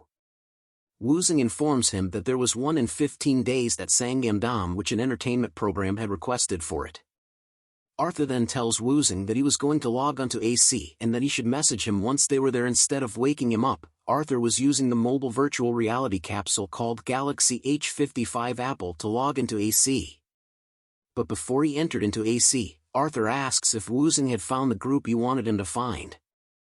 Woozing turns around to inform Arthur that the group of guys belonged to a hefty organization and that they were called the Rising Dragon Assembly, which was connected to the Triad, but he didn't think that they were directly connected, only that part of their group was funded by them. Woozing further explained that the group had been doing anything to expand their forces in the game, but it seems like the reason why they ambushed Arthur was to get some valuables. Arthur questions if it was because he was equipped with expensive items. Wuzhen agrees and tells him that the group probably wanted it to reinforce their strength. Arthur smirks and commented how the group was a bunch of funny guys who came at him like dogs without even knowing who he was. Arthur taps on the chair repeatedly, as Wuzhen warns him that the group was pretty annoying and based on their past behavior, they might come for Arthur once again. Arthur takes note of it. He then thinks about a gang that was related to the Triad, and that it was likely that the Yushin group's influence won't work on them, since they were an overseas organization and he had no clue what kind of people were in it. But Arthur was happy to know about those facts as he finds it interesting and was the reason why he couldn't quit the game. He places the equipment on his head and tells Wuzhen to make it the Force. Back into the world of AC. Damien was waving towards a stream saying, "Hi guys, it's Damien, this is my first time streaming." He tells his audience that today they were going to go to the Karakoram swamps, a place which was a great hunting spot for those who weren't at level 50 yet, and that they should go together. Bundle then asks Damien about what the hell he was doing. Damien then explains to Bundle that the purple screen in front of them was filled with people who were watching them from all over the world. Bundle was surprised to hear that it was from Damien's world that he lived in. Damien started to move towards the swamps while thinking about the contract condition on the way. He recalls his meeting with the agent back in the car, who explained to him that since Damien had signed an exclusive contract, it was recommended that he streams 40 hours a week while uploading 3 videos a week. Damien was worried that it sounded like he had to work really hard, but the agent assures him that they will provide the best treatment and support as his value was definitely very high. As Damien was heading towards the swamps, he tells the audience that it was easy to find the swamps if they had a map from the Academy or the Adventurer Guild, but decides to explain the directions anyways while thinking of the contract with Wiz Entertainment as a great boon, making him unable to sit around and do nothing. Damien then explains in detail about how they could go around the Great Guys mountain range and to go down the opposite side, that they can find a very creepy swamp area in the northwest region. He then remembers that going into the Great Guys mountain range was an act akin to suicide. The Great Guys mountain range, it's called the continent's roof because it's in the middle of the Arcia continent. It was hard to traverse because of the terrain and weather. The deeper you go in, the worse the terrain and the monsters become. Even before Damien's regression, the Great Guys mountain range was one of the most dangerous places in the Arcia continent. Even an ancient dragon's nest was found there. Bundle was becoming scared and asked Damien where they were going. Damien comforts him and tells him not to worry as they won't be going anywhere scary. Damien lands on a tree branch. Notifications pop up informing Damien that a piece of new location information has been created, that his current location was the Karakoram swamp and that his world map information has been updated. Damien was glad to have finally arrived at the swamps quickly as he had taken a shortcut. He informs the audience watching his stream that most people here would get confused about how they should walk around, but once that problem was solved, this place would be the perfect hunting spot. Bundle yells at Damien wondering if he was going to drown as the water he was stepping on looks super deep. But Damien tells everyone that it was okay as it was just an illusion. The lake they were on has a different index of refraction than other lakes. If they had the route down, then going around this swamp was a piece of cake. As Damien and Bundle ventured deeper into the swamp, Damien couldn't help but think that there were still very few people who came here, as it was hard to get to the swamps even if they knew about the shortcut. Add on to the fact that there weren't any popular farming items, and most of the monsters were pretty difficult. Just as he was thinking of the monsters in the swamp, a fierce growl catches their attention. A monster had appeared behind him, but Damien manages to kick it away while warning the viewer that monsters like these could pop out of nowhere like this, so they needed to be careful. The monster that had tried to attack them was a swamp alligator, an alligator that resides in the Karakoram swamp. It possesses triple the amount of jaw muscles and teeth. Its jaw strength is strong enough to drag most beasts, has a protective coloring unlike normal alligators, can swim underwater without creating a single ripple on the surface. Its species was a beast and type normal with a level of 40. Its unique traits would be to have the ability to completely blend in with its surrounding environment when underwater. The swamp alligator continues to attack Damien and leaps toward him. Damien then summons an item in his hand. He rushes towards it with a smile on his face, calling the alligator a primitive bastard. Damien was able to pierce the skull of the alligator, causing blood to spill out. He then grabs a toxic potion, aiming it directly at the alligator's eye. A green explosion is set off, causing the alligator to be sent flying into the air. Damien chases after the alligator with his skills, which Doctor and Bloody Impulse activated. The alligator is seen flailing its arms around in a panic. Damien swung his knife towards it, telling the alligator that it was going to die since it couldn't adapt and get better. Bundle was holding onto his dear life as Damien went in for the kill. Notifications appear informing Damien that he had defeated the swamp alligator and gained EXP, as seen from the decapitated head of the alligator and X marks on its eyes. Damien then lifts his head up and turns to point at the disappearing corpse of the swamp alligator, informing his audience that was how they hunt them and that it was easy.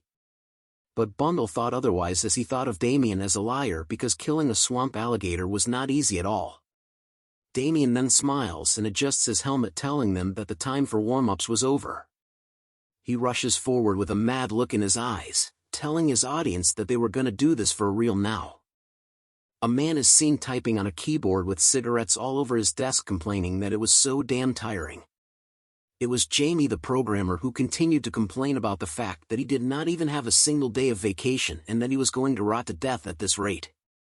He has various monitors open in front of him, but curses at the fact that there was nothing to watch and that even if he wanted to take a break, there was nothing fun for him to do. An online chat group pops up informing Jamie about some bad news, that a client wants the logic changed a bit, and there was an online meeting at 11 a.m., plus a briefing that he needed to do based on the pilot project he was doing.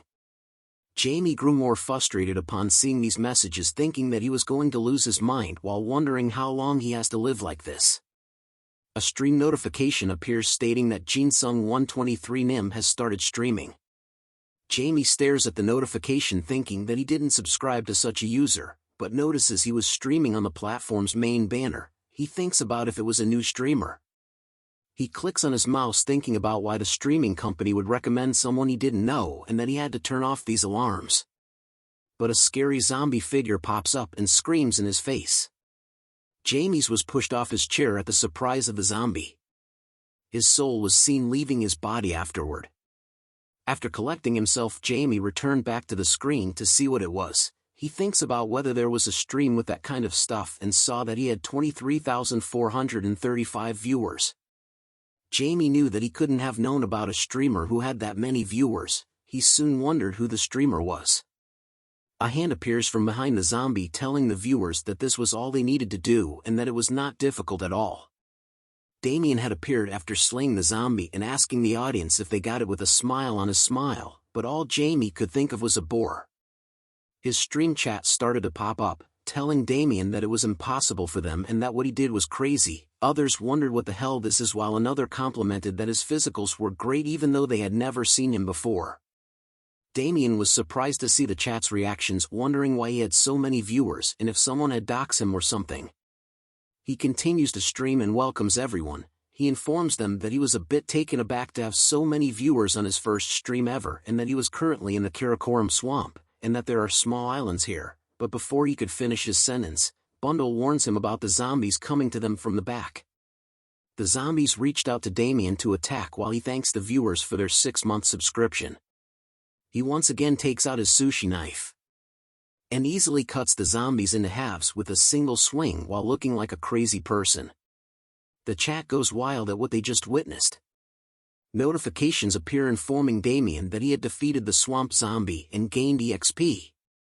He starts to think about how from level 30 onwards, the monsters would quickly get stronger, and considering the potion and equipment prices, it was not worth it.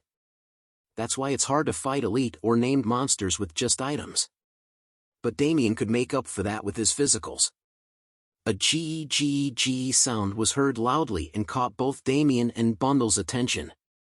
A horde of monsters consisting of zombies and skeletons appears behind the both of them. The swamp skeleton was an undead residing in the Karakoram swamp, who was cursed with this fate hundreds of years ago with dark magic and has since been attacking invaders that come into the swamp. They are resummoned after a specific time because of the mana and old magic summoning seal that is still in the swamp. Its species is undead while its type was normal and its level was 38. Its unique traits was that players may be inflicted with weakness or darkness status effect if attacked.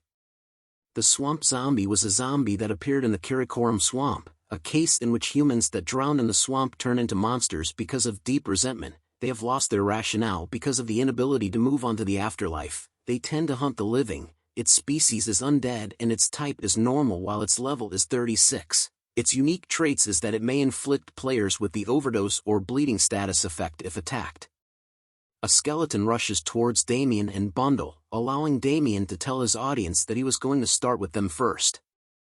He tells them to dodge low and then hit its head right away. The zombies were alarmed to see the skeleton head drop beside them. Damien informs his audience that the undead don't get inflicted with status abnormalities other than burn. Damien then realizes that his sixth sense skill had improved quite a bit, as he could now easily see his opponent's weak spots.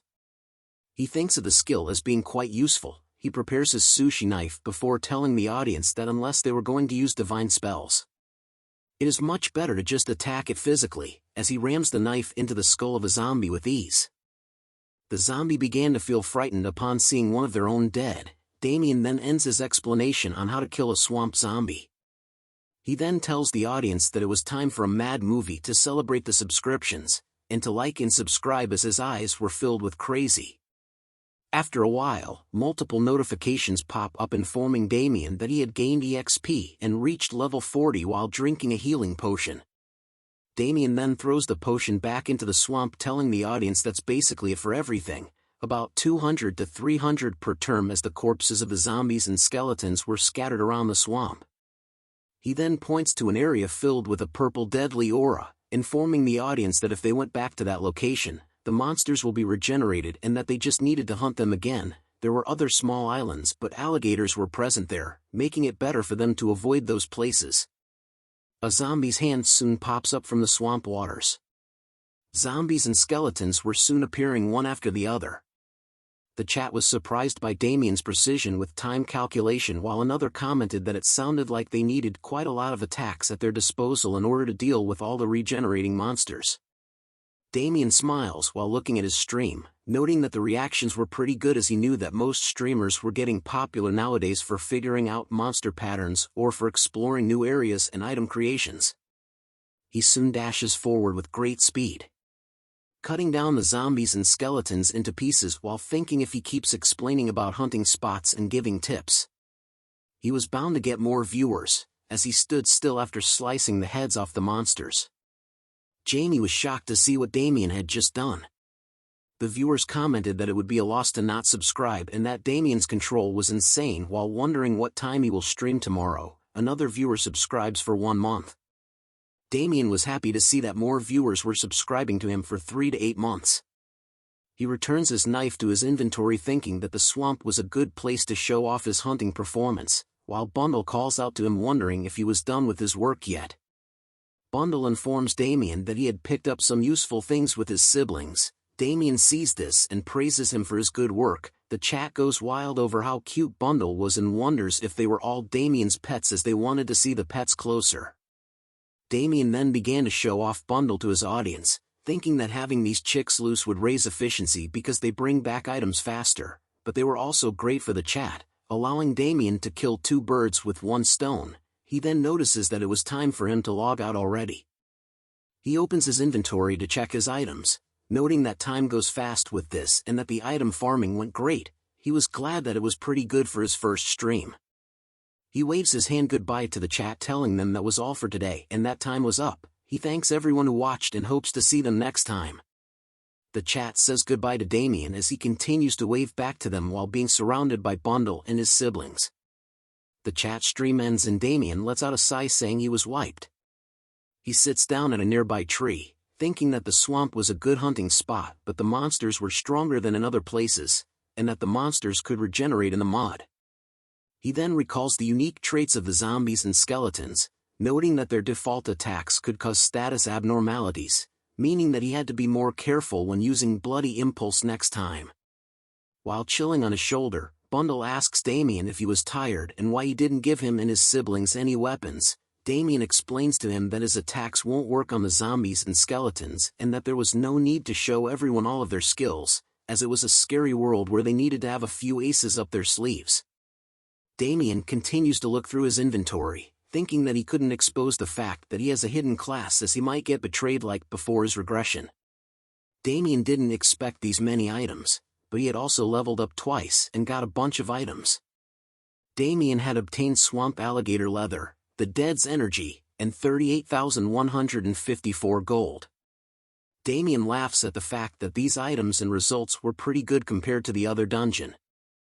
He then closes his inventory wondering how the expedition team that Hatsan mentioned died, as Damien could have hunted in this place alone if he just fulfilled a few conditions.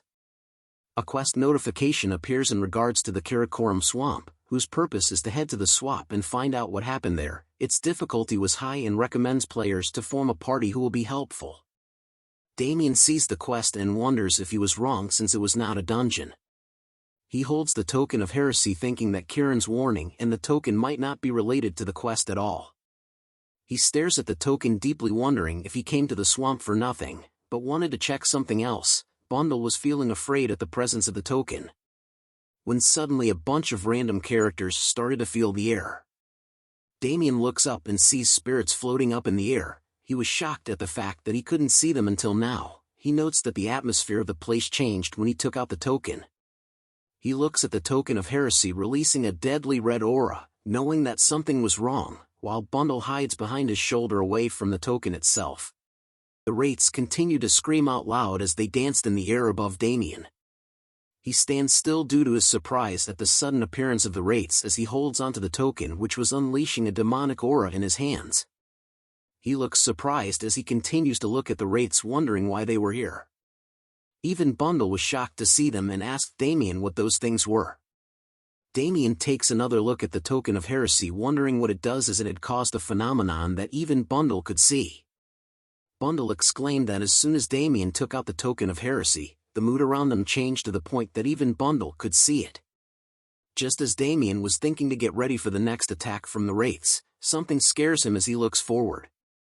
He sees the Wraiths gathering and rushing toward him in a mad rush which shocks him. He wonders what the hell was happening as things had gotten weird with the Wraiths. He knew that the Wraiths would usually immediately attack anything alive, but it felt as if someone was pulling them deep into the swamp. Damien continues to look at the Wraith's odd behavior. He felt that something was weird as just before he had reincarnated, he had spent quite some time in the swamp and had never seen anything like this before. In fact, there were no ghost-type monsters in the swamp at all. He found this Wraith activity suspicious and knew he had to track them to the source. He summons his trusty sushi knife while telling Bundle to get ready for combat just in case. Bundle agrees and gets hyped up.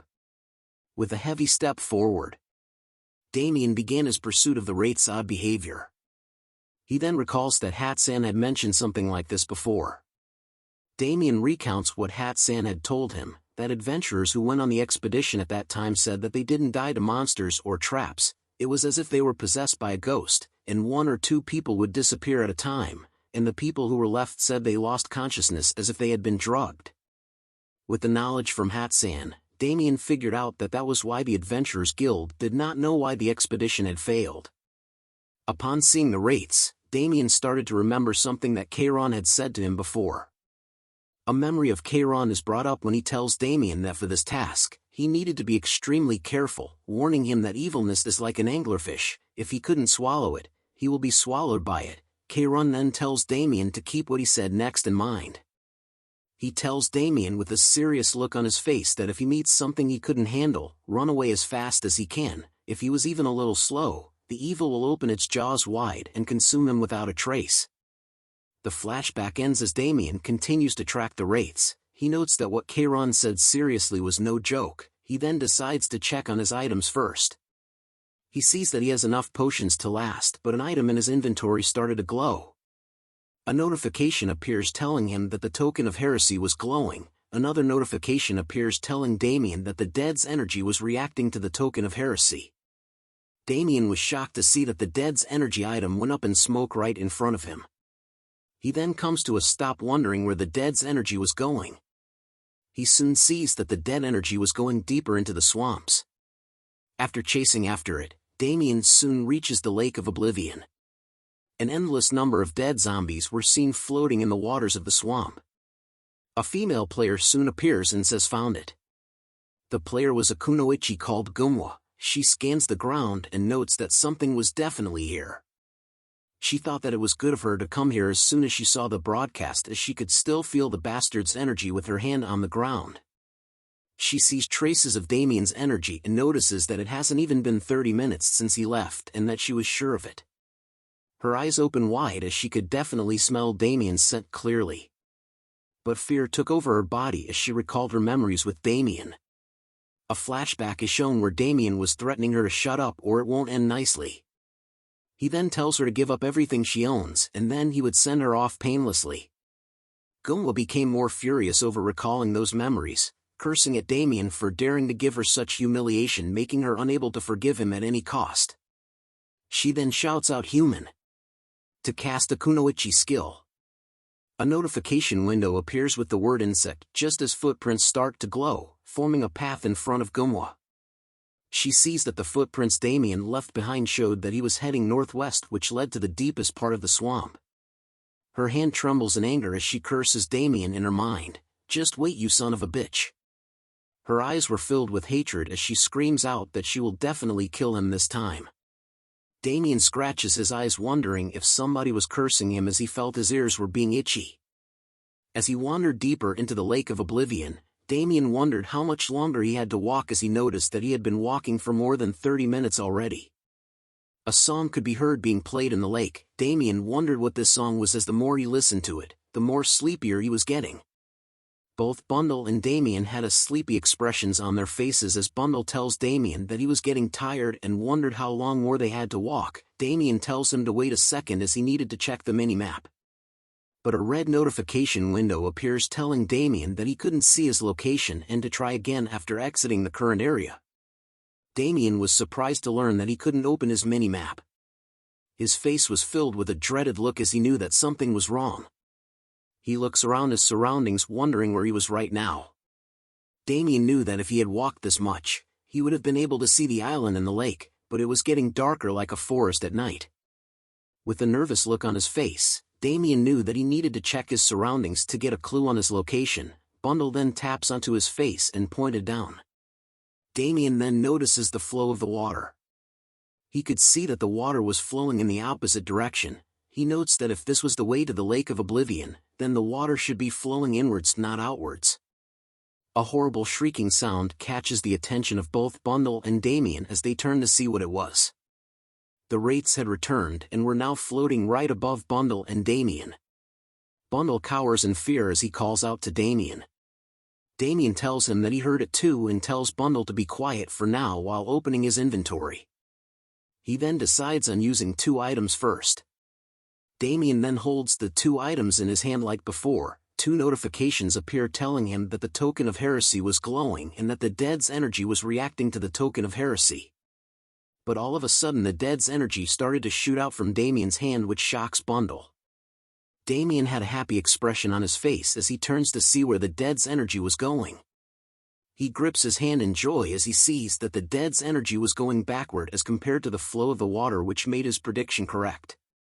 Damien had finally realized that he wasn't going to the Lake of Oblivion but was instead heading toward the Forest of Death. He grins widely with joy over the fact that it had been a while since he had seen this kind of skill. Damien noted that they were using some fun methods. He then tells Bundle to close his ears. Just as Bundle was asking Damien why he should be closing his ears, Damien plucks a few bits of his feathers while telling him that if he doesn't block his ears, he would soon fall asleep and fall off his shoulder. As Damien blocks his ears with the feathers of Bundle's, he realizes that based on the song earlier, he notes that there wasn't enough mana for it to be barrier or hallucination magic, which meant that it must have been mental magic. Damien immediately turns around while preparing to run. He knew that mental magic was the only way to bypass his 6th sense and afflict confusion on him, which meant that the longer he hesitates here, the more dangerous it will be, so he needed to turn back immediately. As he tries to run back, the Wraiths shriek and rush toward him. Damien was pissed off and told them to F off while using 2 skills at once called Flame Banquet and Decay Elixir. He manages to light the Wraiths up like it was the 4th of July, The sound of the explosions sounded great to Damien as notifications pop up informing him that he had learned information about a new location and that his current location was the Lake of Oblivion.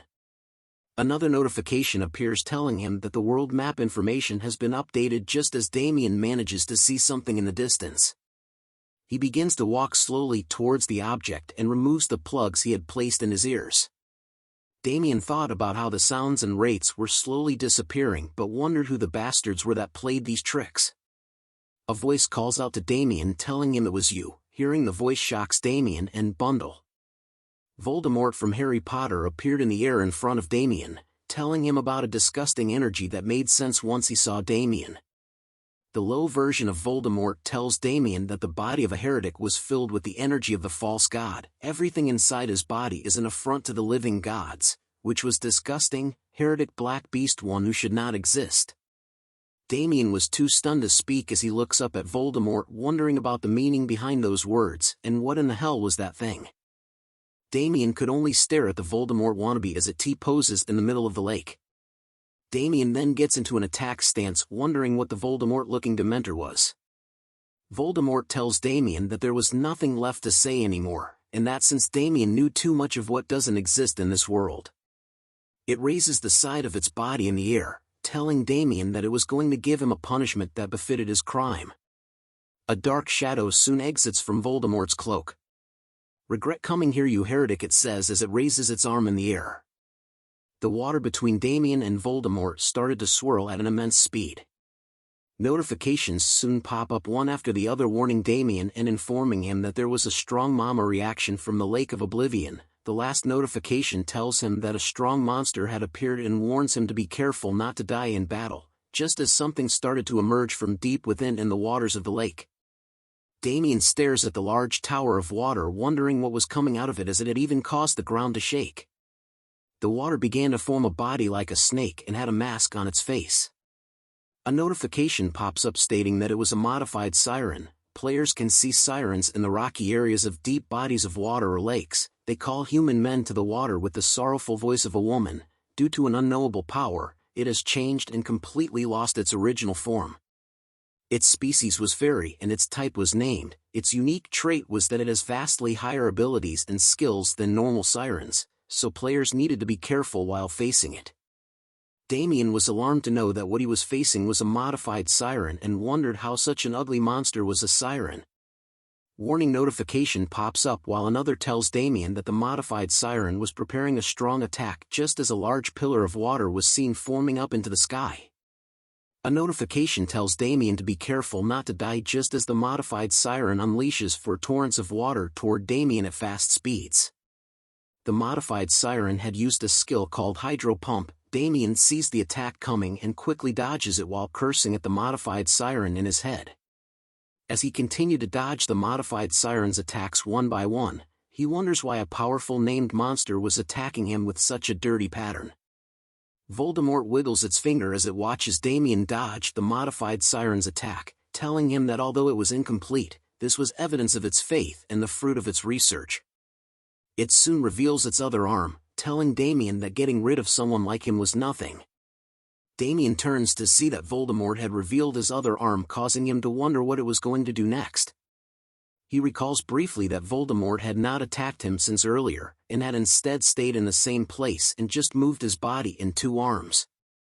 Not to mention when it moves its finger bones, the color of the mana in the air slightly changes. Every time the modified siren's movements also change. Based on what he saw, Damien concluded that the modified siren was not an independent entity but was instead being manipulated by using a type of spell or sorcery. Damien wonders if that was what it meant by being incomplete. He looks back at the modified siren thinking that even by knowing that information, it didn't mean that he could face a monster whose level could not be measured. However, its mana was getting stronger, which meant that Damien needed to do something.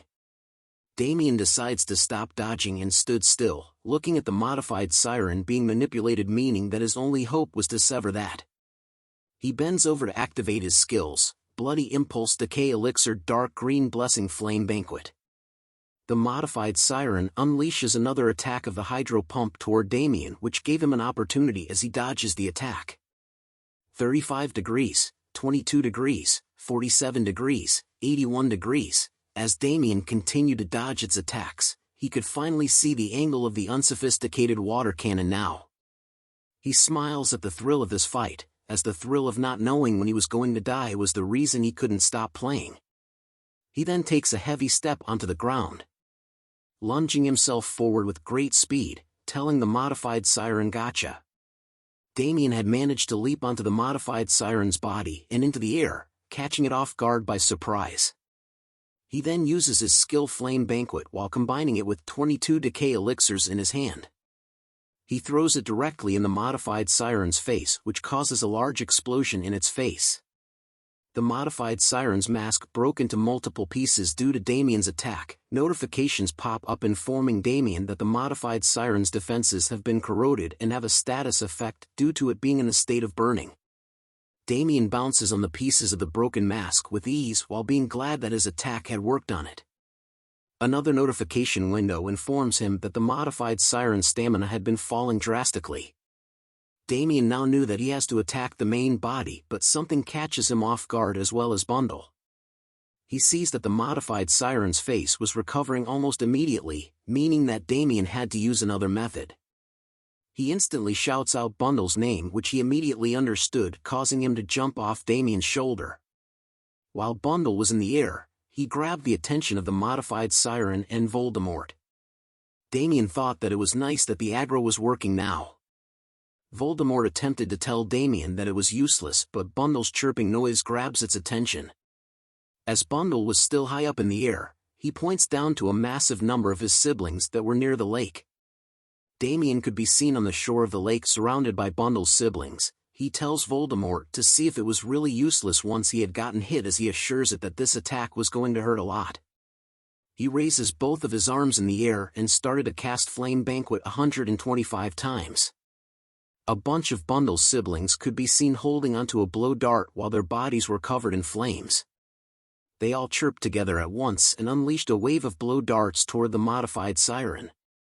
Their attacks land onto the modified siren with ease as pieces of its body and mask started to disappear. Bundle dodges their attacks while shouting at them to keep shooting.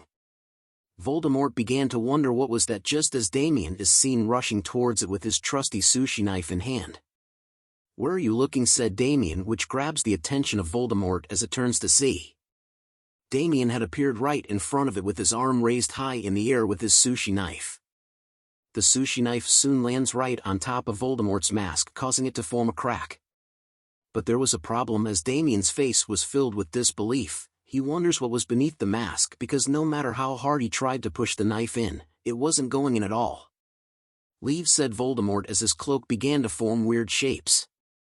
Damien immediately jumps away from it just as black shadowy tentacles came out of Voldemort's cloak. He slices at the tentacles that were trying to attack him, as he didn't expect to see those things here. Damien retreats back to the shore, surprised by the fact that Voldemort had protective measures on his actual body as well, but he soon spots something else that was happening. A warning notification pops up while another informs him that the modified siren was recovering its body. Pieces of its mask and body soon recovered, as another notification appears telling Damien to get rid of the modified siren before it completely recovers its body. Damien could only stare at it while it recovers and thought that it was way stronger than he had expected. Looking at the flames being gone from his hand, Damien knew that he had used up all of his flame lizard bracelets, thinking that he was going to finish everything in one go, but without the flame lizard bracelet now Damien wondered how he was going to physically damage the modified siren. Voldemort soon reaches out towards Damien with its creepy claw hands, asking him if this was his last struggle. Voldemort and its pet modified siren were soon fully recovered as they stand face to face with Damien and Bundle's siblings. A blue aura began to spread all around as Damien stares at the modified siren, knowing that it was almost completely recovered and that based on the quantity of mana, it was enough to cover the entire lake. The modified siren soon opens its mouth, but instead of water coming out, it started to speak out loud, saying "ah." Seeing this reaction made Damien realize something. He quickly turns away from the modified siren with his hands covering his ears. He shouts at Bundle's sibling to quickly cover their ears. The siren's scream continues to pierce the skies as Damien and Bundle tried their best to protect their ears from it. Notification alerts appears saying the modified siren is performing the song of the deceased, while another states that Damien movement and attack speed are slowed due to the effects of the song of the deceased. Damien continues to tremble due to the song as he covers his ears. He could feel that this was a similar debuff like the one he had felt in the Forest of Death. Another notification appears telling him that his mana was decreasing rapidly due to the song of the deceased. Bundle was looking drunk. He tells Damien that he was getting sleepy, but Damien could do nothing to help as he had realized it too late. The number of Bundle and his siblings fainting was more than he thought. Damien soon felt that he was becoming sleepy as well, causing him to think that he was too slow in covering his ears. He summons his trusty sushi knife, pointing it at his own leg. He knew that if he fell asleep here, he would die in reality too. He thrusts the sushi knife deep into his own life, knowing that no matter what he could not collapse here. The masked figure saw what Damien did to himself and said it was foolish of him, thinking that doing something like that will help you escape it. The masked figure continued to taunt Damien just as the siren began to moan louder. The loud shrieking noise catches Damien's attention as he turns to see what it was. He was wondering what kind of siren it was, but it was because it could drag the evil spirits from the swamp towards it. The masked figure continued to talk on. It explains that traditionally spirits are energies with the highest purity. If you forego your physical body, repent with your soul and worship the Messiah who will come again, even if it's a mere soul, you will receive salvation. On the day the world will end, we will defeat the false god, and the Messiah will open a new world and era. Damien could only think about how the evil spirits are going to the siren because it was using them as fuel. Although the song of the deceased is temporarily stopped, it keeps recovering, so how could Damien inflict physical damage on it? A smile crosses his face as he realizes that he could do that thing. The masked figure tells Damien to give up and accept his fate, even if he was a heretic. If Damien repents and offers his soul to the Messiah, Damien cuts its speech short by calling it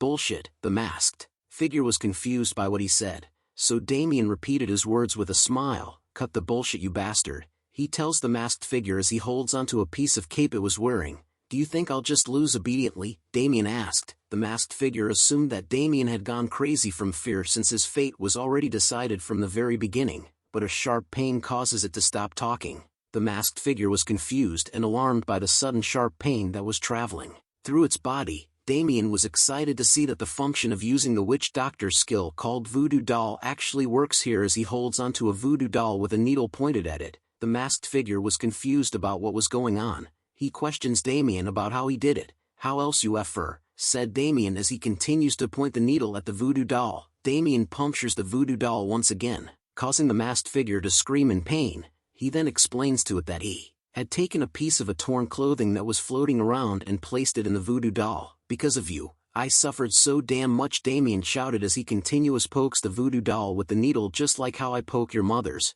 Blood began to flow from underneath the masked figure's mask. Damien was surprised to see it bleeding now. Damien grew cocky as he walked towards the masked figure, telling it that he didn't know what it was made of, but he was sure that this wasn't such simple sorcery. And then he tells it to not die so easily. The masked figure calls Damien a bastard as it tries to reach out to him, but Damien immediately twists the arm of the voodoo doll. How dare you, he tells the masked figure. The masked figure's arm was then twisted, causing it to yell out in pain. Damien laughs at it, asking it if it was deaf, as he had told it that this wasn't simple sorcery. Knowing that the masked figure wouldn't be able to manipulate the siren for a bit, Damien calls out to Bundle and his siblings to wake them up. He informs them to take out their blowpipes as the flame banquet skill was still in effect. He points a finger forward with his eyes glowing like a maniac. He orders Bundle and his siblings to shoot so as to show them how strong he is. Bundle and his siblings agreed to the command and repeatedly fired blow darts to the masked figure and the siren together.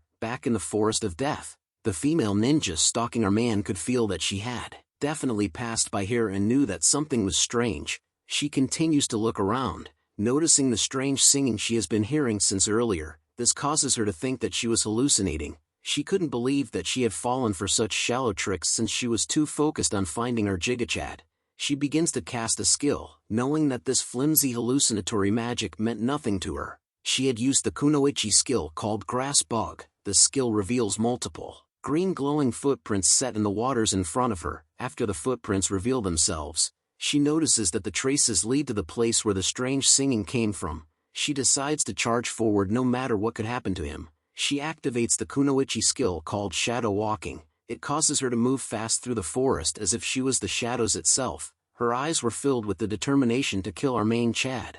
She soon arrives to the scene where Bundle and his siblings were spending in endless waves of blow darts towards the siren. She immediately leaps into the air as she had found her target. Damien felt something and turned around to see what it was. He sees her marvelous figure reflected in his eyes, but his brain tells him that it was danger. Damien leaps out of the way from her attack as it startles Bundle and his siblings, causing them to run everywhere. He then prepares his trusty sushi knife, wondering who this was and where she came from. But upon seeing her up close, he realized that he had seen her from somewhere else. A question soon arose in his mind: why was she here? But the female ninja doesn't stop her attacks as she continues to rush towards our man. Damien could only feel frustrated as he needed to finish things now, but she just had to interfere at such an important moment. She attacks with a mad flurry of strikes, but Damien manages to block and deflect each one with ease. He soon pushes her away from himself. "Are you crazy?" he shouts as he tried to kick her hard. The female ninja flew back a few inches and was surprised that Damien had blocked her attacks. He then questions the female ninja about the reason why she was appearing suddenly at this important moment,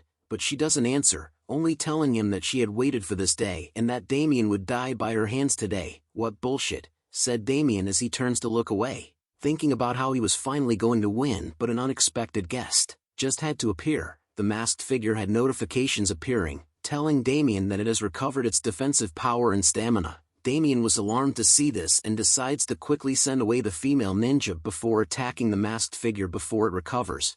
Damien then calls out to the female ninja, asking her if she sees that as he points to the masked figure. He tells her to F off as he was pretty busy in getting rid of them, and that if she didn't want to be screwed like them, she needed to leave now. But the female ninja didn't care about the masked figure or siren. Her only goal now was to kill Damien as she prepares her own sushi knife against him. She lunges straight at our boy, asking him if he understood. Damien prepares himself as he calls her a crazy bastard.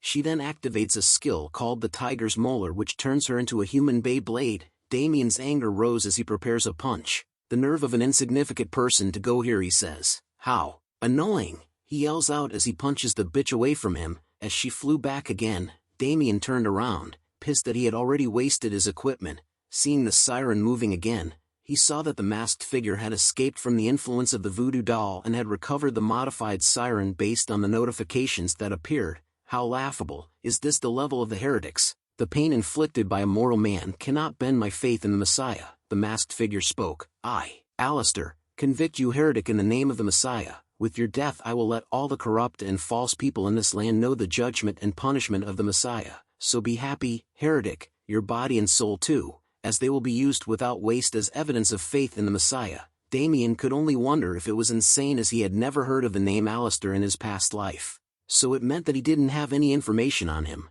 He had also used up all his attacks, making his chances of winning less than 10%. But Damien knew that he couldn't back down, as he needed to get rid of the curse placed upon his body. Even if the odds are low, even if he couldn't escape, Damien needed to risk it all. "I need to solve my problems all by myself," Damien thought as he prepares for the upcoming battle. He decides to use it all here. The modified siren, the Alistair and Damien continue to have a stare-off contest. He thinks about how he could beat those guys up, but a moaning sound catches his attention from the side. The female ninja was still pissed off. She points a finger at Damien, swearing that she will kill him at all costs. "La Dita," Damien tells her as he continues to ignore her for the moment. He started to think about the upcoming battle instead. He knew that Alistair was going to act up again, and at this rate, the modified siren's pattern will activate again, so he started to prepare first. He calls out to the crazy ninja lady and tells her that this wasn't the time for her to try and kill him. She replies to our boy with a glare and pissed-off expression on her face. He points to the modified siren and Alistair while scratching his ear. He tells her that he was not joking and that it would be best for her to run away quickly. But she reminds him that she didn't care about what was going on. She asks Damien to stop stalling for time by acting pretentious and bullshitting. But a sudden notification disrupts their talk, telling them that the modified siren is performing the song of the deceased. A huge pillar of water started to rise into the sky as Alistair points his hands up. Red notifications appear stating that movement and attack speed are slowed due to the effects of the song of the deceased. The female ninja suddenly broke down and felt dizzy all around. She held a confused look on her face. She then stumbles backwards, wondering what this was. Damien appeared to be fine from the effects of the song. He taunts the female ninja that he had told her to run. Damien thought about how he covered his ears well so that the song wouldn't affect him. Damien took a readied stance, thinking about how he should calculate how much mana he has and to get all the buffs he could, and to use as many items as he could. Damien moves fast and spots a knife on the ground. Damien realizes that the female ninja had some stuff he could take. He threatens her with his trusty sushi knife and takes even more stuff from her. The female ninja could do nothing but watched as Damien took everything she had. Damien was whistling with joy as he holds onto a scroll like the ones from Naruto. He thought about how she had a lot of useful things, including the time bomb, which was quite an expensive item. Even more was that it was in its roll form. Damien had struck it rich. It's time for Damien to get serious since he had completed his preparations. All he needed to do was to finish things as planned. Alistair questioned Damien about whether he had finally given up since he hid his weapon away, which pleases Alistair as he tells Damien to do as he pleased. The modified siren had appeared right above Damien and Bundle's sibling, who could be seen hugging the tree in fear. Poor little guy, but Damien remained unfazed by it. He continues to walk towards Alistair and the modified siren, asking them if they wanted to know something fun. A grin crept onto his face as he tells them that he had been building mana inside his body since earlier, meaning that the mana hole inside of him is puffed up to the point where it's about to explode. Usually if someone gathers this much mana, it's normal for the person's mana hole to explode and for the person to die from their body exploding. With a smile like the Joker on his face, Damien asks them a question: what if the mana hole is much bigger than other people's? What would happen? Alistair remained confused and asks Damien about what he was saying just as a red aura started to creep up on him. With a sudden heavy step onto the ground that destroys it in an instant, Damien had cast the Witch Doctor skill. 99 times he casted the skill Bloody Impulse together. A red aura filled the skies as Damien leaps towards the modified siren and Alistair, as if he was a comet that was tearing through space. Take this bomb, Damien says to the modified siren as he activates the Witch Doctor skill Decay Elixir 47 times. He flings the Decay Elixir straight into the modified siren's face. It screams out in pain as a green explosion of smoke appears. Its mask is cracked, which Damien spots as he slowly falls down. He noted that it was nice as the preparations were enough. Play the Naruto theme song as our boy appears with 2 kunais attached with 200 time bombs between his fingers. He dances in the air with somersaults, landing multiple bomb attacks onto the modified siren with ease all over its body. The time bombs had done quite a lot of damage as it dropped the modified siren's health bar to 2. The female ninja was alarmed to see that Damien could use the time bomb when he wasn't a practitioner of ninjutsu. This was shocking to her, as you could only use it if you're well versed in ninjutsu. You bastard, said Alistair as he watches Damien flip in the air like Spider-Man. It's useless, he screams as he reaches out with his clawed hands. Alistair had begun to control the modified siren back as more evil spirits began to appear, but Damien turns around with a smile as he tells Alistair that he knew that this would happen. He finally lands back onto the ground, instantly dashing to the back of Alistair while summoning his weapon.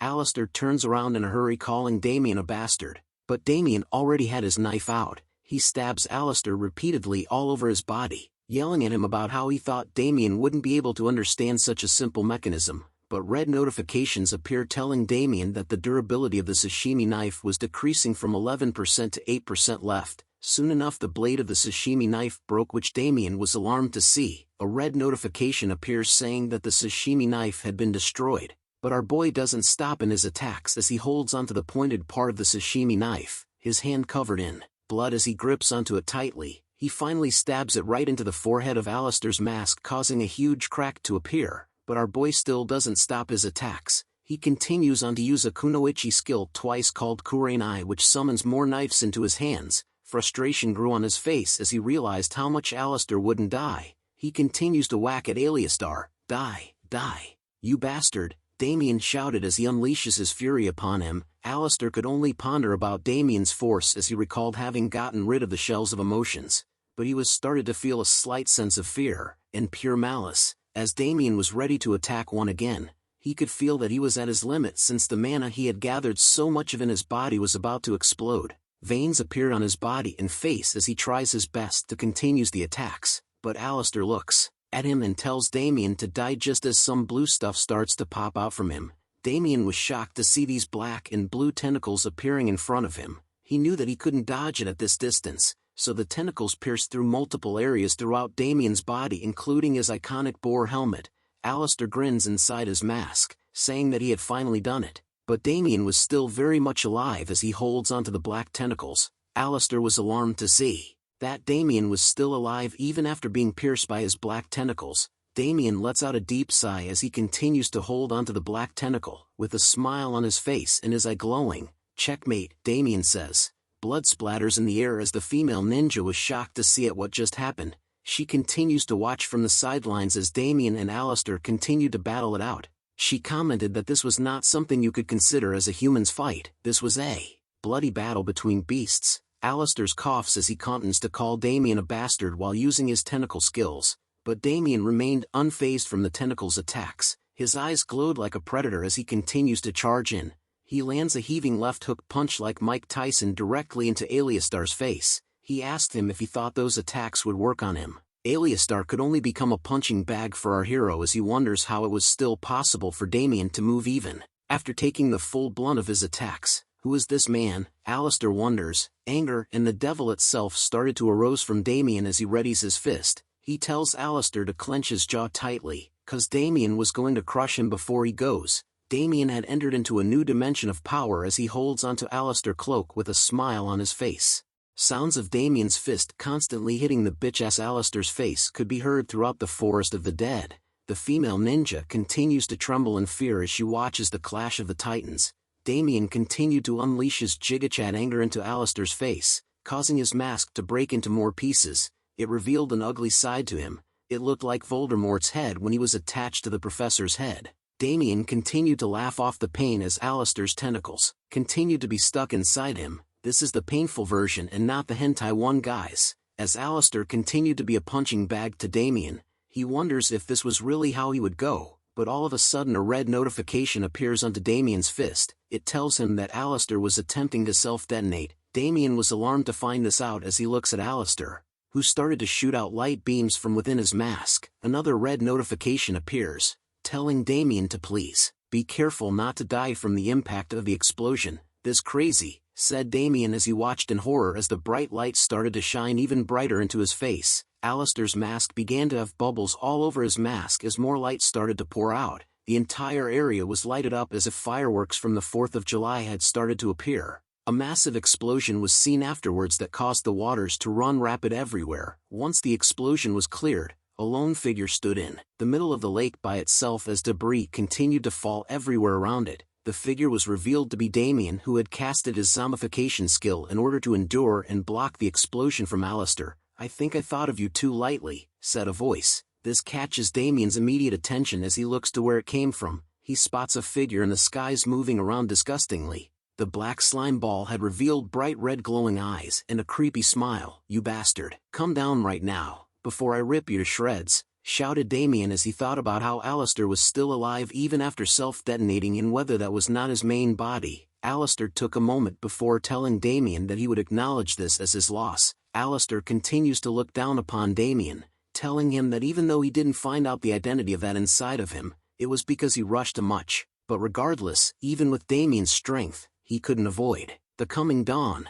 The day the Messiah comes, Damien's fate, just like a shroud of dust, will go flying. Hearing those words coming from Alistair continued to anger Damien as veins continued to pop on his face. Alistair gave off a creepy smile and continued to talk. "On the coming day, I will sit on the Messiah's right side and watch your destruction, and I will become the spearhead that tells the gospel of this land's salvation." He then explodes again into a bunch of black goo that drops all around Damien and into the lake. Notifications appear telling Damien that he had defeated Alistair's other self, and that he had defeated the modified siren as well. He had finally gained experience and has reached level 44. Damien was annoyed as he kneels on the ground as his zombification has been deactivated. He couldn't believe that Alistair had disappeared after spouting such good-for-nothing nonsense. A red notification appears warning him that his body signals is more unstable than the threshold. It urges Damien to log out. "Are you okay, stupid master?" said Bundle as he rushes over to Damien's side.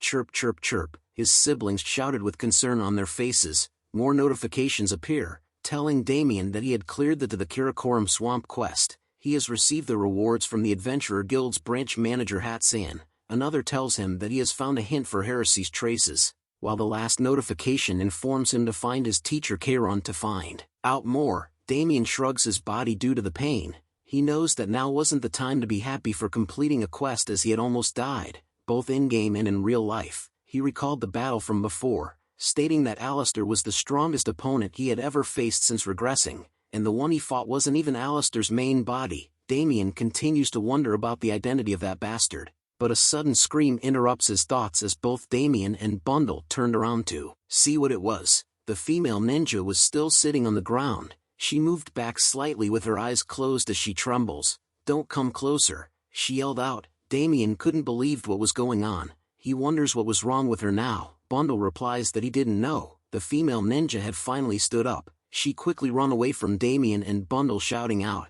go away, you monster," but her clumsiness catches up to her as she trips and falls flat onto the ground. This brings a smile to Damien's face as he grins widely. He reaches out to her saying, "Good timing." The female ninja screams like a chick from a horror movie as Damien's hand reaches towards her, but all Damien did was simply flick her on the head. This catches her off guard as her face turned into a meme. Damien lectures her, telling the female ninja that he would really kill her if she chases after him again like she did just now. Bundle shouts at her as well, asking her if she got it. Damien turns to leave but tells her to go back obediently and to get some rest. The female ninja became even more confused as she wonders if that was all Damien had to say or do to her. A bright ring of light appears above Damien as he tells Bundle that they should get going. He had summoned the invocation of the Book of the Black Covenant. Damien had summoned the Bifrost like the one in Marvel to return him back to the village. The female ninja watches as Damien left her alone, but soon realizes something. She yells out loud to Damien that he should have given her back her weapon. Back at the Golden Lark lodgings located in the Terra Kingdom, "You're here," said a voice. Damien appears at the doorway with a stunned expression on his face. He was surprised to see his master here, who was sitting down while radiating brightly. Damien asks him about why he had entered someone else's room without permission, but Kayron laughs it off, telling Damien that everything he had belongs to him as well. But Damien asks him why he was here. Kayron tells him that he came here because he had a reason to. Bundle appears beside Kayron annoyed. He tells him that he wanted food too and that if he eats all of it by himself, Bundle was going to cause trouble for the old man. Damien was relieved to see that Bundle and Kayron were getting along well. As Kayron finally gave Bundle some food, "Did you meet them?" asks Kayron. He points a finger towards the rune of domination that Damien was holding onto. A notification appears in front of his face as he holds out the rune of domination in his hand. He tells Kayron that he didn't just meet them, but that he had a close fight with them to the point that he almost died. Just what is Alistair's identity? Damien wondered. Kayron took a moment before telling the Damien about them. He explains to Damien that Alistair was part of a group that calls themselves the Crucifix's Dawn. Their goal is to descend the existence that they worship as the Messiah to this land. Messiah? Damien questioned before asking Kayron if they were some kind of cult. Kayron gave off a serious look on his face. He tells Damien that they were a very dangerous cult. They were religious fanatics who believe that this world, which is ruled by the 6 gods, including the goddess of light, Arya, is a fake world, and that the world of the Messiah they follow is this world's real state. AI has come alive, guys. Damien thought about how he sees Kayron as a religious fanatic too. He then questions Kayron about who is the Messiah that they believe in. Kayron replies with a question.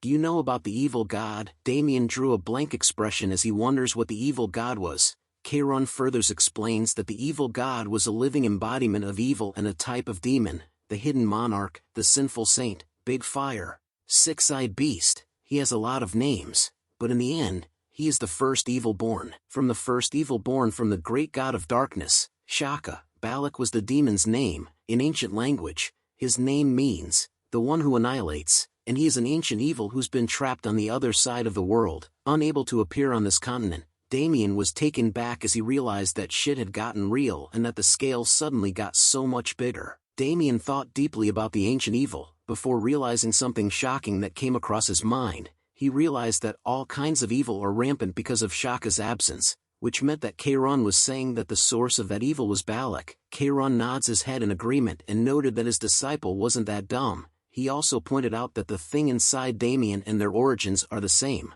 This was alarming to Damien, as he recalled the demon king Abraxas, but Kayron tells him not to be mistaken. He tells Damien that they simply worship the beginning evil that became rampant in Shaka's absence, and are mere robbers who only know a part of the truth of the end. They are Shaka's enemies. In other words, They are our enemies as well as our worst enemies' enemies. Damien was shocked to see that Shaka had so many enemies, as Chiron had only mentioned the goddess of light to be his enemy. "Are you complaining that we have more enemies?" asked Chiron. Damien immediately turns into an angel and tells him no, thinking that he was a crazy old man who was quick-witted. Chiron smiles and tells Damien not to worry. In the end, they rose using the twisted power of darkness, and are vermin who deny the gods and kill their creation. Their deterioration will become your bravery, and their subservience will one day become your strength, as long as Shaka's grace is with you. Chiron yelled out as he grabbed onto Damien's hand, causing dark purple aura to spread all around. Damien became mad and annoyed, wondering what was going on as the rune of domination started to change. Lightning started to spark everywhere as he yells at Chiron about what he was doing.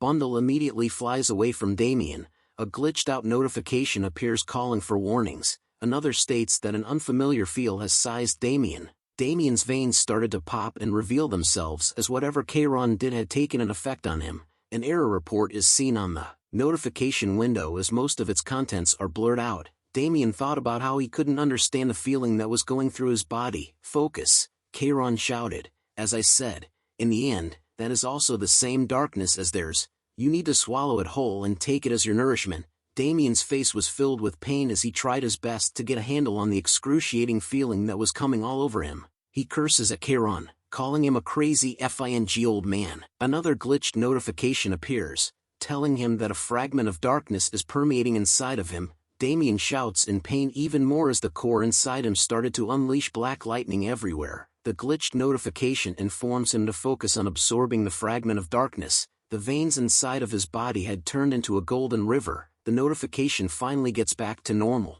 telling Damien that he had cleared the quest token of heresy. As the insides of his body began to change rapidly, another notification pops up, telling him that he had gained experience and reached level 45. The painful experience had finally come to an end. Damien kneels onto the ground, breathing deeply as his body was sweaty all over. Another notification appears, telling him that the items that were disabled due to his low level have been unlocked. More notifications appeared, stating that the Oracle and Rune page has been activated. Damien was surprised to learn this as he looks at the windows. His hand started to glow bright green as another notification informs him that he has gained the Rune of Greed Extorting Hand. Damien stares at his hand, all confused, wondering what this was. Was it a pattern, or is this a charm? More notifications appear. Even I'm getting sick of notifications. It tells Damien that the Rune page was opening. A book appears in the air in front of him. He looks at it in disbelief as it shined brightly. His eyes opened wide as he looks at what it was. He wonders if this was the Sephiroth's tree, but upon looking at it closer, he realized that it seemed a bit different.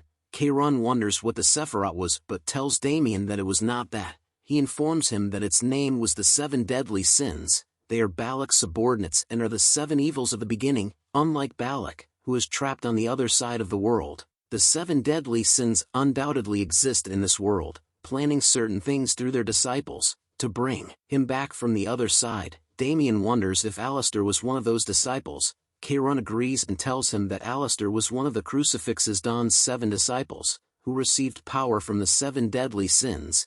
Damien thought about the name 7 Deadly Sins as he recalls having heard of that somewhere before. He finally recalls where he had heard the name 7 Deadly Sins. It was from Abraxas, the Lord of Abyss. Demon King Abraxas also had apostles named the 7 Demon Dukes. Damien wondered if this was all a mere coincidence. Chiron tells him that from now on, Damien needed to defeat them one by one and absorb their powers. Damien figures that the Goddess of Light is hard enough by herself and wondered how long it will take for him to catch them all. Like in Pokemon, Chiron tells him that complaining was useless, because if he doesn't want to catch them, they will come looking for him themselves. Both Damien and Bundle were surprised and shocked to learn this. Chiron continues to explain that to them. This incident was nothing. If anything, they're simply aware of his existence now. He further adds on that Alistair wasn't even in his main body, and that all Damien did was bring them back up to the surface. Damien rubs his head in frustration over the new information he had been told. He yells out at Chiron,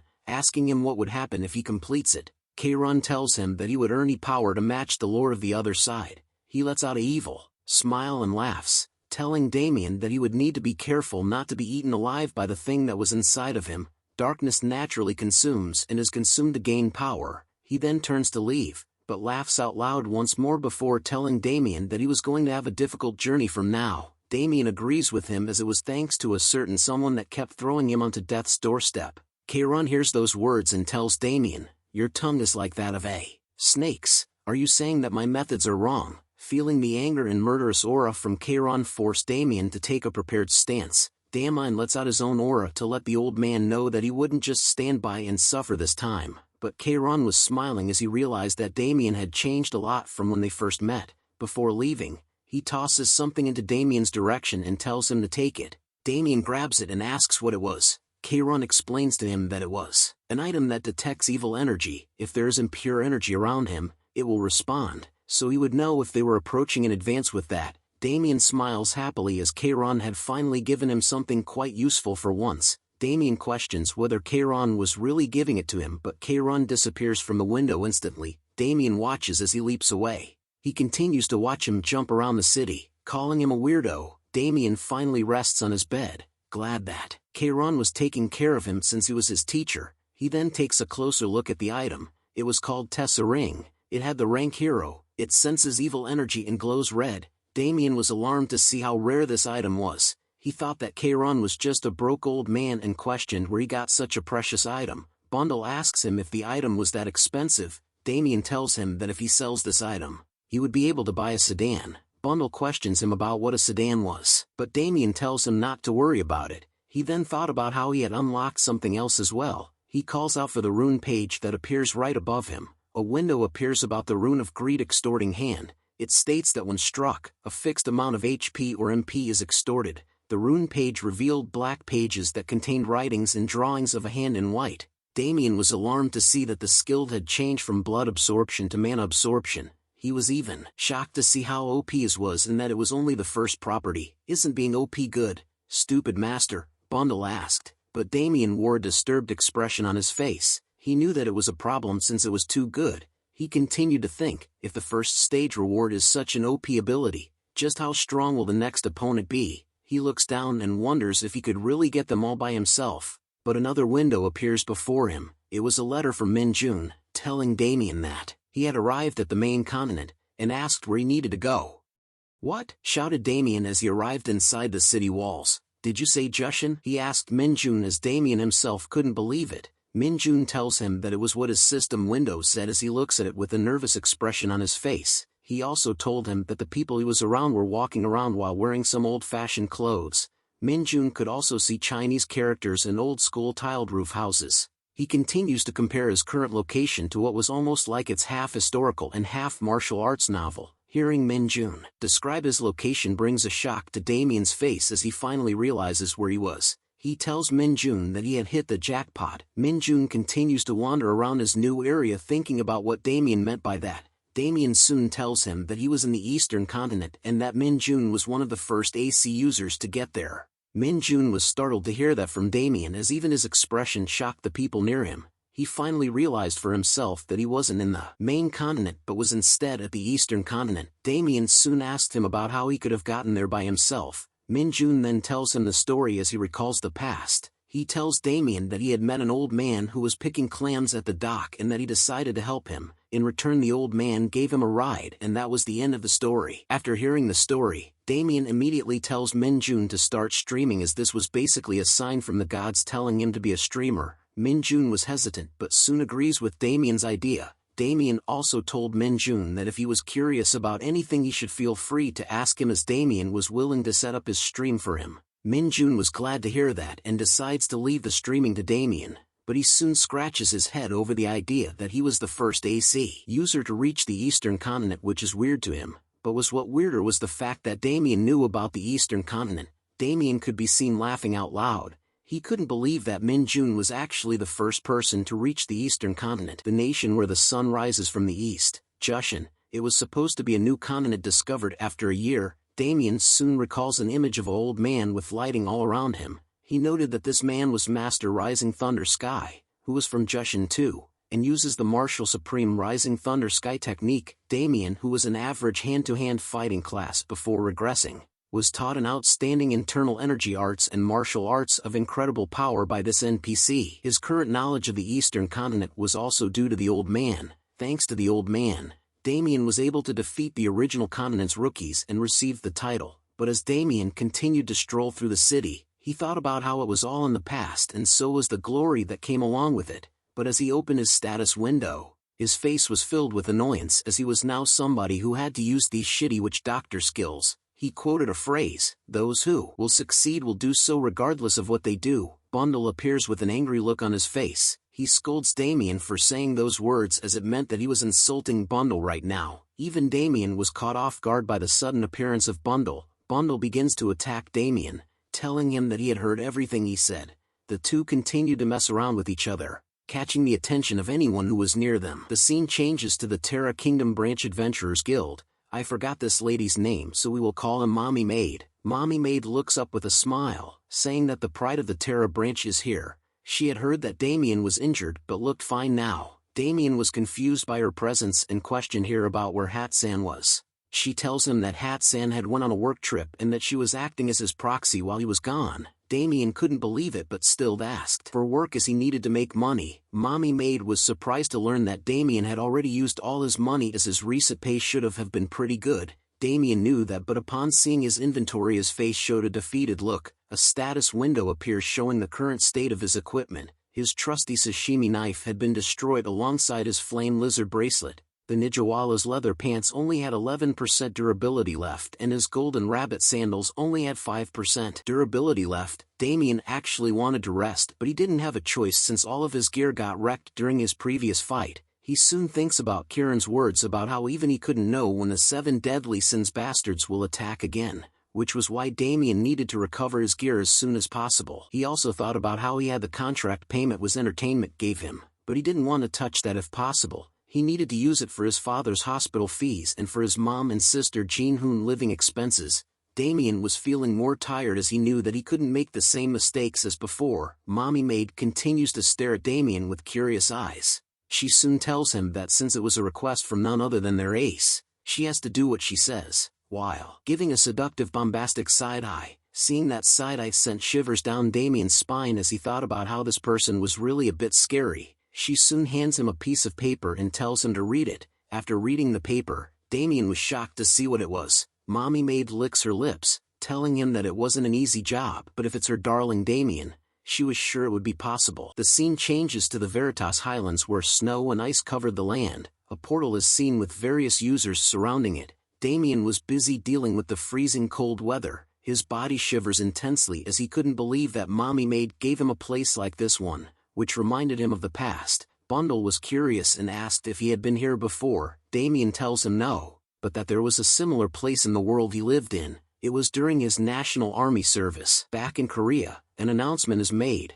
calling out for those who have volunteered for the defense of Aldean Fortress to please gather at the central square. A knight clad in heavy armor announces again, stating that in 30 minutes, Commander Michael will instruct them. The knight continues to repeat the same announcements as more and more users started to move towards the portal. Damien watches the crowd from the back and wonders if it was starting. He soon recalls the Aldean Fortress. It was a place where monsters appear almost every day, not to mention that geographically speaking, it was not a nice place. The rate at which people run away and die is high, so most ranked mercenaries are opposed to going. Mommy Maid informs Damien that from the kingdom's perspective, it's also a place that must be defended to prevent monsters from crossing over the border. Damien replied that it sounds difficult just from hearing about and wonders whether the pay is good. Cha-ching. She reveals to him that the basic pay is 200,000 gold, and depending on his achievements he could get a bonus. Among the currently registered quests, this has the highest pay but warns him that the quest won't be easy. Damien himself heads over to the central square, talking about how there was nothing easy in this world, but regardless, he just needs to face whatever comes his way. "Ah, you!" shouted a voice as a gloved finger is seen pointing towards Damien.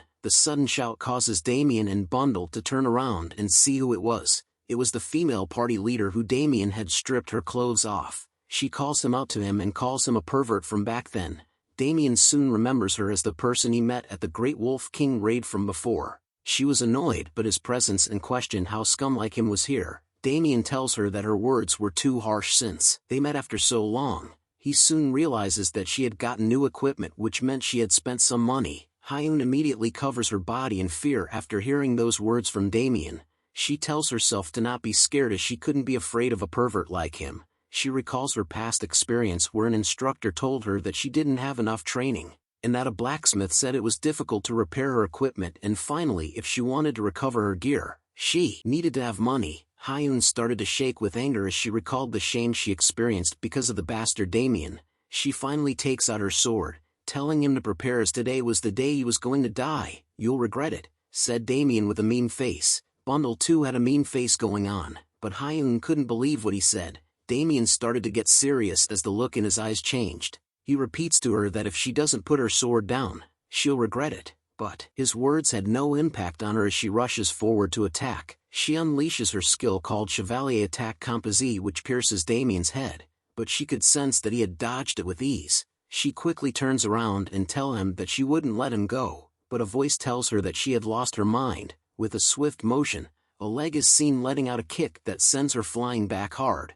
Her face was filled with pain as she holds onto her stomach, but she soon coughs out a green liquid, EW, and collapses onto the ground. Damien stood over her with a smile on his face, telling her that he was right about her regretting it. He then looked straight ahead and noted that it was him, the people at the front who protect the border and Aldean fortress with absolute defense. It was the Night Crow Knights. A man wearing a cape and armor is seen in a kicking stance. He tells the crowd that those who fight within Aldean fortress will be immediately executed. "Do you want to die?" he asked with a serious look on his face. This was Jorno D. Jekachev, the 6th platoon commander of the Night Crow Knights. Cloak with feathers like those of a crow's and dark-colored armor, the leading role in protecting the border in Aldean's fortress with absolute defense, where each individual is known to exceed the skills of the knight commanders of the royal guards of most kingdoms. This was the Night Crow Knights. Jorno looks down at Hyun in silence, before wondering if she was a member of the Ursulija family. A red jewel with a marking is seen which symbolizes the sign of the Ursulija family. He tells her that it seems like the level of manpower of the Ursulija family has fallen significantly. "How dare you," responded Hyun after hearing that from him, but Jorno turns to leave, telling her that since she was a member of one of the families that represent the Terra Kingdom, she needed to act accordingly, but if she wasn't a member of the Ursulija family, he would have killed her on the spot. She held a shocked expression after hearing that warning. Damien continues to taunt her, surprised to learn that she had quite a good backer and that he didn't know that the Night Crow Knights wouldn't take their swords out in a situation like this. He tells her to consider herself lucky since it looked like her class saved her life. But hearing those words coming from Damien made her even more angry. He continues to tease her after seeing her reaction, telling her that he knew she had feelings for him but that she should focus more on her job like the knight said. He reminded her that they weren't here on a vacation. Damien then smirks at her, telling her that she wouldn't have time to focus on him since she would be trying her best just to stay alive. He finally decides to leave and waves her goodbye and good luck. Hyun could only shout in the air about what was wrong with Damien, equipping a high-efficiency item enchanted with homeostasis magic to maintain body temperature as well as stamina recovery magic to combat long periods of reconnaissance or marches. The highest level of defense Damien can use at his current level. Our boy has now joined the Night Watch. Damien had equipped the full set of the Chaser of the Night armor. He was excited as he noted that the quality was quite amazing for a barren border corps supplies. No matter how cold it was going to get, Damien believed that he would be fine with this set of armor. Bundle was happy as well as he himself had equipped the same set of armor. He tells Damien that he was warm too now. Damien looks at Bundle and was impressed by his latest fit, but Bundle teases Damien that he looked like a chick too now. Damien plays along and tells Bundle that he was actually a crow right now. "It seems you've taken quite a liking to the supplies," said a voice. It was from the Knight Jorno. He reminds Damien that if he dies and all the equipment would be worthless. Damien laughs at that remark but agrees with Jorno that everything is useless once you die. He recognizes Jorno as the Night Crow he saw outside earlier. A status window appears and reveals some information about Jorno. It states that he is the eldest son of the Jekachev family who avoided and survived the purging of political opponents. After losing everything, he devoted himself to Aldean Fortress. Now no one knows of his past. He uses the swordsmanship of the Night Crows and the swordsmanship of Jekachev. His level was 99 and held numerous titles.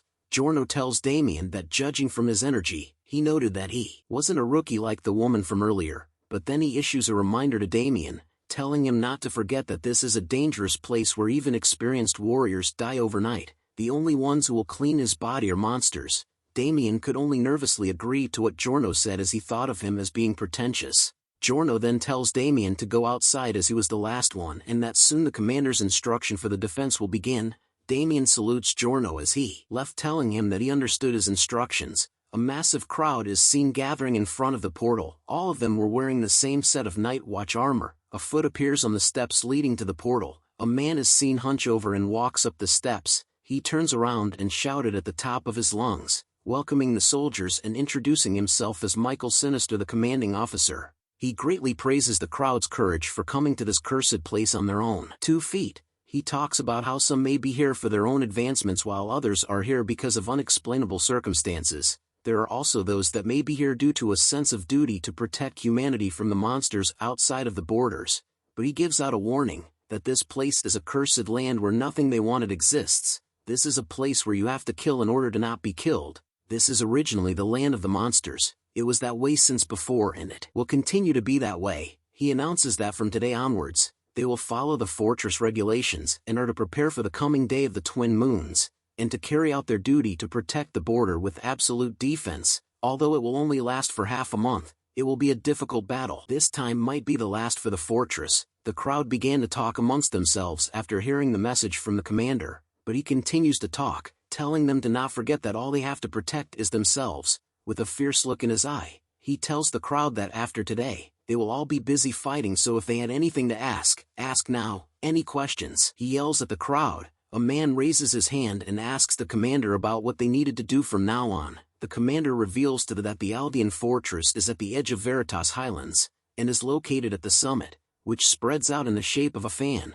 Thanks to their geographical advantage, they've been able to block the monsters on the borders until now, but on the other hand, that's the main reason Aldean Fortress is being invaded periodically. That's why they needed to prepare for the invasion of the enemies before the day of the twin moons and get classified into the Annihilation Team, the Reconnaissance Team, and the Pioneer Team. And on the day of the twin moons, they will need to put all of their power into stopping the coming monsters. The crowd grew nervous, wondering what kind of monsters they will be facing. The commander tells them that although they had fought the monsters for a long time, they were unsure of their exact identities. The monsters were irregular and different in kind with no particular abilities or shapes, but he tells them that the monsters all have one thing in common, and that it was they were all specialized in killing. Hearing that dampened the atmosphere amongst the crowd as fear began to take over them. With a snap of his fingers, the commander announces that he will organize them into their teams. He tells them to move according to Peterson's regulations. The crowd grew wild over the new instructions and regulations. Some were upset and stated that they were a gold-rank adventurer from the Adventurers Guild, but as they argued, a man suddenly enters the town square. One of the members of the crowd continues to complain to the commander, asking him if he thought that he came here just to clean up after the old men, but the other members soon grew silent as the large shadow appeared behind them. The man who was complaining scolded the commander, telling him that he was just tools for users to level up and that without the users, they wouldn't have anyone else that needed them. The huge shadow soon casts over him, causing him to turn around nervously to see what it was. The large figure tells the man to keep talking. With his fist raised into the air, he slams it into the user, turning him into nothing but blood. A window appears stating that the user called on the West had died and logged out. Due to the use of inappropriate language, his account has been suspended. The other members of the crowd were shocked to witness the sight of one of them being killed in a single blow by the large figure, with blood all over his face and armor. He warns the users that if they go against the commands, they will be executed, and that if they resist or tried escaping, they will be executed. He continues to warn them that all acts that go against Aldean Fortress will result in immediate execution. Reminds me of Oprah, you get an execution, you get an execution. He then tells the users that if they wanted to end their lives right now, it wasn't a bad decision to keep talking shit like the bastard who had just died, since it'll be less painful than getting ripped to shreds by the monsters outside the border. He says with murder in his eyes. After witnessing the scene of a user being murdered right in front of him, even Damien wondered if he and Bundle should just run away right now. Aldean Fortress assignments are divided into 3 teams. The Pioneer Team is in charge of supplying goods and repairing buildings. The Annihilation Team protects from the invasion of monsters on top of the fortress walls, and the Reconnaissance Team analyzes the trends of the monsters from outside the fortress. Because the Reconnaissance Team has to search outside the fortress, they are the ones most exposed to danger. That was where Damien had been assigned. We returned to our boy and big boy Bundle, who were in a tent. Damien felt annoyed over the fact that he had been assigned to the Reconnaissance Team, Another member appears and tells him that he was the last member of Group 6. He welcomes Damien and introduces himself as Amoeba King. He introduces the other members as No One Dandy Man, Lucky Day, I Love Choco and Seo Hyun. Damien was surprised to hear that she was here too. Even Hyun was shocked to see him, but Damien just simply introduces himself to the group. Is everyone here? Said a man as he entered the tent. The man introduces himself as the leader of Group 6 of the reconnaissance teams and the Night Crow Knights,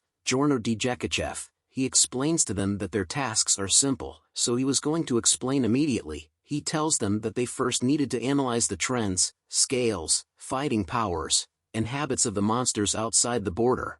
Second was that they will move while following the search path to check whether the place's equipment got damaged. And if the camp's conditions are favorable, soon enough a notification appears with the quest night at Veritas Highlands. Its detail was to follow the reconnaissance tam and search outside Aldean Fortress. It gave out a warning that if you fall out of line or cause discord, you may die at the hands of the Night Crow Knights. Damien looks at the quest window and thought about how it was simpler than he thought. He noted that there were a lot of modified monsters here, but if he just carefully hunt and wait until the day of the twin moons, he could level up a lot and earn lots of money. Jorno announces to them that they will carry out their tasks as of this moment at the 3 bunkers that are built in the search paths area in groups of 2. He shouts at them that they would be leaving in 5 minutes and to get their gear. The scene changes to a small wooden hideout in the snowy mountain. This was the second western bunker, which was where Damien's team is located. Damien lets out a deep sigh, complaining that he was so tired, and not only were they in the same group, they were even in the same team. Hyun hears him and shouts at Damien, saying that it was her line and questioned him about whether he knew what she had to go through because of him. Damien gave her a clueless, idiotic face and wonders like what. Hearing that reply made her even more annoyed, but he soon asks her about whether he should be the one complaining about what he had gone through. It seems to Damien that she wanted to talk about when they were catching the Great Wolf King, but it was actually her who started blackmailing and ganging up on him. Hyun tried to explain that it was misleading from their point of view, but Damien didn't care about that. He explains to her that if she came at him first then she would have won, but he continues to tease her by saying that she was the one who almost died but lived thanks to her family name. And after taking out her weapon out in Aldean Fortress Square, Hyun had enough and yells at Damien if he was done with the insults, but his focus was drawn to something that was flying towards them. Damien recognizes it was a ghoul, a flying-type monster, but he noted that it shouldn't be here in this area. Seeing the monster made Damien excited as he pulls out his dagger while telling Hyun not to move a bit. As the ghoul came closer, Damien got himself into a readied stance. But before he could do something, someone else slams a purple lightning attack onto the ghoul before it reached Damien and Hyun.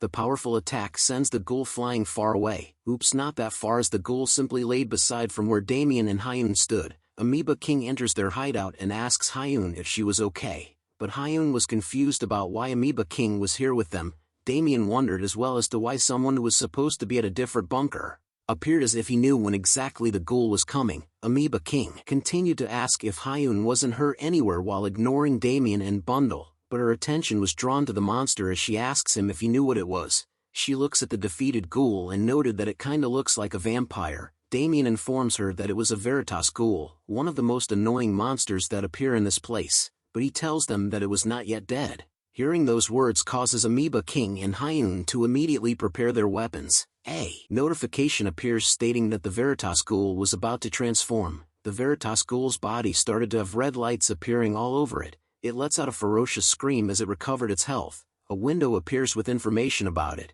It states that its species was a demon and that it was level 65. Its unique trait was that the moment this monster tries to transform, its level rapidly increases. So be wary. Hyun couldn't believe that Damien was right as she pulled out her rapier, but Damien tells her to move aside as there was no point in pissing it off by attacking it with a half-baked attack again.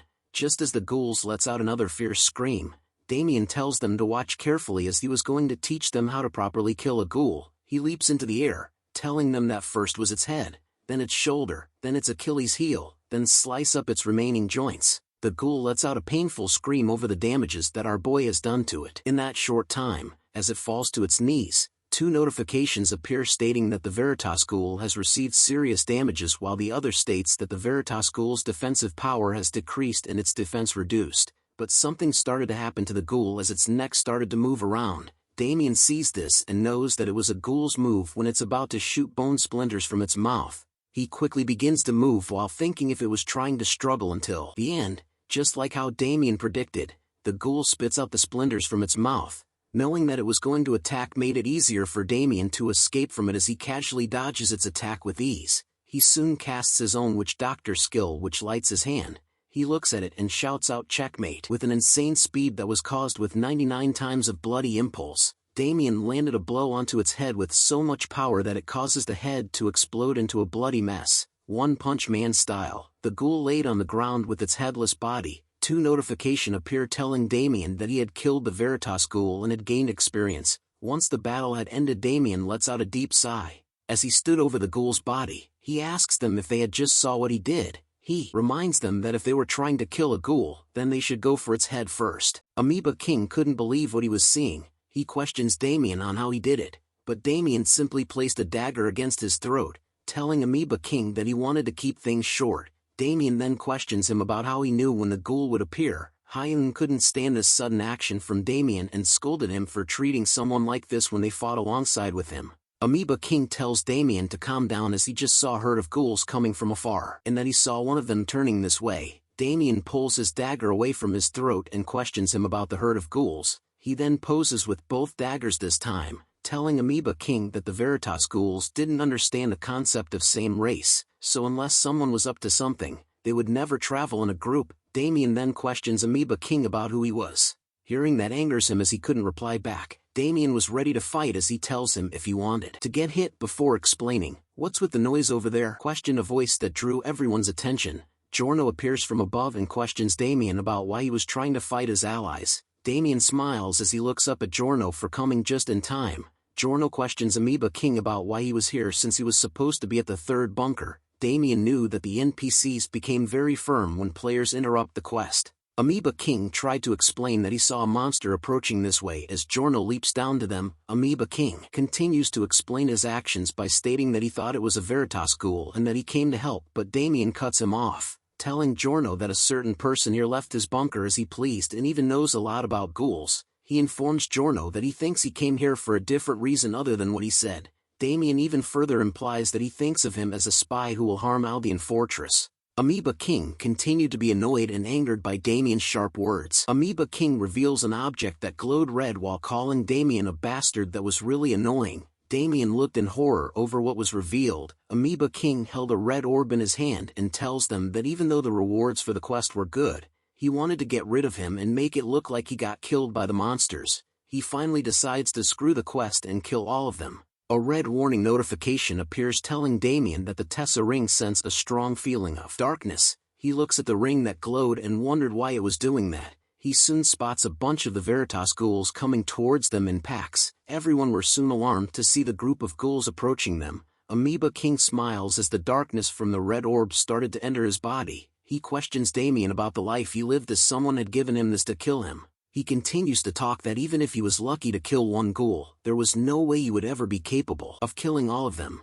But a quick bright flash appears around his neck as he spoke. Damien had sliced off the head of the traitor in front of everyone. The red orb drops out of his hand just as a notification appears stating that Amoeba King has logged out. Damien noted that Amoeba King sure does talk a lot while wondering how such an insignificant person dared to act out. But a red warning appears telling them that a group of Veritas ghouls were approaching and being pulled in by the energy of darkness. Giorno announces that the ghouls were coming and orders everyone to return to Aldean Fortress and assume battle formation. A new quest notification appears called the Mysterious Rage. It states that the monsters have absorbed an ominous power. If he wanted to live, he needed to escape the stronghold and return to the fortress. It gave out a warning that the level of monsters is quite high, so Damien needed to be careful not to die. Damien was annoyed to see the quest and figured out that the ball was attracting the ghouls. Giorno was the first one to run as he yells at them if they wanted to live. Run! Hyun and Damien soon followed right behind him as the ghouls closed in on them. As they continued to run away, Hyun questioned Damien about things that he had done to the point that Amoeba King wanted to try and kill him. But Damien tells her that he didn't know as there were so many bastards that were trying to kill. Damien looks back at the pack of ghouls and realizes that they would catch up to them at this rate. He then decides that he needed to get rid of some of them. He calls out to Hyun about her wanted to show off her ability. He tells her that when he gives her the signal was when she needed to attack. Damien stopped running and turned around to face the ghouls as Hyun asked him about what the signal was. Damien instantly summons 2 potions using the Witch Doctor skill. He threw the 99 times of the decay elixir towards the incoming ghouls while shouting at Hyun that this was the signal. He tells her to explode all of the elixirs. Hyun grunted but decided to cooperate with him. She lunges forward while casting her own rapier skill. It was the Balestra Rose skill that lets out pink petals while she charges forward. The elixirs soon exploded the moment her skill came into contact with them. Multiple ghouls soon fell to the earth after being hit by the combined attack of Damien and Hyun,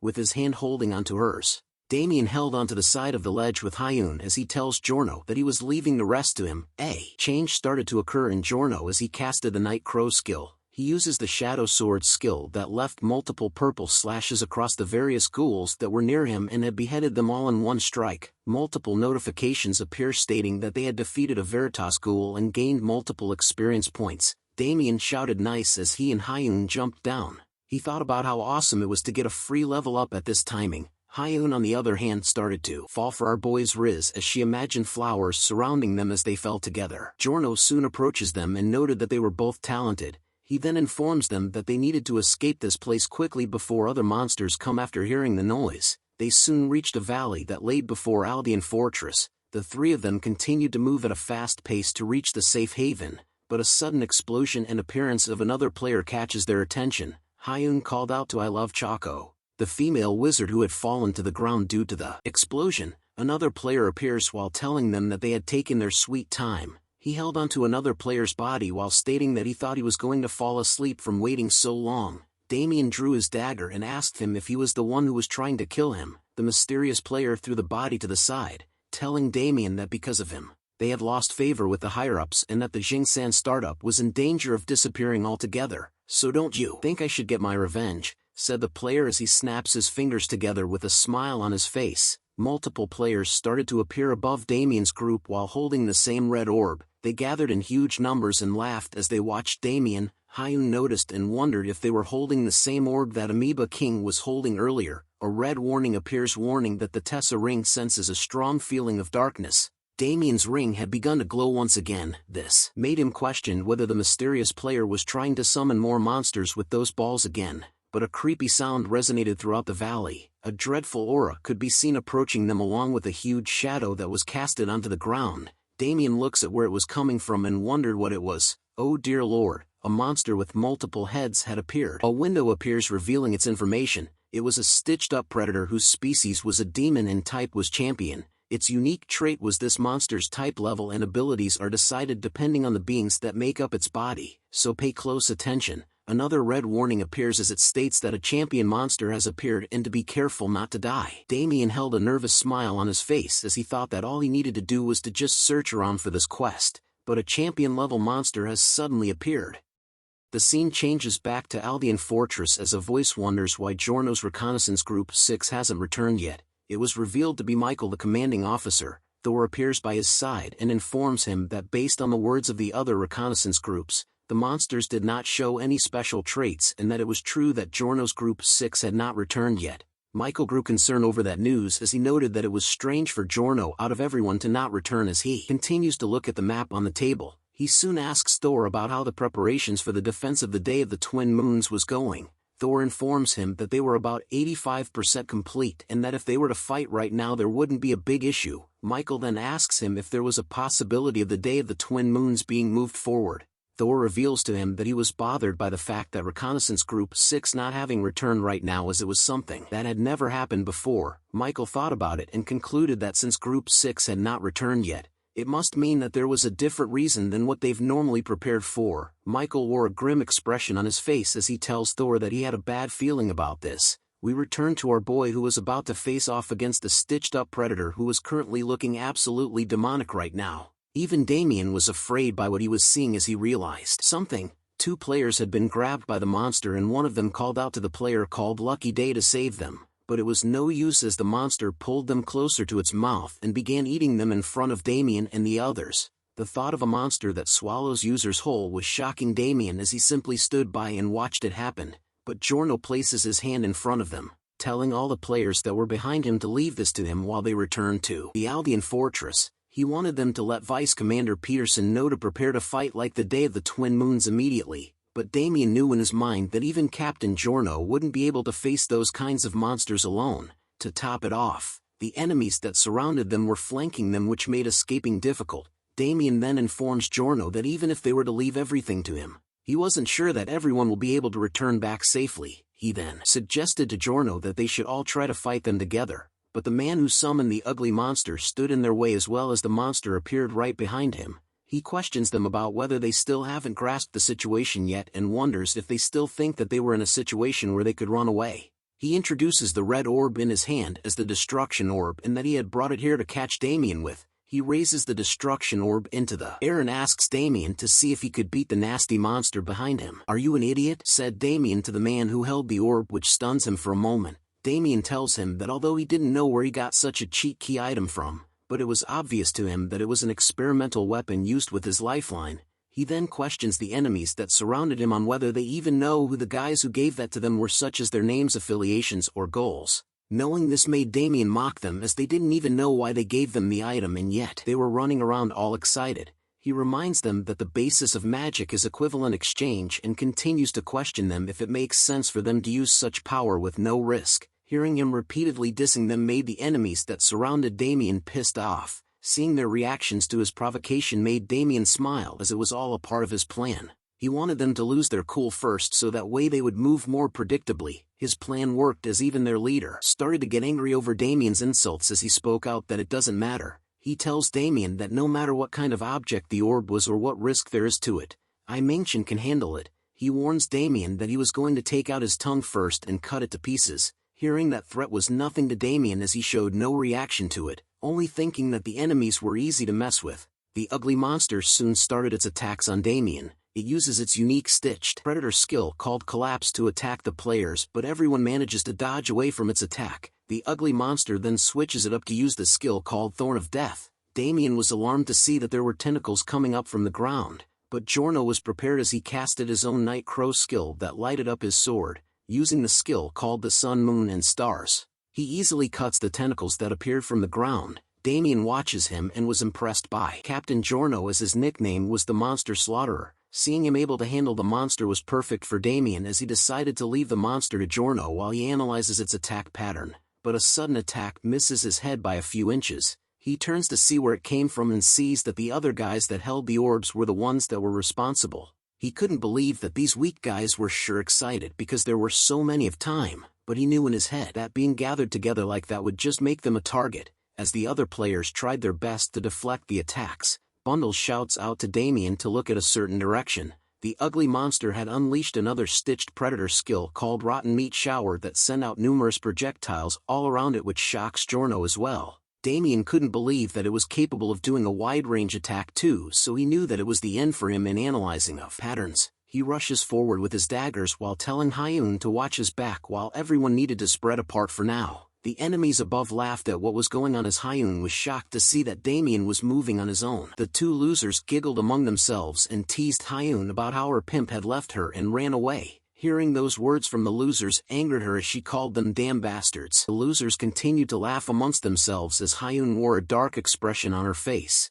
She then instantly leaps above the air from where they stood while being covered in her pink petals. One of the losers wore a mean-faced expression as he knows what's coming next. She scolds them by telling the losers that if they wanted to screw around with those mouths of theirs, she was going to help them with it. Using her skill called Chevalier, Hyun slices off the necks of one of the losers that had made fun of her. Her attack causes a huge pink explosion to occur. The other loser aimed his weapon at her in anger over his friend being killed, but Hyun uses another one of her skill called Balestra Rose to cut off his head as well in a single swing of her rapier. She then turns back to look at Damien and wondered if he actually had a plan in mind. She tells him that she would kill him if he fails as she watches him from above the cliffs. Damien could see that Hyun was able to succeed in disrupting those bastards on the cliff, as they were nothing when you fight them one-on-one. Soon enough, everyone on Damien's team soon stared at a notification window that appeared in front of them. Seeing that the other players have recovered somewhat and that the stitched predators patterns weren't increasing anymore, Damien decides that this was the moment that they should go for the win. He had summoned a different weapon this time. It was the Kurenai dagger that was rank rare. Damien then began to speak out loud to his teammates, asking them if they could hear him and if any one of them had caught a champion monster before. Seeing that no one responded to his question, Damien noted that he was the only one with experience in handling a champion mob raid and then proceeds to inform them that he was the one to take the lead. Damien then informs them that this was the moment he started the battle against Mingchen. Damien started the battle off by casting his witch doctor skill. He easily slices the back and a few pieces off the ugly monster by casting Bloody Impulse 99 times. Hyun and Giorno were both impressed by Damien's feat, as Giorno commented that they had no choice but to trust Damien. He then went straight to Mingchen and gave him a massive kick towards his stomach. He then quickly turns around once more. Seeing the ugly monster up close, Damien knew that the more they attack it, the more it changes crudely, and noted that the monster was not normal. He could also see that the orbs the Jingsan startup bastards are holding show that only one group would do something like this. The mastermind behind this must be the Crucifix's Dawn. Damien then advises all his teammates to keep attacking the champion monster, adding on that the more the champion monster uses its abilities, the harder it gets for the Jingsan bastards to control it, so they have to make it keep focusing on them. He then orders Hyun to help Captain Giorno and keep attacking. Damien knew that what was important right now was for him to return to his teammates and then find the mastermind afterwards. Captain Giorno went to work as he started by cutting at the champion's monster legs. Hyun supported him by leaping into the air to cast her own abilities. Damien then orders Bundle to shoot the monster as well. Bundle hears the command and waves a red flag. A bunch of his siblings appear and took cover behind the pieces of the champion monster that had been cut off. They soon chirped and fired from their blow darts. The champion monster began to lose control and started to attack the very same people who had summoned it. A player from the Jingsan side had been taken and eaten by the champion monster as a notification appeared to inform their leader that they had logged out. Mingchen slowly recovered from Damien's kick as the champion monster continued to eat his people. He looks in horror and anger as he tried to make sense of what was going on right now. He could see that Damien was attacking the champion monster. Damien wore a smile on his face as he continued his attacks. Knowing that the Jingsan people had finally lost control of the champion monster that they had summoned, he then decides to change his plan by ordering Hyun to lead the monster to the cliff since they couldn't control it anymore. The monster will only focus on them right now. He then questions Dandyman and I Love Choco on whether they had prepared the trap he wanted. They both nodded in agreement as Damien wanted them to finish this off in one go. Captain Giorno, Damien and Hyun run beside each other as the champion monster chased after them. Damien informs the two of them that he was going to be the one to lure it to the very end, so he needed both of them to go up the cliff and in front of the trap. Hyun and Captain Giorno understood his commands and started to part ways from Damien. Looking back at the champion monster chasing after him, Damien started to count down to when the trap would activate it, but something happens to him. An arrow had pierced through his body as he ran. Mingchen shouted in joy over having caught Damien as he was the one that shot the arrow. Continuing to aim his crossbow at Damien, Mingchen laughs and asks him if he thought he was going to escape. Damien had fallen to the ground due to the surprise attack which caused the champion monster to catch up to him. Both Captain Giorno and Hyun turned around and called out to Damien with concern over what had just happened. But it was too late as Damien had been caught by the champion monster. Damien could only think that at least he had lured it to the cliff where the trap was. Wasting no time anymore, Damien turns and orders his team to not worry about him and to execute the plan right now, seeing that they had no choice in the matter. I Love Choco and Dandyman started to cast their abilities to turn on the trap. Her magic started to move around the cliff that was above where the champion monster stood.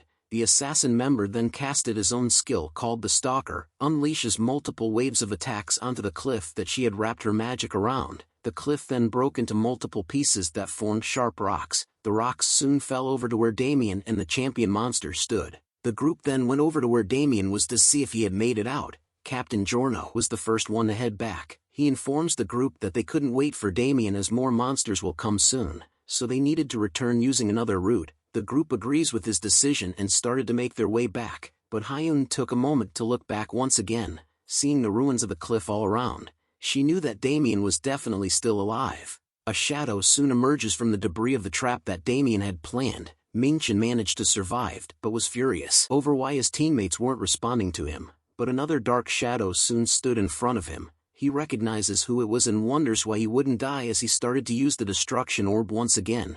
He started to go crazy while repeating the words "die" over and over again as the destruction orb started to summon even more monsters that appeared on the cliffs around him. Monkeys with the skull masks appeared called boomers. They were a monster that appears in the extreme lands of Veritas Highlands. They are quite vicious and will eat humans and monsters alike. A red notification window appears and informs the user that the Tessa ring sends strong evil energy. Mingchen soon stopped talking as something happened to him. Damien had appeared once again in his zombified mode. "Look at our boy." Damien had pierced through Mingchen's body with just the use of his hand. He tells him that the reason why he wouldn't die was an industry secret, but informs him that just because he couldn't die doesn't mean that it didn't hurt. Damien looks up to the various boomers that surrounded him. Knowing that the zombification was about to end, he needed a way to sweep up that many monsters. He then decides to show off his skills for the first time in a while, casting a bright blue spell onto the ground. Damien shouts out, "Come out." Multiple blue summoning circles appeared around him as Damien casted the witch doctor skill called Corpse Creed. Something started to come out from those very same summoning circles. Damien's eyes were lighted up as he questions whether Mingchen was the only one that could call monsters. It turns out that Damien manages. Damien's newly summoned creatures, which were the gargoyles he had killed before, started to descend upon the boomers like vultures hunting its prey from the sky. The gargoyles were the first to draw blood as they bit hard into the boomers, but they weren't going down without a fight as one of the boomers leaped up into the air to counterattack, with a massive landing and powerful blow into the ground. The boomer's attack was able to send shockwaves through the air to push the gargoyles away from its pack. The battle between the beast continued on and on. Damien, on the other hand, was simply standing on top of a dead boomer's corpse, thinking about how from the start he never once thought of losing, as he watched the beasts battle against one another fiercely, which he expected of the high-ranked predators of the highlands. One of the boomers appears in the air right above Damien, which he sees as he looks up at it, but the boomer was stopped in the air by two gargoyles who appeared at just the right time. Damien smiles as he sees this and noted that the boomer's attack motion was too wide, which gave them a lot of gaps. He then summons a ton of his decay elixirs and threw them towards the boomer who tried to attack him. "Wipe them all out," shouted Damien as he smiled. Green explosions started to appear all across the skies due to Damien's witch doctor skill called Decay Elixir, but a different fierce roaring sound catches his attention as Damien turns to what caused the noise. Damien sees it as the leader of the boomers, but he didn't expect that it would have already come down from the cliff. Seeing the incoming boss made Damien immediately draw his knife as he intended to end their fight in one blow as he casted his witch doctor skill as well. Using Bloody Impulse, Damien stabs the leader of the boomers with his knife straight into its skull in one swing, but the knife decided to be weak and broke apart as Damien tried to pull it off its skull. Looking at the broken knife made him wonder if he had overdone himself, but it didn't matter to him as the attack worked and ended the leader's life easily. Notifications appear to inform Damien that he had defeated the named boomer and had gained EXP. Another notification appears to inform him that he had also obtained the obliterator's skull as a skull mask appears above his hand. Looking at the green aura that was exuding from his hand causes another notification to appear to tell Damien that the effect of the Rune of Greed Extorting Hand has been activated. He smiles upon seeing this effect and wonders if he should go recharge on blood and mana now. Our boy is now a vampire. Placing his hand on the dead leader boomer's body activates a notification to tell him that he was absorbing the HP and MP of the named boomer. As he drains the health and mana of the dead body, Damien looks up to see who was still alive. Seeing the Albion fortress ahead made Damien think that those who were alive were gathered there, so he needed to quickly chase after them. The scene changes to Giorno saluting and reporting to the High Commander that he had returned to Albion Fortress. Michael, the High Commander, commented that Giorno seems to have been looking for him upon his arrival, which made him question what he wanted. Giorno was ashamed by his conduct but still wanted something from the High Commander. Michael then questions him if he wanted their forces. This was exactly what he wanted as he reveals to Michael that there was an emergency that is equivalent to the Day of the Twin Moons. Hearing this from him made Michael realize that they were right to be worried from before. He immediately sends out commands for the fortress to be on the highest level of alert effective immediately and for everyone to assume protective formation for a great monster. Thor along with his own team started to form up and walk together to their formation positions. Giorno heads out as well, and soon enough, the members of the fortress soon stood side by side on top of the fortress walls to be prepared for what was coming to them. "Whoa, so cool," commented another player who opens his stream to inform the audience watching that the defense of Albion Fortress, the event that they had been waiting for, has finally started. The viewers started to go crazy over the numerous members that were participating in the defense event as an endless wave of players could be seen forming up in their defensive positions. Thor continues to give out commands to everyone, ordering them to go to their positions and to prepare to go into combat as the monsters will soon invade them. The mage I Love Choco tilted her hat down and noted that it was a shame as Damien should have been here to see this sight along with them. Hyun was still suffering from our boy's riz attack as her face blushes while telling the mage that Damien had probably logged out and is watching through the stream. One of the watchmen soon spotted something in the far distance and alerted everyone that the monsters were approaching them. An endless horde of different monsters were soon spotted from a close distance to Aldean Fortress. Some members of the fortress were terrified to witness this sight while the others simply wore a smile on their faces as though they wanted to fight the monsters for fun. But a familiar fierce roar is soon heard throughout the skies as its loudness was enough to cause the ground and monsters to shiver in fear over it. The leader of the boomers soon appeared on the cliff above the horde of monsters with its sickening aura spreading all around it. A mage from the fortress immediately casts the Night Crow skill called Scan, which gave out a green light. The mage reported to the others that the monster army at the front line was around 798 meters away and that they were slowly closing into the fortress. The war hears this and informs them that the special strike force of the Night Crow Knights should descend first. When the monsters are within 500 meters, they are to break through the battle line. Members of the fortress began to position near the walls as Thor tells them to prepare for the descent. Looking like Game of Thrones. "Wait!" shouted the mage who had scanned the area. He informs them that there was something approaching the fortress at speed. It was closing in on them from 650 meters to 580 meters within seconds. Giorno was surprised to hear this and wondered if the mage was sensing it wrongly, as he knew for a fact that there wasn't a monster in the highlands that could move that quick. But somebody disrupts him as he shouted, "Look over there!" Giorno turns to see what it was and spotted a monster leaping in the air. He recognizes the monster based on its jumping ability as the leader boomer. He then steps forward in front of the others and unsheathes his sword, which had a purple glow to it, telling them that he was going to take care of that bastard personally. But it turns out that our boy Damien was riding on the back of the leader boomer while being naked for some reason, but Giorno couldn't see him as he continued to cast his Night Crow skill while leaping off the fortress wall. His eyes were filled with murderous intent as he uses the skill called New Moon. With a single swing of his blade, Giorno manages to slice the leader boomer into half and landed right in front of the fortress. Damien was able to jump out of the attack's way as the leader boomer split in half. "How can you just attack without a care?" asked Damien towards Giorno, who was surprised to see what state Damien was in.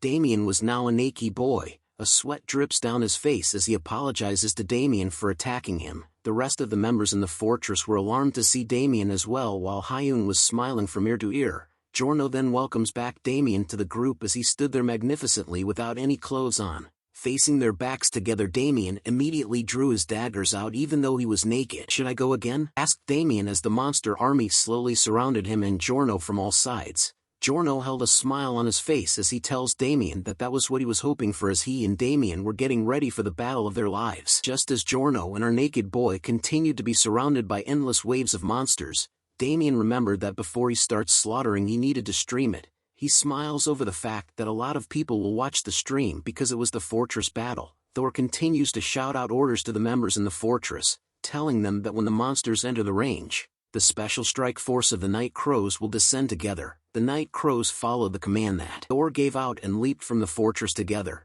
The audience that were watching through Damien's stream were happy to see this side of the defense event. The Night Crow Knights soon landed near Damien and Giorno as the audience continued to go wild over this. Damien was excited as he was able to stream something that the streamers in the fortress couldn't see up close. One of the monsters runs forward in front of the others, which Damien and Giorno both noticed as their backs were against one another. Damien was surprised to see the monster and noted that it wouldn't even give him the time to greet the viewers. He apologizes to the audience watching him and tells them that he would greet them later on. Giorno immediately calls out to Damien and Karen, the Night Crow Knight who was beside him. Both of them exchange glances at one another as they knew what they needed to do now. "I'm going," shouted Damien as he led the charge first against the monsters. Damien pulls out his blow dart to cast his Witch Doctor skill, which throws Bundle off his shoulder. Karen on the other hand casts his Night Crow skill, which appeared in the form of lightning that was unleashed in both his eyes and hands. Their combination attack of shooting of poison darts and Karen's Thunder Tempest causes a mixture of purple and yellow explosion to hit the monster. The monster that charged first towards them soon collapses onto the ground, but the monster attack doesn't end as even more monsters started to make their way towards the fortress. Giorno reminds Damien to do his best to hold out, as he reveals to them that there was going to be a bomb soon while he casts his Night Crow skill that gave him a purple aura. He then unleashes the powerful skill called the Full Moon, which absolutely destroys everything in its path. The attack was so powerful that it forced the drawer to change the looks of Damien, who was near it. As he slowly opens his eyes to see the aftermath, it shocked him to think that the new moon skill was nothing at all compared to the full moon skill. Just as a new victim appears to leap at Damien, he looks at it and knew that he couldn't lose to Giorno either. His first slice cuts off a leg, but the second strike ends the spider monster's life in an instant. But as soon as the monster died off, Damien looks around to see where the bomb was that Giorno had mentioned before, but all he could see was a bunch of Night Crow Knights easily slaying the monsters that appeared by them. Seeing all of them here made Damien realize something. As the Night Crows continued to battle it out against the monster army, Damien muttered the word wait, which Bundle hears and tells him that waiting is the greatest enemy. Bundle then warns him to look forward as even more of the monsters leap towards him.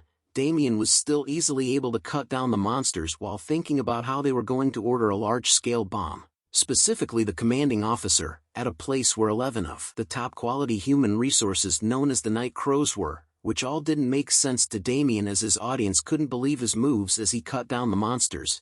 Damien then turns back to wonder if it was true that if the High Commander believes that the Night Crow Knights would be able to survive the bomb. He then shakes his head as he didn't need to know more details about the situation. Instead of trying to understand something annoying, Damien's eyes was more focused on the fight against the monsters. Soon enough Giorno issues out a command to everyone for them to retreat to the trench in front of the fortress immediately. All the other Night Crow Knights heard his command and quickly went to follow it. Damien heard the command and stood still while thinking if the bombing was about to begin. A red barrier started to spread around the fortress as Damien knew that there was no point in escaping for him as he wasn't a Night Crow, which would make him die on the spot. He continues to wonder about what he could do as the barrier started to flash. A voice shouted out loud that the bomb was starting as numerous magic circles appear onto the red barrier at once. Damien decided then and there that he needed to raise his mana and endure it like a boss. A massive explosion occurs which sends tremors and shockwaves in all directions, destroying everything that stood in its way. As the fog cleared away,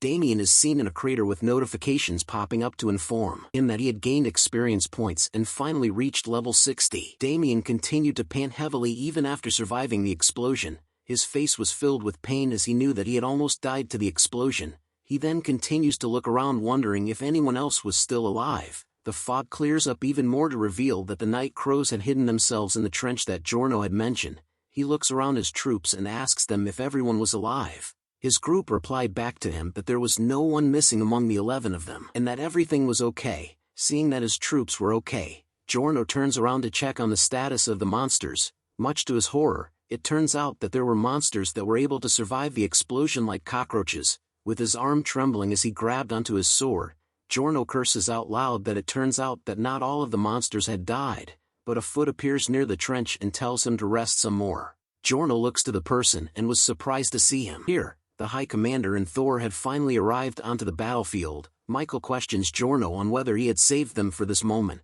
More Night Crow Knights and players had gathered and formed up onto the battlefield where Giorno was. He was no longer alone anymore as everyone rejoiced together. This was the moment that Michael calls out to the countless forces that will protect Aldean Fortress. He orders everyone to advance at the top of his lungs. "Advance!" shouted Michael as the players and Night Crows rushed forward to meet the monsters head-on. "I'll kill you all, you monster bastards!" shouted the leading man as he led the charge in front of everyone. Stream highlights from when Damien showcased the defense mission was sent on all screens, from the time that the explosions were about to be set off, to the moment that Damien had decided to take on the full blast of the explosion like a man, were all highlights of the Aldean Fortress siege. As the explosion took over and destroyed everything in its path, the stream was destroyed as well as numerous users started to complain about the livestream being cut off all of a sudden. The scene then changes to someone else who was viewing the livestream from his phone. He wonders how Damien would have survived in that moment. He talked about how if he was a viewer then he wouldn't have believed it, if this video didn't exist on his monitor. The man was further surprised that Damien was able to upload this kind of video. With that speed, gaining tens of millions of views is nothing. He chuckled to himself and thought about how he had never seen a streamer with this kind of influence before, making him wonder how far Damien can climb. The scene then changes back into the world of AC, where a player is seen kneeling before Arthur while shouting "damn it." He held a painful expression on his face as he asks Arthur about how it was possible for him to kill all of his guild members alone. But Arthur simply smiled and laughed as he held onto a spellbook that was flipping through its pages on his hand. The player couldn't believe that he had defeated everyone from the Rising Dragon Assembly to the Azure Dragons, which wouldn't be possible without hacks. He slowly stands up and tells Arthur that the Azure Dragons that he belonged to will never surrender to a hacker like him. The man beside Arthur couldn't believe what the player said about Arthur and wanted to kill him, but Arthur tells him no. He will be the one to finish this, as his staff started to glow a red light which alerts the player as he took a defensive stance. As he raised the staff into the air, red lightning started to appear all around Arthur. The red lightning soon shocks the player, who could do nothing against it at all. Arthur smiles and commented that it was nothing much. The man who stood beside him soon informs him that Secretary Kim Woo-sung was urgently contacting him. Hearing that made Arthur end his game, as he soon returns to his real-life body. Secretary Woo-sung appeared beside him as he awakens from the game, handing a tablet over to Arthur as he apologizes for interrupting him, as he had something to report to him in regards to the AC community that he had mentioned before. Arthur takes the table and wonders what it was about. The tablet, 2 clips that challenged Arthur to Damien. The users online were commenting over which one of them would win if they fought one another. Secretary Woo-sung informs Arthur that Damien was the rookie and streamer receiving the most attention these days, and that Wiz Entertainment Korea has been supporting him with unusual marketing. Seeing and hearing all this information about Damien made Arthur comment that he was much more interesting than he expected, which made he felt that they would meet someday. The scene then changes to Damien, who was working out. He stops his workout halfway through to scratch his ear as he felt that someone from somewhere was talking about him. He soon wipes his sweat and started to look at his handphone. He was receiving chat notifications from his teammates at Aldean Fortress who were praising him and thanking him for being in the same team as them.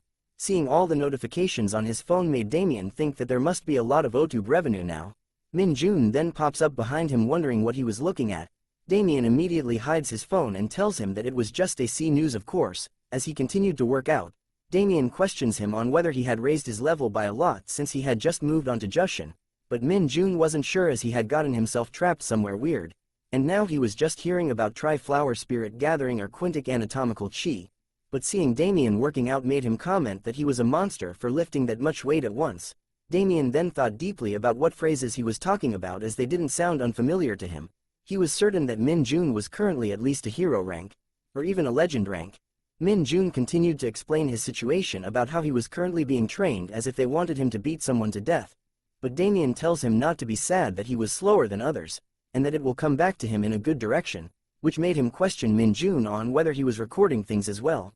Min Jun tells him yes, but that he sucked at editing, which Damien answers with a calling card. He tells him to take the card and contact them by giving Damien's name so that they would edit the recordings for him. Min Jun then thanks him for the card, which Damien simply wanted food sometime in exchange for. Hearing that Damien simply wanted food annoyed Min Jun, as he knew that Damien ate like an elephant, but Damien reminded Min Jun that he ate the same as him. Just as the two bros were discussing, a wild booty appears. Damien immediately took notice of that booty as he turned to see it. He continued to stare at the female gym member with a dazed look on his face. The female member could sense our boy's Riz level stare as she started to sweat profusely, which Damien started to notice. The female gym member then turns her head to see who it was that was staring at her, but upon seeing her face, Damien pointed a finger at her as he recognizes who she was. The sudden reaction from Damien was strong enough to stun the girl, which made her fall onto the treadmill face first. As she held her head in pain, Damien commented that it was her, as his AC avatar was shown in the background. Her face was soon filled with a familiar look as she recognizes who Damien is. Damien had figured out that she was the female ninja that was harassing him inside AC, and the very same player whom he had stolen all his equipment from. She finally stood up to question Damien if he was the asshole that she saw in AC and wondered what he was doing here. She accuses Damien of finding out what gym she went to and following her all the way here, which she then labeled him as a stalker. Being labeled as a stalker irritated Damien. He then reminds her that he understood that she was a narcissist, but there was no way he was interested enough in her to actually chase her around in reality. He informs her that he had come here to exercise and that he was with someone he knew over here too. Min Jun laughs awkwardly and agrees with what Damien said. He then tells her that if she has an issue with something that happened in AC, then they should resolve it in AC so that they wouldn't waste time in reality. The female ninja agrees with what Damien said as she turns back to the treadmill to get her phone, telling him that what happens in the game stays in the game, but Damien still wondered if she had any other business with him. She then handed her phone over to Damien with the contact info page opened. Her face started to blush as she tells Damien to hand over his phone number so that they could meet in AC. But our boy was stunned by this sudden request as his face was filled with confusion. The scene then changes to show that Damien was wandering along the streets after leaving the gym and female ninja behind. but his face was shown with an annoyed expression as he commented out loud that he was seeing all kinds of things today. A flashback is seen from when the female ninja was shouting at Damien to stop and that she had followed him to the supermarket, chasing him all day long as he was purposely ignoring her. She even screamed out loud that he would pay for this as Damien thought about how she was threatening him to just give her his number. As he opened the door to his building, Damien couldn't help but wonder that the female ninja was weird. He walks inside the building and noted that he didn't want the people he fights with on AC to get involved with him in real life, but another lady appears in front of him as he reached his floor. Looking closely to the lady that came out made Damien realize something. It was Hyun, whom he had teamed up with at Aldean Fortress. She looks up and recognizes Damien as well. Seeing her made him question her about how she looked so much like her game character. Damien also wondered if this neighborhood was the hangout spot of AC users. Hyun was startled by the sudden interaction but wondered why Damien was here. Her mind immediately went to stalking, which shocks her enough that she drops the things that she was carrying. As the plastic bottle rolled out from her bag on the floor, Damien questions why everyone thinks that he had so much time to stalk someone. He helps her to pick up the plastic bottle, using it to point to a door, and informed her that this was his house. Hyun couldn't believe that he was right next door, which made her flustered as Damien helped pick her stuff up. He also couldn't have known that she was his neighbor as well, but as he packed her stuff, he tells her to not come up with some weird conclusions. Damien then went on to enter his house while noting that he couldn't believe that she would live in a place like this. He then tells her that even if they didn't greet each other when they see each other, they shouldn't dislike one another. As soon as he entered his house, Hyun looked at her bag and started to blush heavily once again, saying that Damien wasn't that bad of a guy. Damien finally lets down his stuff as he couldn't believe the day that he had. He went on to remove his shirt as he figures that he could finally rest, but a red notification window appears to tell him that he still had 11 hours 49 minutes and 57 seconds left. The notification then warns him that if he does not enter the game, he will die, so he needed to be careful. Seeing the red window annoys Damien as he couldn't get his rest at all.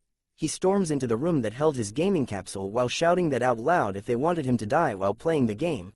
He immediately sits inside the gaming capsule and activates it, telling the game that he was coming in. We return back to AC where Damien was lying on a huge bed. A notification window appears to welcome him to Arcia. More windows appear to inform him that he had cleared the defense of Aldean Fortress and Mysterious Rage quest. He had also obtained the title of Survivor of the Battlefield and Narrow Escapee. Damien stretched his body and noted that it was a good idea to have gotten a room. He received another notification informing that there was a message for him. It turns out to be from Maria, who was threatening him if he doesn't come to her right now, then she was going to do something to him. Damien reads a paper and recalled that Maria had told him to come see her immediately, but he recalled that he was so tattered after the defense of the Aldean Fortress, and that this was much better than just crawling to her. Damien then figured that since he had refilled his health at the lodgings, then he should check his system window now. Seeing his current stats and abilities made Damien glad that he had worked hard to complete these quests, but comparing his stats and abilities to his equipment, he noted that it was extremely bad.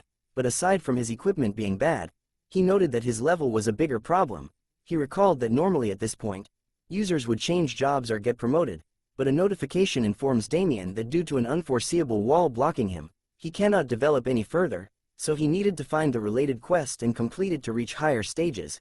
Seeing this particular window made Damien pissed off due to the vague and stupid phrasing that kept happening. He shuddered to think that the system would only allow him to change jobs once he completes the 7 Deadly Sins tree, but figured that it wasn't like that. Another window soon appears to inform Damien that he had an unchecked item, so he needed to check his inventory and confirm the item. But a window suddenly opens up by itself. Damien stares at it and wondered why it appeared when he did nothing. Just as a bright light started to appear, it was revealed to belong to the Destruction Orb fragment piece. This was a fragment of an item with the power of the original 7 evils, the 7 Deadly Sins. Created with quite tough materials, it comes with the feature of simulating the instincts of monsters due to its feature of endlessly absorbing mana. The item's durability is quite low compared to its toughness, and because an unknown energy has not settled properly, it could easily endanger the user. Damien held onto the broken fragment in his hand and recalled that he had gotten it from the shattered Destruction Orb back then, which made him wonder why it had popped out, but feeling the energy coming from it made him realize that he had felt it before. He figured out that the mastermind was the Crucifix Dawn as expected, since it has the same nature as that guy. Notifications began to appear once again to inform Damien that the Apocalypse Invocation, the Book of the Black Covenant, is emitting a strange light and that the Oracle is being activated. The system then asks him if he would like to activate the Oracle. Damien stares at the book in shock and wondered what it was as the book itself appeared to be lighted up. Even Bundle was alarmed by what was going on as he questions Damien about why it was coming out. Damien remains stunned as he tells Bundle that he himself didn't know either. Damien thought about how seeing that they were both having the same reaction at the same time, it must be that there was a reason. He then decides to check what it was first as he stretched his hand towards the book. The book then began to emit a strong powerful light that causes Damien to flinch in pain for a bit as he held onto it. Damien soon vanished as the book closed itself and dropped onto his bed. Bundle was alarmed and wondered where Damien went.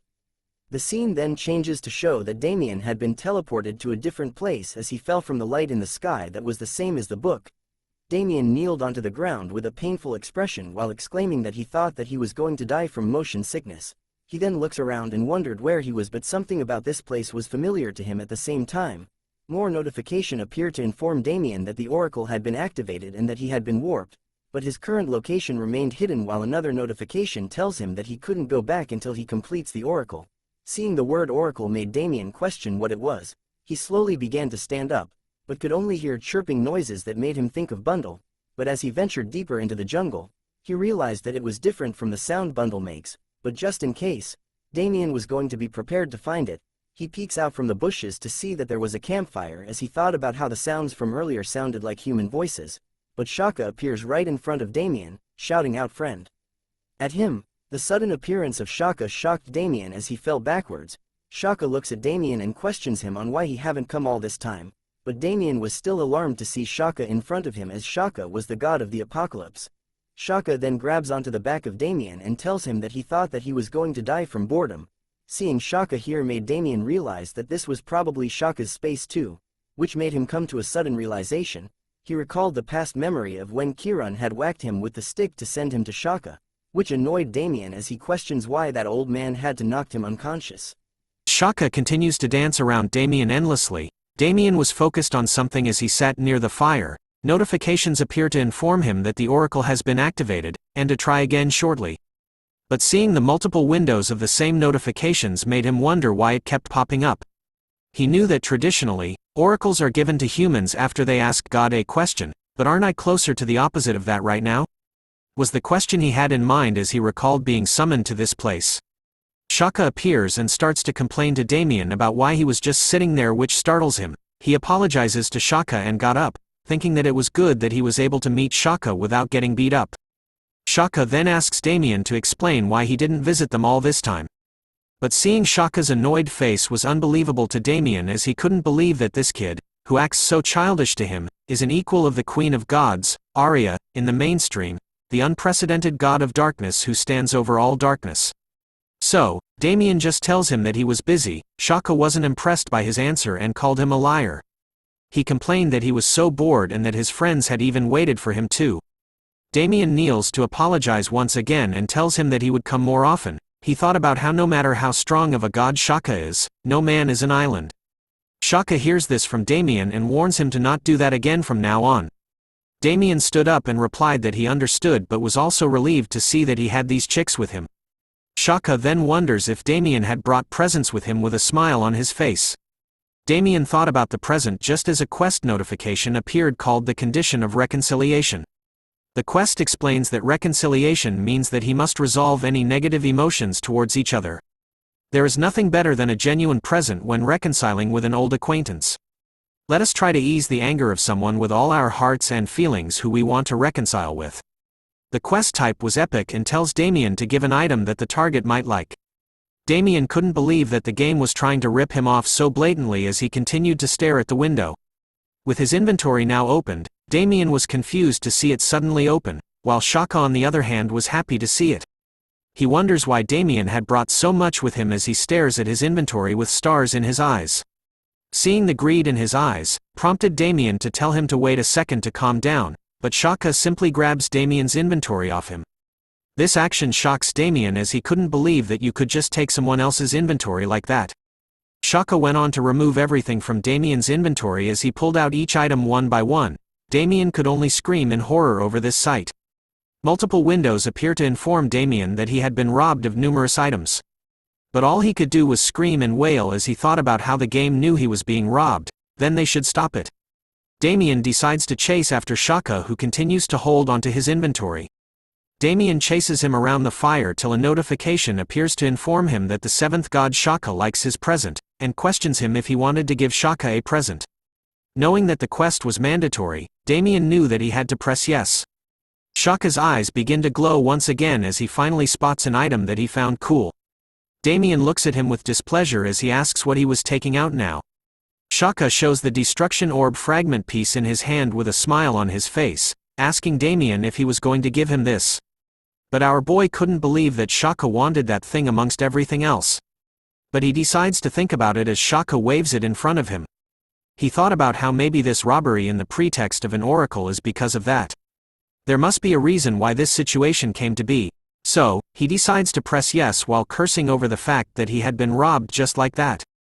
Notifications appear to tell him that he had cleared the quest and that his favorability of the seventh god Shaka has risen to 100%.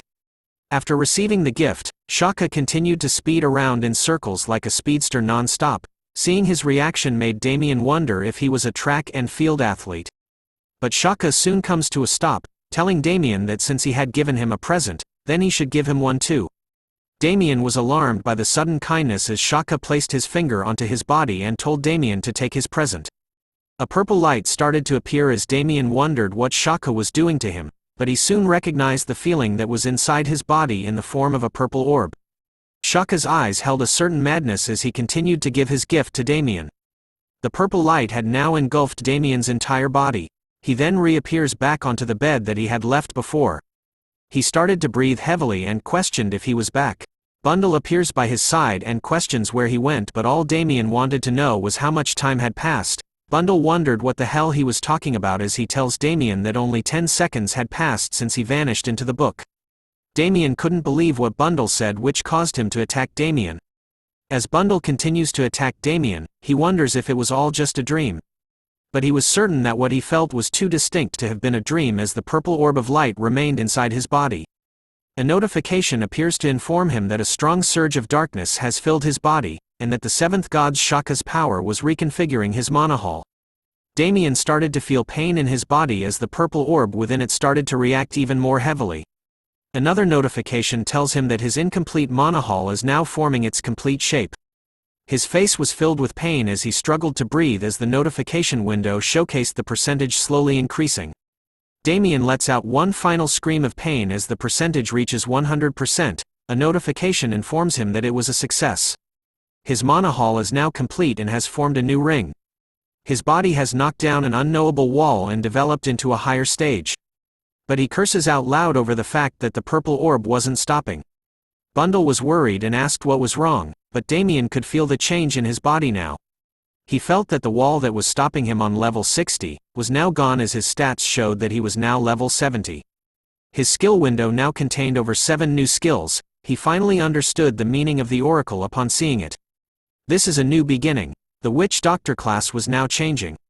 Seeing that his witch doctor class was changing, Damien felt that he should test it out now. And so, he did. Damien leapt and ran around the room with a mad fury look in his eyes. He smiled as he could definitely feel that the flow of mana in his body had increased. He even practiced the 1-inch punch, which unleashed a purple aura around his body as he tested it out. He felt that his body and class were definitely up, which was absurd to him. He noted that it must be S rank or might even be SSS rank. Damien had basically formed a new circle. If his sixth sense activates here, he might be able to raise his senses like from his devoted days. Bundle was enraged by Damien's actions as he tells him that even though he was basically naked, he was super fast. Damien was pleased to hear that and replied that his body was indeed awesome. As he laid down on the bed, Damien thought about how he needed to get some gear right now, while Bundle was furious at him for taking all the space, which made it hard for him to lay down as well. But a pigeon with a letter tied around its neck started to peck against the window of Damien's room. He hears the noise and goes on to open the window.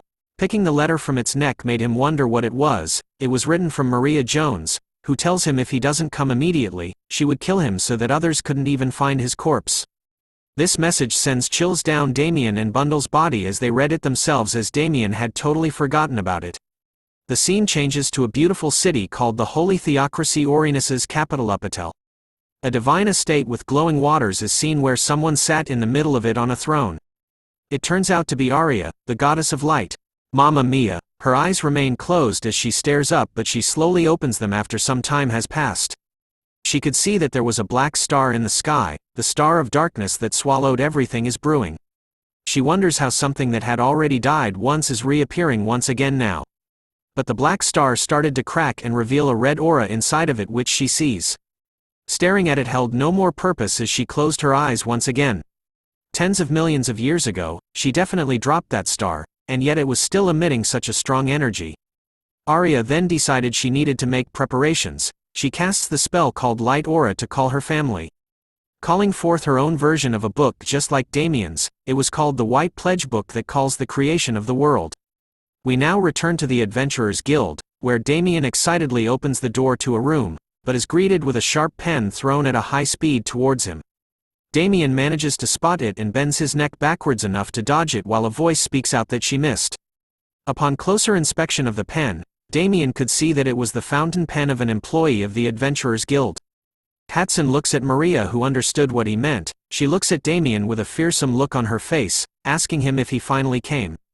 But Damien was still suffering from the shock of the sudden attack, asking Hatson if he could do anything, but he simply gives a thumbs up and tells Damien to figure it out himself, as even he didn't know what was going on. Maria then grabs onto Damien's face and tells him to focus on her since it had been a long time since they had seen one another. Damien had no choice but to reply with "Yes, mommy." Maria was upset that Damien managed to come back alive but didn't even contact her, which made her think he was dead. Damien replied back that he was sorry and tried to contact her immediately. Damien asks her if she waited long, as he thought about how Maria was the one who sent him to Aldean Fortress, which made him feel bad about this. Maria noted that she wasn't very patient but couldn't believe that she was worried over someone she had an eye on. But her anger soon subsides as she tells him to not do that next time. She then tells him that they should deal with balancing the mission accounts. They proceed to head somewhere else.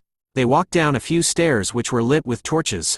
Damien was quick to notice that the place they were headed to was somewhere that wouldn't be an exaggeration to say is the most important place and is the core of the Adventurers Guild. It prides itself on having better defense than most kingdoms, the heart of the Adventurers Guild, the safe. Maria asked him if it was the first time he was here. He replied yes, as it was his first time since regressing. Normally, it's called a vault, and it's the place where each department's mission rewards and commodities are managed. It's only open for mercenaries who are receiving an amount higher than the fixed amount. Damien's face was filled with shock as Maria led him to somewhere else. She introduces him to vault number 1492, which was his. Seeing his vault made him recall the version of himself when he was a devoted before regressing.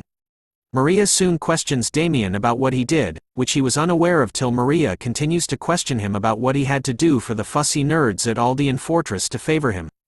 Hearing the word nerds made Damien slowly realize who she meant by that. She then tells him that if he was curious, then he needed to hurry and place his hand here on the magic circle, as once the vault opens, he would understand what she meant. The moment Damien placed his hand on the vault magic circle, a notification informed him that his mana was resonating with the safe's magic technique. Another notification informs him that it was a success. He can now use the safe's vault function as the vault door opens. A bright light was casted which causes Damien to cover his eyes from its blinding light. Seeing the amount of gold and equipment made Damien think that he could swim in here. Damien questioned Bundle on whether this was a dream, as he couldn't believe that all this gold was his. Seeing the disgusting look on Damien's face made Bundle slap him repeatedly as he tells Damien to get a grip. Maria informs him that she was going to quickly explain the rewards he received. Fast forwarding at lightspeed, she ended the rewards list by telling Damien he had received a total of 7 million gold excluding the commander's special reward. Maria was impressed by her skills on having an eye for people, while Damien was super happy about the rewards. He immediately translated the 7 million gold as being around $60,000.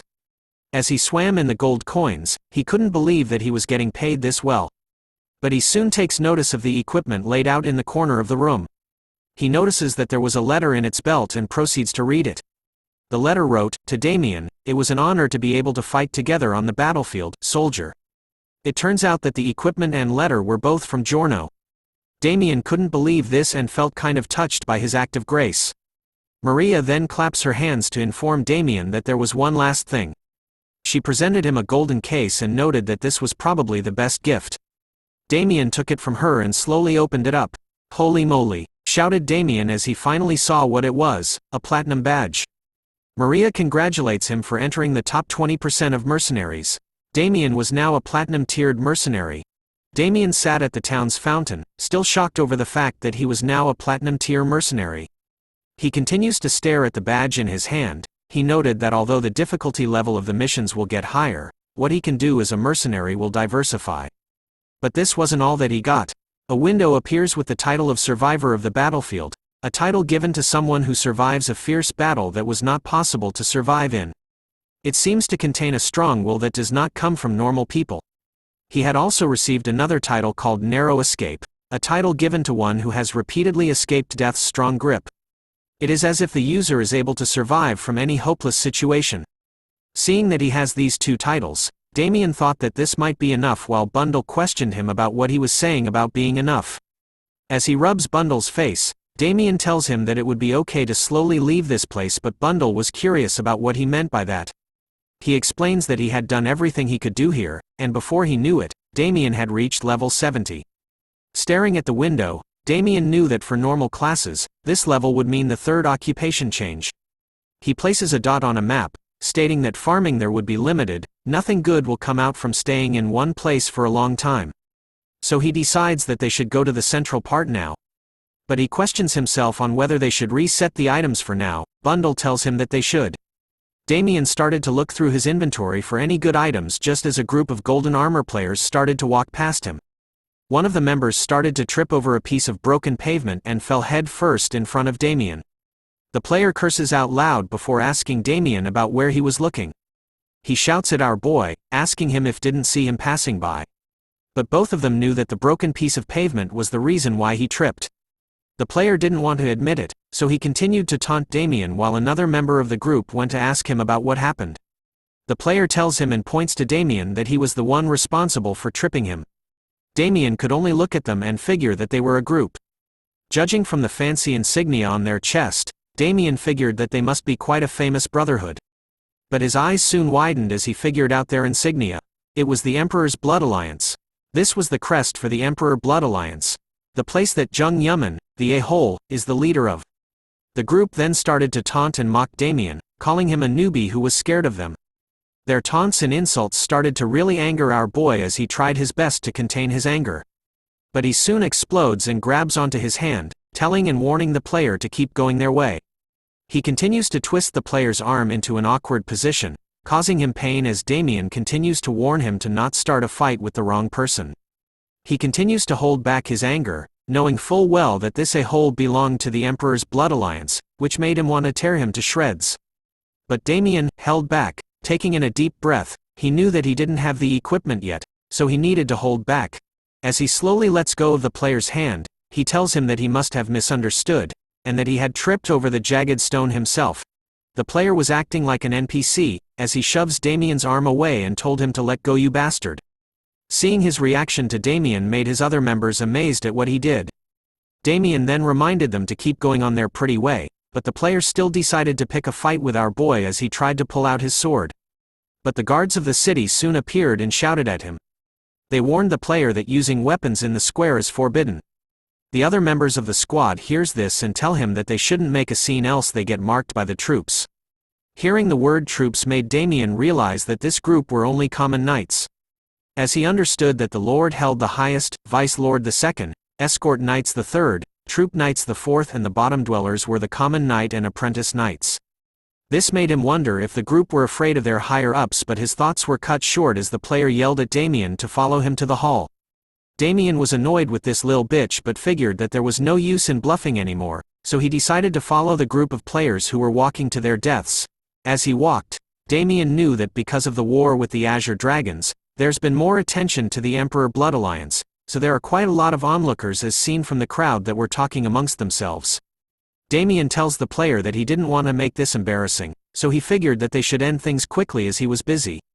But the player continues to scold Damien, telling him that if he wanted to get destroyed, then he should keep talking. But a member of his group tells him to calm down, and advises him that if he wants to do something, he should do it at the gate. The player then turns to Damien to tell him to follow him as he would be dead today. Seeing his face filled with anger made Damien figure out more or less about what kind of bastard he is now. He noted that the player was like a high school bully. It was unsightly how drunk he was on attention. His face looks like he believes that he has become the protagonist of a movie. As they neared the gate, he turned around once again to tell Damien that he couldn't run now. Damien then heads into the gate first, much to the surprise of the player. He had been wrapped to the Fighter Street Endless Hall, where a tower so tall that it was covered by the clouds stood. Seeing the tower gave Damien a sense of nostalgia, as this was a neutral zone that adventurers can enter through the gate. And a ferocious battlefield where adventurers are ranked by battle. A scene out of Gladiator is shown as players fought one another while the crowd cheers and bets on whomever would win. This was a place where the strongest person owns the highest place of the tower. This was the place that made Damien a devoted in his last life. The player soon arrives as well and proceeds to shout at Damien, calling him a mannerless asshole for going in first without a reply. But his shouts and taunts meant nothing to Damien as he made his way towards the massive doors of the tower. A notification appears to welcome him to the Endless Hall. Damien knew that although there are a lot of people who want to test their own abilities, there were also a lot of bastards who would use this to legally destroy others. They soon arrive at a stand holding up a blue orb, with a notification asking Damien that if he agrees with the clauses, please reach your hand out to the sign. The player, being impatient, shouts at Damien to follow what the notification stated. The player turns out to be called Koharu, who invites Damien to free mode. Damien tells him that he talks too much and has a foul mouth, which irritates Koharu even more. Damien stretches out his hand to agree as he knew that he had no reason to reject. Both of them were soon teleported to the Field of Honor, a place that looks like an arena where gladiators fought one another like in ancient Rome. As Damien equipped the Night Crow equipment, he looked out his window and wondered if it was working. Koharu saw this and shouted at him about what he was doing right now. Damien informs him that he was filming their battle so he wouldn't go back on his words later on, but Koharu simply replied that he was an insane bastard. Damien went on to ask him, as a member of the Peerless Emperor Blood Alliance, was scared that he would lose to a newbie. Hearing those words made Koharu even more angry as he continued to shout out loud.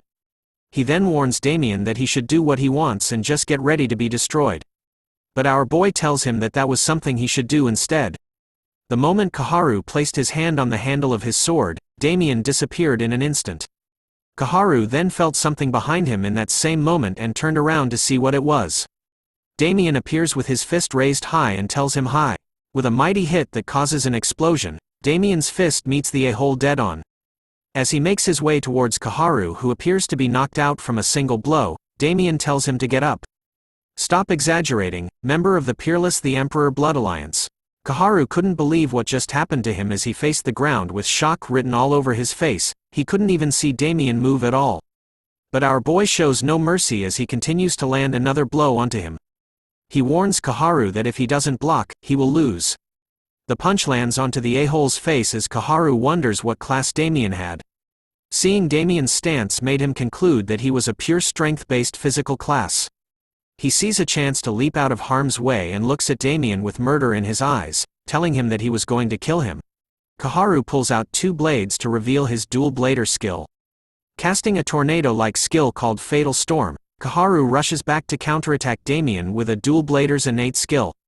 Damien easily sees the attack coming and knew that blocking it was crazy, so he needed to dodge it, which he does easily as he reappears beside Koharu, taunting him about how slow he was even though he was probably an assassin class. Koharu could only give Damien the bombastic side eye as he questions him on how he dodged the skill. Opening his window in the middle of the fight, Damien knew that after changing jobs, his skills changed into something new, which made him wonder if he should try using them. He looked through the skill list and came upon something that was good for the moment. Damien had selected the Blood's Craving skill. Koharu could see that Damien was smiling for some unknown reason to him and shouts at him while rushing to stab our boy. As he rushed over to Damien, Koharu splits himself into three other clones, shadow clones, the ninja way. The crowd watched with shock over this new skill and figured that Koharu was serious about this fight now. Damien knew that the clones were simply mirror images, unlike the Kunoichi class shadow clone technique, where the clones are substantial. Koharu warns Damien that he was screwed now, but Damien wore a smile on his face, wanting to know who was the one that was actually screwed. Just as the mirror images reached Damien, he used the witch doctor skill called Blood's Craving. He disappeared and reappeared with punches as gifts to all of Koharu's mirror images. His attacks sends him flying with a huge explosion as Koharu coughs blood while thinking that it made no sense. A blood shield started to form around Damien just as he was thinking of ending the fight right now. Koharu on the other hand started to panic as he breathed heavily, knowing that he was definitely going to die. The crowd watches on and couldn't believe that a member of the Emperor Blood Alliance couldn't even beat a normal adventurer. A member of his group started to scold Koharu, shouting at him to get up, and that losing would make them all look like fools. But a member of the crowd soon recognizes the equipment that Damien was wearing. They realized that Damien was the player from the defense of Aldean Fortress. The streamers in the crowd started to announce the news that one of the members of the Emperor Blood Alliance was fighting Teacher Da from the defense of Aldean Fortress and is getting crushed. They also commented that it was insane that Damien was also a Platinum tier adventurer. A member of Koharu's group scolded the streamers and ordered them to end their streams right now. We return to the moment where Damien was about to bitch slap the poop out of Koharu's face as he stood there in silence. As Damien gives each bitch slap across Koharu's face, he tells him to respond when he talks to him. But Koharu still held onto his blade, thinking that to wait just a bit more. Damien continues to taunt the poor little boy, asking him if he was crying right now. But Koharu's face was filled with an intense hatred which was alarming to Damien. Koharu then shouts out a dual blader skill as he raises both of his blades into the air. He summoned a bunch of chains that appeared from underneath the ground using the skill called Chain Ascension. The chains immediately went towards Damien, who instantly leapt back the moment the skill was casted. Seeing that the chains were about to hit him, Damien thought that Koharu was pretty good since he was trying to buy time until he could get up. As Koharu continued to cast the skill, Damien was still able to dodge it, knowing that it would be 30 seconds at most, and by his calculations, the fight was going to end soon. As Damien finally landed back on his feet, the chains stopped just inches away from his face. It appears that the chains had started to disappear, which was according to what Damien had predicted. He noted that this was quite fun as the chains started to disappear. But realized that his back was against the wall, which was what Koharu wanted in the first place. And that this was the moment that Koharu had planned as he shouted that it was all done. A red symbol started to appear on his forehead as he casted another skill. Using the dual blader skill, Koharu had summoned the Asura. A mythical figure appeared and stood alongside him. Damien sees his skill and calls him a psycho. He knew that Koharu was burning his own mana, so that he could increase his physical abilities. An extreme continuous dealing move where the blades won't stop until one side dies. The moment Koharu disappears from where he stood, Damien was able to see where he was going as he turned his head. With more arms and blades on his back, Koharu lets out a battle cry as he attempts to land a hit on our boy. His face was filled with nothing but the Asura marking on his forehead. Damien decides to meet his attack head-on. Knowing that this was Koharu's lethal move. But it wasn't going to work on Damien as he simply uppercuts the poop out of Koharu's face. But his attack didn't stop Koharu as his attacks continued on. Damien speculated that this was because of the Asura mode. Damien could feel that Koharu's arms and legs were moving separately, as if someone else was controlling him. Damien then tells him that he was confident in his speed too, just as he saw it earlier on. "Is your final struggle over now?" questioned Damien as he faced Koharu head-on with a smile on his face. Koharu too decides to fight head-on in response. The two titans continued to battle it out with one another. His exchange of blows was immense, sending shockwaves throughout the arena as everyone watched closely on their battle. The spectators couldn't believe the level of their fight. Koharu's teammates were watching the fight as well, afraid that the flow of the battle was getting strange. To their knowledge, Koharu's weapon, Alcazar's Fury, isn't something that you can block just because you want to. Using just one of the blades wasn't too bad, but Koharu was holding both of his blades, which allows him to have the effect of 100% ignoring defense. And it must be hard to even react to Koharu's attacks while he was in Ashura mode. But Damien was built differently. He was actually blocking all of Koharu's attacks with a smile on his face. He even manages to punch him in the face and deals a heavy blow onto his body as well, telling Koharu to bring out more. This time, Damien was the one on the attacking side. He endlessly sent a barrage of punches towards Koharu, who couldn't even block a single one of those punches. The spectators and Koharu's teammates were feeling scared and embarrassed by the current state of the match, thinking that they should end the match now to save Koharu from Damien's ruthless punches. With a single fist raised in the air this time, Damien lands one final powerful blow to Kaharu, unleashing a bright blue pillar of light as it sends him flying back to Earth. The recoil of the punch from Damien was so strong to the point that Kaharu bounced back into the air, before landing back onto the ground, completely unconscious. As Damien raises his fist in the air, the system announces that he had won the duel. Returning back to the arena, Damien started to yawn, feeling tired as this was the first time in a while his blood boiled over a match and he even had to fight an opponent with all he had without even knowing it. As he opened a window, Damien was wondering if he could use the video he recorded of the duel, thinking that it might be too cruel for everyone to watch. After all, he did beat Kaharu mercilessly until he bled from every hole in his face. But as he thought that uploading the video of their duel onto YouTube would make his image worse, Damien stumbled upon a bunch of internet comments, talking about his duel. He couldn't believe that a video of his duel had already been uploaded, and with so many community comments already posted to it, most of them were saying that Damien should have gone easier on Kaharu, but our boy didn't care about that at all.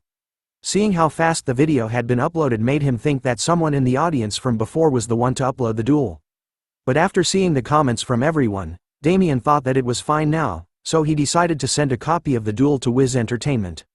Even after reading the comments online about how cruel he was, Damien wasn't going to change his ways. After all, he still had to deal with Arthur. With a creepy smile on his face, Damien was determined to follow his saying, that he would repay favors by 100 and grudges by 1,000. But as he exited the tower, he looked back, thinking about how he came here and how this place was kind of like his heart's hometown. He wished he could challenge the tower right now, but because of his situation he couldn't.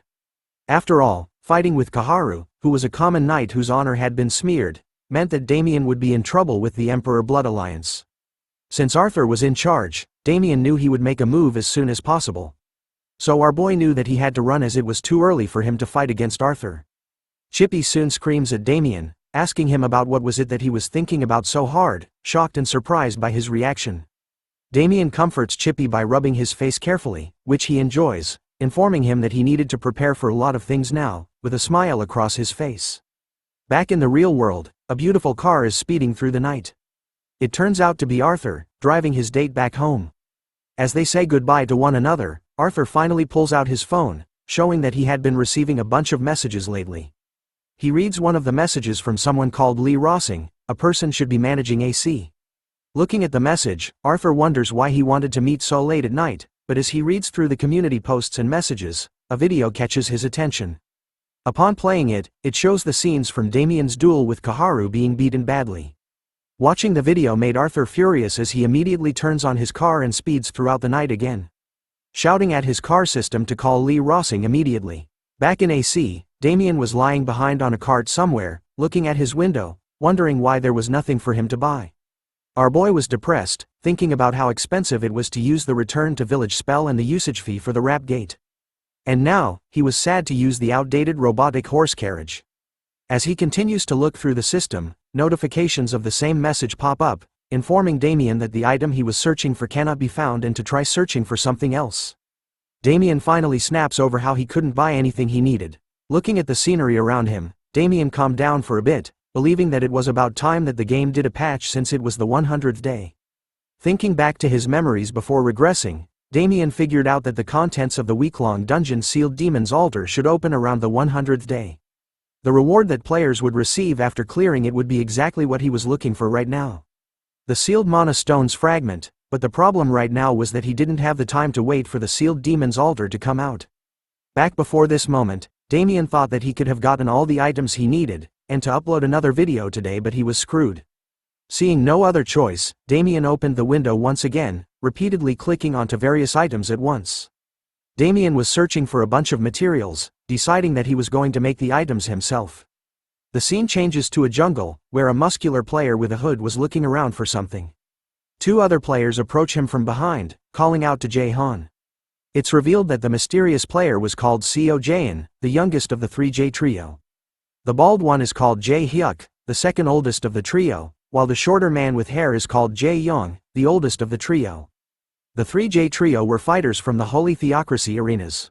Jae-young, the oldest brother, was known as the oldest of the bulletin board as he was someone that posts many tips and is a pioneer of the fighter class. He has quite the fame as a YouTuber with several 100,000 subscribers with quite a hold on the AC community. As the oldest and youngest were discussing if they were at the right place, their attention was drawn to some loud noises behind them. Turning to see what it was, it turns out to be their second brother, who was smashing the nearby trees to bits, complaining that he was so hungry to the point that he could die. The sound of trees being smashed like your mom seems to draw the attention of a giant spider monster that appeared right above the two brothers. Seeing its ugly face screaming at them, Jae-young immediately activates his temple monk skill, causing his fist to glow with a golden light. With a mighty scream, he unleashes his skill called the Six Fists Might, destroying the giant spider monster in a golden glow. After one-shotting the spider monster, Young immediately scolds Hyuk for making so much noise that it attracts the nearby monsters, but Hyuk could only complain that his stomach had been grueling and was extremely hungry. Young then orders him to get rid of the corpse of the dead spider monster he killed. With just one hand, Hyuk manages to fling the corpse of the spider high into the air above them. But as he was still complaining about being hungry, the youngest brother makes his appearance once again. Ensuring Hyuk that there was no need to worry about his hunger anymore.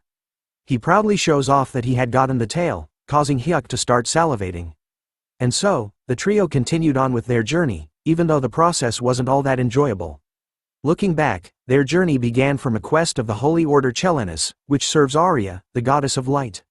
For any other players, this quest would seem insane for them, but the trio were convinced that the quest given to them would connect to the main ones. Since they heard about the story about the stars from it. And so, using his tracking skill from the temple monk class called Kiri Elazone, Han continues to track for their quest. Back to Damien using the slowest transport known to mankind, Chippy was complaining about how long it was going to take them to arrive. After hearing Damien say that it was going to take 37 hours, Chippy slams him in the face repeatedly with his beak. After riding for some time, the two bros finally see a different sight. A castle appears on the horizon. But the castle wasn't Damien's goal, as he was looking for something else to pop up now. Chippy was curious by what he meant by that, as a dragon or a giant wouldn't appear in these mountains. That's when something started to move quickly towards them, which Damien was happy to see. It turns out to be Ongoliant, a giant type of spider that exists in valleys or bogs. Even though it was coming straight towards them with immense speed, Damien was casually waving at it, making Chippy panic. As he stood up, Damien assured Chippy that they were going to be fine, and started to cast his witch doctor skill called Blood's Craving. But just as he was about to cast his skill onto the incoming giant spider, another voice shouts at the bros to move out of the way, surprising them. The moment Damien leapt out of the way from the spider, its body began to spin into the air before landing onto a nearby tree, with its head missing from its body. Damien was stunned by this sudden sight. He couldn't believe that there was someone out here that was able to destroy a level 72 Ungoliant in one shot. But as he was figuring out who it was, a figure appeared in front of them, mentioning that he almost got into trouble. A bearded man with a giant hammer appears, greeting the bros and apologizing that he didn't know that they were standing there when he sent the giant spider flying in the air. Looking closely at this bearded man with a giant hammer, Damien could see that he was able to bench, squat and deadlift at least 500 kilograms, just like him, making them both the same type. But as he continued to stare at the man, Damien's eyes were caught by something. Looking closely at the giant hammer the man was wielding, even the bearded man realized where Damien was staring at. And started to flex his hammer at them, which was now covered in a purple aura. Seeing the giant hammer up close with the purple aura, Damien's eyes were sparkling as he figured out that what he thought was right all along. It was the actual legendary warhammer that he had only heard rumors about. It turns out that the bearded man's warhammer was called the Ogre-born Crusher Maul. It was a hammer strong enough to break even ogres' bones. It also has the blessing of ancient magic, so it is almost unbreakable and impossible to fix. The bearded man proudly shows off the warhammer in his hand, asking Damien and Chippy if this was something that they had never seen before. Damien still couldn't believe that he was seeing the famous warhammer with his own eyes. The hammer itself was the national treasure level item that anyone who played this game would know, the warhammer. It's an item that boosts your power by 500 points, so for normal class users, this would allow them to get around 500 levels stronger. Even before regressing, the warhammer was a treasure-like weapon that was priceless. The old man couldn't help but laugh at Damien's reaction to his hammer. He reveals that he had been using it pretty well till now and also had rejected numerous offers from people who wanted to buy the warhammer off him. Damien was now stunned by the fact that he was missing how he used to talk to people. Because of his propensity stat, he had to avoid meeting other players. So after talking with this old man for a short moment, Damien felt that he really liked him a lot. As the old man placed his hand onto Damien's shoulder, he asked him with a nervous look on his face whether he was free to help him out with something. As he reveals to Damien that he was actually lost at the moment, leaving our boy stunned. The old man recalled that his friends had told him to come to Pharma or Farami or some other place that sounded like those, so he went, but then he got lost because all he did was look at the map and simply moved in the east direction. Damien was shocked to learn this, as the place they were currently at was called the Sloth Valley, which has often sightings of Ungoliants, the spider monster from before. Based on how dangerous this place was, most players would have used the Ripley's Store's warp gate. Even if a player has good luck and doesn't come across any monsters, it was still quite a far distance, since you needed to walk for a day straight. Forming a new plan in his mind, Damien couldn't help but smile to himself, thinking that based on the current situation, he should take this chance to level up, believing that if he was with someone who could send an Ungoliant flying in one go, then it would be easy. So Damien agrees with the old man's request, telling him that they should go together.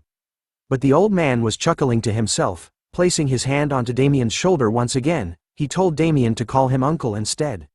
Hearing that, our boy started to laugh, letting the old man know that he didn't even know his name. Surprised by that fact, the old man reveals his name to be Kim Chun Sam.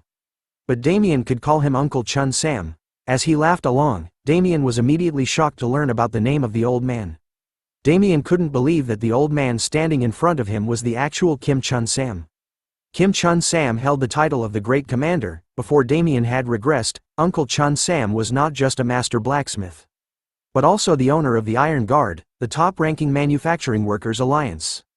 The 10 greatest commanders are on an equal playing field with the 10 greatest blood alliances. Damien could not even begin to explain how incredible Uncle Chun Sam's standing was in AC. Since he led an up and rising manufacturing workers' alliance. Right now, that very same person was standing right in front of Damien's eyes. Knowing all of this, Damien couldn't let go of the opportunity. Wasting no time at all, Damien kneels and bows onto the ground repeatedly towards Uncle Chun Sam, who was confused by how Damien was suddenly acting, begging him to accept him. With sparkling eyes and blushed cheeks, Damien tells Uncle Chun Sam that bows were just a way for a nephew to greet his uncle. Damien's plan seems to work, as Uncle Chun Sam couldn't resist the fact that he now has a new nephew. Using this chance, Damien takes his hand, offering to guide him to the proper place. Damien knew that Uncle Chun Sam would be the one who would later create a mythical class weapon. And that was the Arya's Rage, the weapon that King Arthur would use in the future. Before he had regressed, Damien spent all of his time looking at the weapon that Arthur was using. As he gripped his fist hard, our boy swore that this time, he was going to prevent Arthur from getting such a weapon. Holding onto Uncle Chun Sam's hands in a romantic way, Damien suggests to him that they form a party since the journey they were going on was going to be dangerous. Activating the window screen in the game, Damien sends a request to Uncle, telling him that all he needed to do was to accept the invite. Uncle Chun Sam was impressed by this, seeing that this was the first time he had ever gotten a party invite from somehow and that he had finally learned how to do so.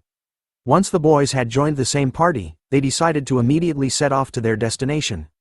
As the sun began to set in a further forest, we now could see Damien running fast away from something, screaming at Uncle Chun Sam to help. Hearing that his precious nephew was in danger, Uncle quickly asked him what was wrong. Damien reveals that a horde of those giant spider monsters were chasing fast after him. This type of beast was no challenge to Uncle at all, as he had already finished his preparations. So as the spider monster tried to attack him, just like the mighty Thor, Uncle only needed a single hit to kill the Ungoliant. With each swing of his mighty warhammer, every single one of the Ungoliant couldn't withstand a single blow from the old man, dying instantly again and again after a single hit.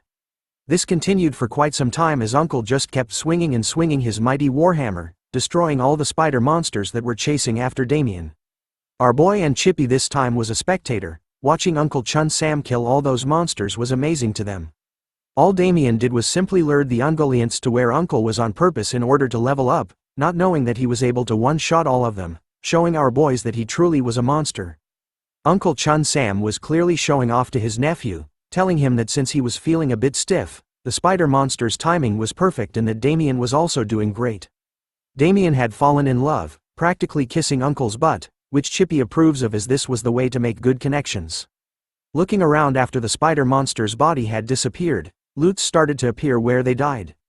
With a quick dash everywhere, Damien wasted no time at all, collecting all of the loot from their canines to their skin and even their strong acidic corrosive body fluids.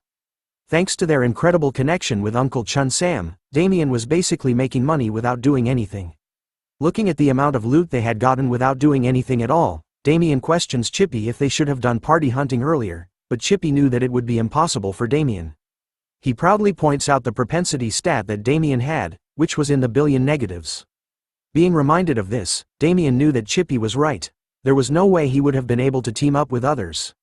As they were talking, Uncle Chun Sam appeared and called out to Damien, pointing at the badge on his chest and asking what it was about. Damien explained that the badge he was wearing belonged to the Adventures Guild and was his adventure certificate. The one he was wearing specifically was the Platinum badge. This was the type of thing that you would receive if you passed the Adventures Guild qualification test, but Uncle Chun Sam seemed clueless about it. Damien was stunned to see this, so he questions him on whether he had received his adventure certificate yet. Uncle Chun Sam laughs, telling Damien that he hadn't, since he had just been playing with his friends and worked with metals as a blacksmith. Learning this fact about him, Damien knew that working will be a bit difficult without a certificate, so he started to think of a game plan. As he started to think of a plan, Uncle asked him if the adventure badge was something like an excavator license. Damien corrects him, informing him that the adventure badge would make it easier for him to create a blood alliance. Hearing about the blood alliance immediately catches the attention of Uncle Chun Sam, as this was what his friends and him were waiting for. He needed to create a blood alliance first. As Uncle laughed after discovering this fact, Damien smiled to himself, watching the innocent and naive guy in front of him. He knew now that what was important right now wasn't hunting. Seeing Uncle's reaction, Damien asks him if already had members. Uncle reveals that he did and that they were aiming to be the best manufacturing workers alliance. After hearing that, Damien was sure that Uncle Chun Sam was going to be the best, so he needed to adjust his plans based on the future too. Summoning the slow metal carriage from before, Damien figured that the thing that was more important than leveling up right now was something else, so he suggested to Uncle that they hunt for something a bit different this time. A spider that was bigger than all of the ones that they had hunted so far. Damien's plan was to use this hunt to prove his worth to Uncle and receive his favor. Deep in the Sloth Valley rocky zone, the uncle and nephew pair were moving quietly in the eerie place filled with fog. Damien started to look around, confident that what they were looking for was around here somewhere, but the lack of light made it hard for him to see properly. Seeing Chippy on his shoulder, Damien asks him for some light. Within a second, Chippy had summoned a bright ball of light right above his head, like Goku's spirit bomb.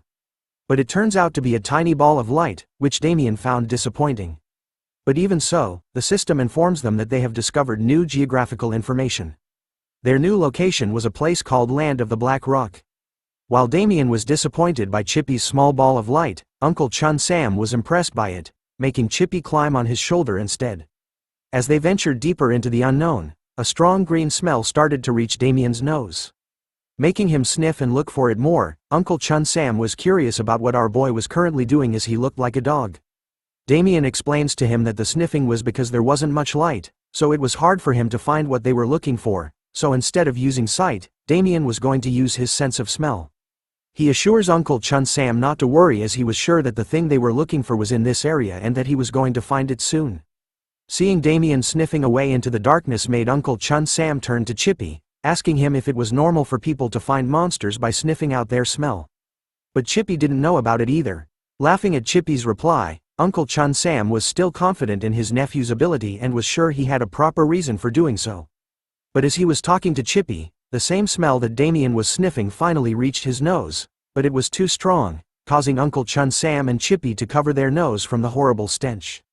Smelling the weird sour smell, Uncle Chun Sam immediately chases after Damien, warning him about the horrible stench, as the system warns them that there was a strange hostility coming from their surroundings and that something was looking at them from the shadows.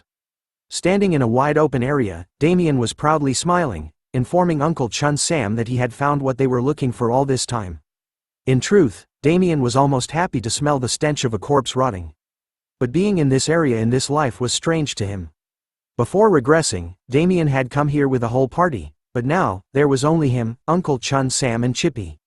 Sensing that a fight was about to begin, Damien summons his daggers while warning Uncle that a fight was coming for them. Instead of being afraid, Uncle was happy to hear that, bringing out his own warhammer in an instant. The system warns the boys that there was a strong feeling of death that was sweeping the place they were standing in, before informing them that the monsters of this place were finally revealing themselves. As a bunch of bright red eyes started to appear from the ceiling, right above them. To start off the fight, Damien immediately places his hand onto the ground, summoning a bright golden circle, which uses his witch doctor skill called reviving the dead. He then turns around, asking Chippy if he was ready. Soon enough, a bunch of Chippy's family members started to appear once again, holding onto their blow guns, armed and ready for firing. In his battle armor and holding a red flag, Chippy was leading his brothers and sisters, waiting for Damien's single command. Seeing everyone prepared, Damien orders Chippy and his siblings to aim for the ceiling and to commence firing onto everything that was moving around. Following his orders, the siblings fired an endless barrage of darts straight into the ceiling. Chippy and his siblings' attacks seemed to land without missing and were powerful enough to knock the spider monsters from the ceiling. As they fell to the ground, Uncle Chun Sam took the chance to deal the finishing blow, smashing every one of them into pieces. Both of them were battle maniacs, as even Damien was smiling from ear to ear as he sliced each of the spider monsters that fell from the ceiling. As they stepped through the dead bodies of every spider monster that they had slain, Uncle Chun Sam asks Damien about what kind of spiders they had been killing since they looked different. Damien tells him that these were the grunt soldiers. It turns out that grunt soldiers were the babies the queen laid and also the guards of this place that they were at. They would sometimes also be the queen's meal if they were being bad boys or girls. Their true names were red soldier spiders that protect the queen's refuge and move solely based on her commands. Seeing more of the spiders coming in different forms, Damien feels that they could communicate with one another, while Uncle Chun Sam could clearly see that they were pissed off right now. Tired and angry at the loud noises the new spider monsters were making, Damien started to scold them as he felt that they were cursing at him straight at his face. He finally snaps and attacks first with his own blowgun, hitting the closest spider monster directly into one of its eyes. Laughing at his attack that landed, Damien still cursed at the spiders, but as he did, Uncle Chun Sam shouted at him, warning him to duck as more of the spiders appeared right above Damien's head as he was distracted. Just like Thor, Uncle Chun Sam throws his mighty warhammer, covering Damien from the spider attacks and killing all of them in a single blow. Damien was shocked to see this. He was glad that Uncle was here, or else his head would have gone flying instead. Looking at how the spiders were moving, Damien informed Uncle Chun Sam that the spider monsters were going to be more active from now on, and trusted him to watch his back. With his trusty warhammer back in his hand, Uncle was ready for the fight, and prepared to watch Damien's back. In a massive T-flexing pose, a blue light starts to appear all around Damien's body as she summons a bunch of arrows from his sides. Pointing his arm straight towards the spider monsters that were incoming, he sends all the blue arrows into their direction, using the witch doctor's skill called Vengeful Spirit's Arrow. The blue arrows were powerful and accurate, landing onto each of the spider monsters easily and killing them. But there was a slight issue. More of the spider monsters started to appear even after killing a bunch of them at the same time. Damien was slightly panicking, seeing that there was another endless swarm of them heading their way.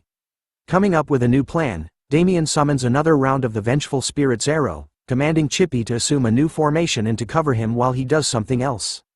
Heeding Damien's command, Chippy went over to his siblings' side, telling them to get in line to form the third formation. Chippy and his siblings were now lined up alongside one another on a nearby cliff, shouting to Damien that they were ready. Wasting no time at all, Domain orders them to fire at once, as he fires his own blue arrows towards the endless horde of spider monsters coming their way. The combined attacks of Chippy and his siblings along with Damien's witch doctor skill was effective as the spider monsters started to die one by one, before even reaching them. Things were going as planned. Damien started to smile as he felt that this was doable, and was glad that he had trained Chippy with several strategies. Now that this side was taken care of, Damien turns around to check on Uncle Chun Sam, who was smashing away with his warhammer. It turns out that he was having the time of his life as he slams each of the spider monsters with ease, using his blacksmith skill, called Hammerfall, killing each of them with a single blow. That one hit was enough to send shockwaves throughout the cave they were in, destroying and cracking the stone all around. Damien could only comment that Uncle Chun Sam's skill was crazy, and that he had evolved from a monster to a being that was basically unbeatable. As the both of them continued to kill each of the spider monsters that came for them, something started to happen with their dead bodies. The same strong green smell started to come out of them. Not only was the smell even stronger than before that caused Damien to cover his nose, but Uncle Chun Sam could hear something loud coming their way. Looking at Damien for an answer, our boy warns Uncle to be careful. Looking at how the spider monsters were now behaving, Damien knew that this situation was unusual, as the spider monsters were getting into formation. He knew that since the queen always places her survival first, and doesn't usually move herself, But when a certain amount of her spider children and soldiers were dying, then she would become stressed and even more aggressive from before. As the system gave out red warnings this time, Damien and Uncle Chun Sam prepared themselves for what was coming as the spider monsters were moving in a formation. The system then tells Damien and Uncle Chun Sam that the Forgotten Spider Queen was revealing herself and that they needed to prepare for the Master of the Refuge's wrath. Seeing this confirms it for Damien, the Queen herself was finally crawling out. A large monster with a woman figure appeared, covered in a bright purple aura, letting out a fierce scream that sent shockwaves in the air. With a scary-looking face, the Forgotten Spider Queen has revealed herself. The Spider Queen, Aliwan, one of the queens of the countless factions who led the ancient spider kingdoms. She was defeated by one of the 12 pure-blooded branches princesses, Arasheen, and lost most of her lineage's abilities, with only the instinctual desire to survive remaining. Compared to several hundred years ago, she was atrophied in several aspects, but she possesses strong acidic bodily fluids to digest most organisms and a strong obsession for her prey. She is much greedier than before. Her unique trait is that this monster is of noble blood and has quite high physical abilities and remaining techniques. Thanks for watching the latest part from the voice of Manhwa. Subscribe for more content and don't forget to comment below what you want to see in the future. Like and share for more.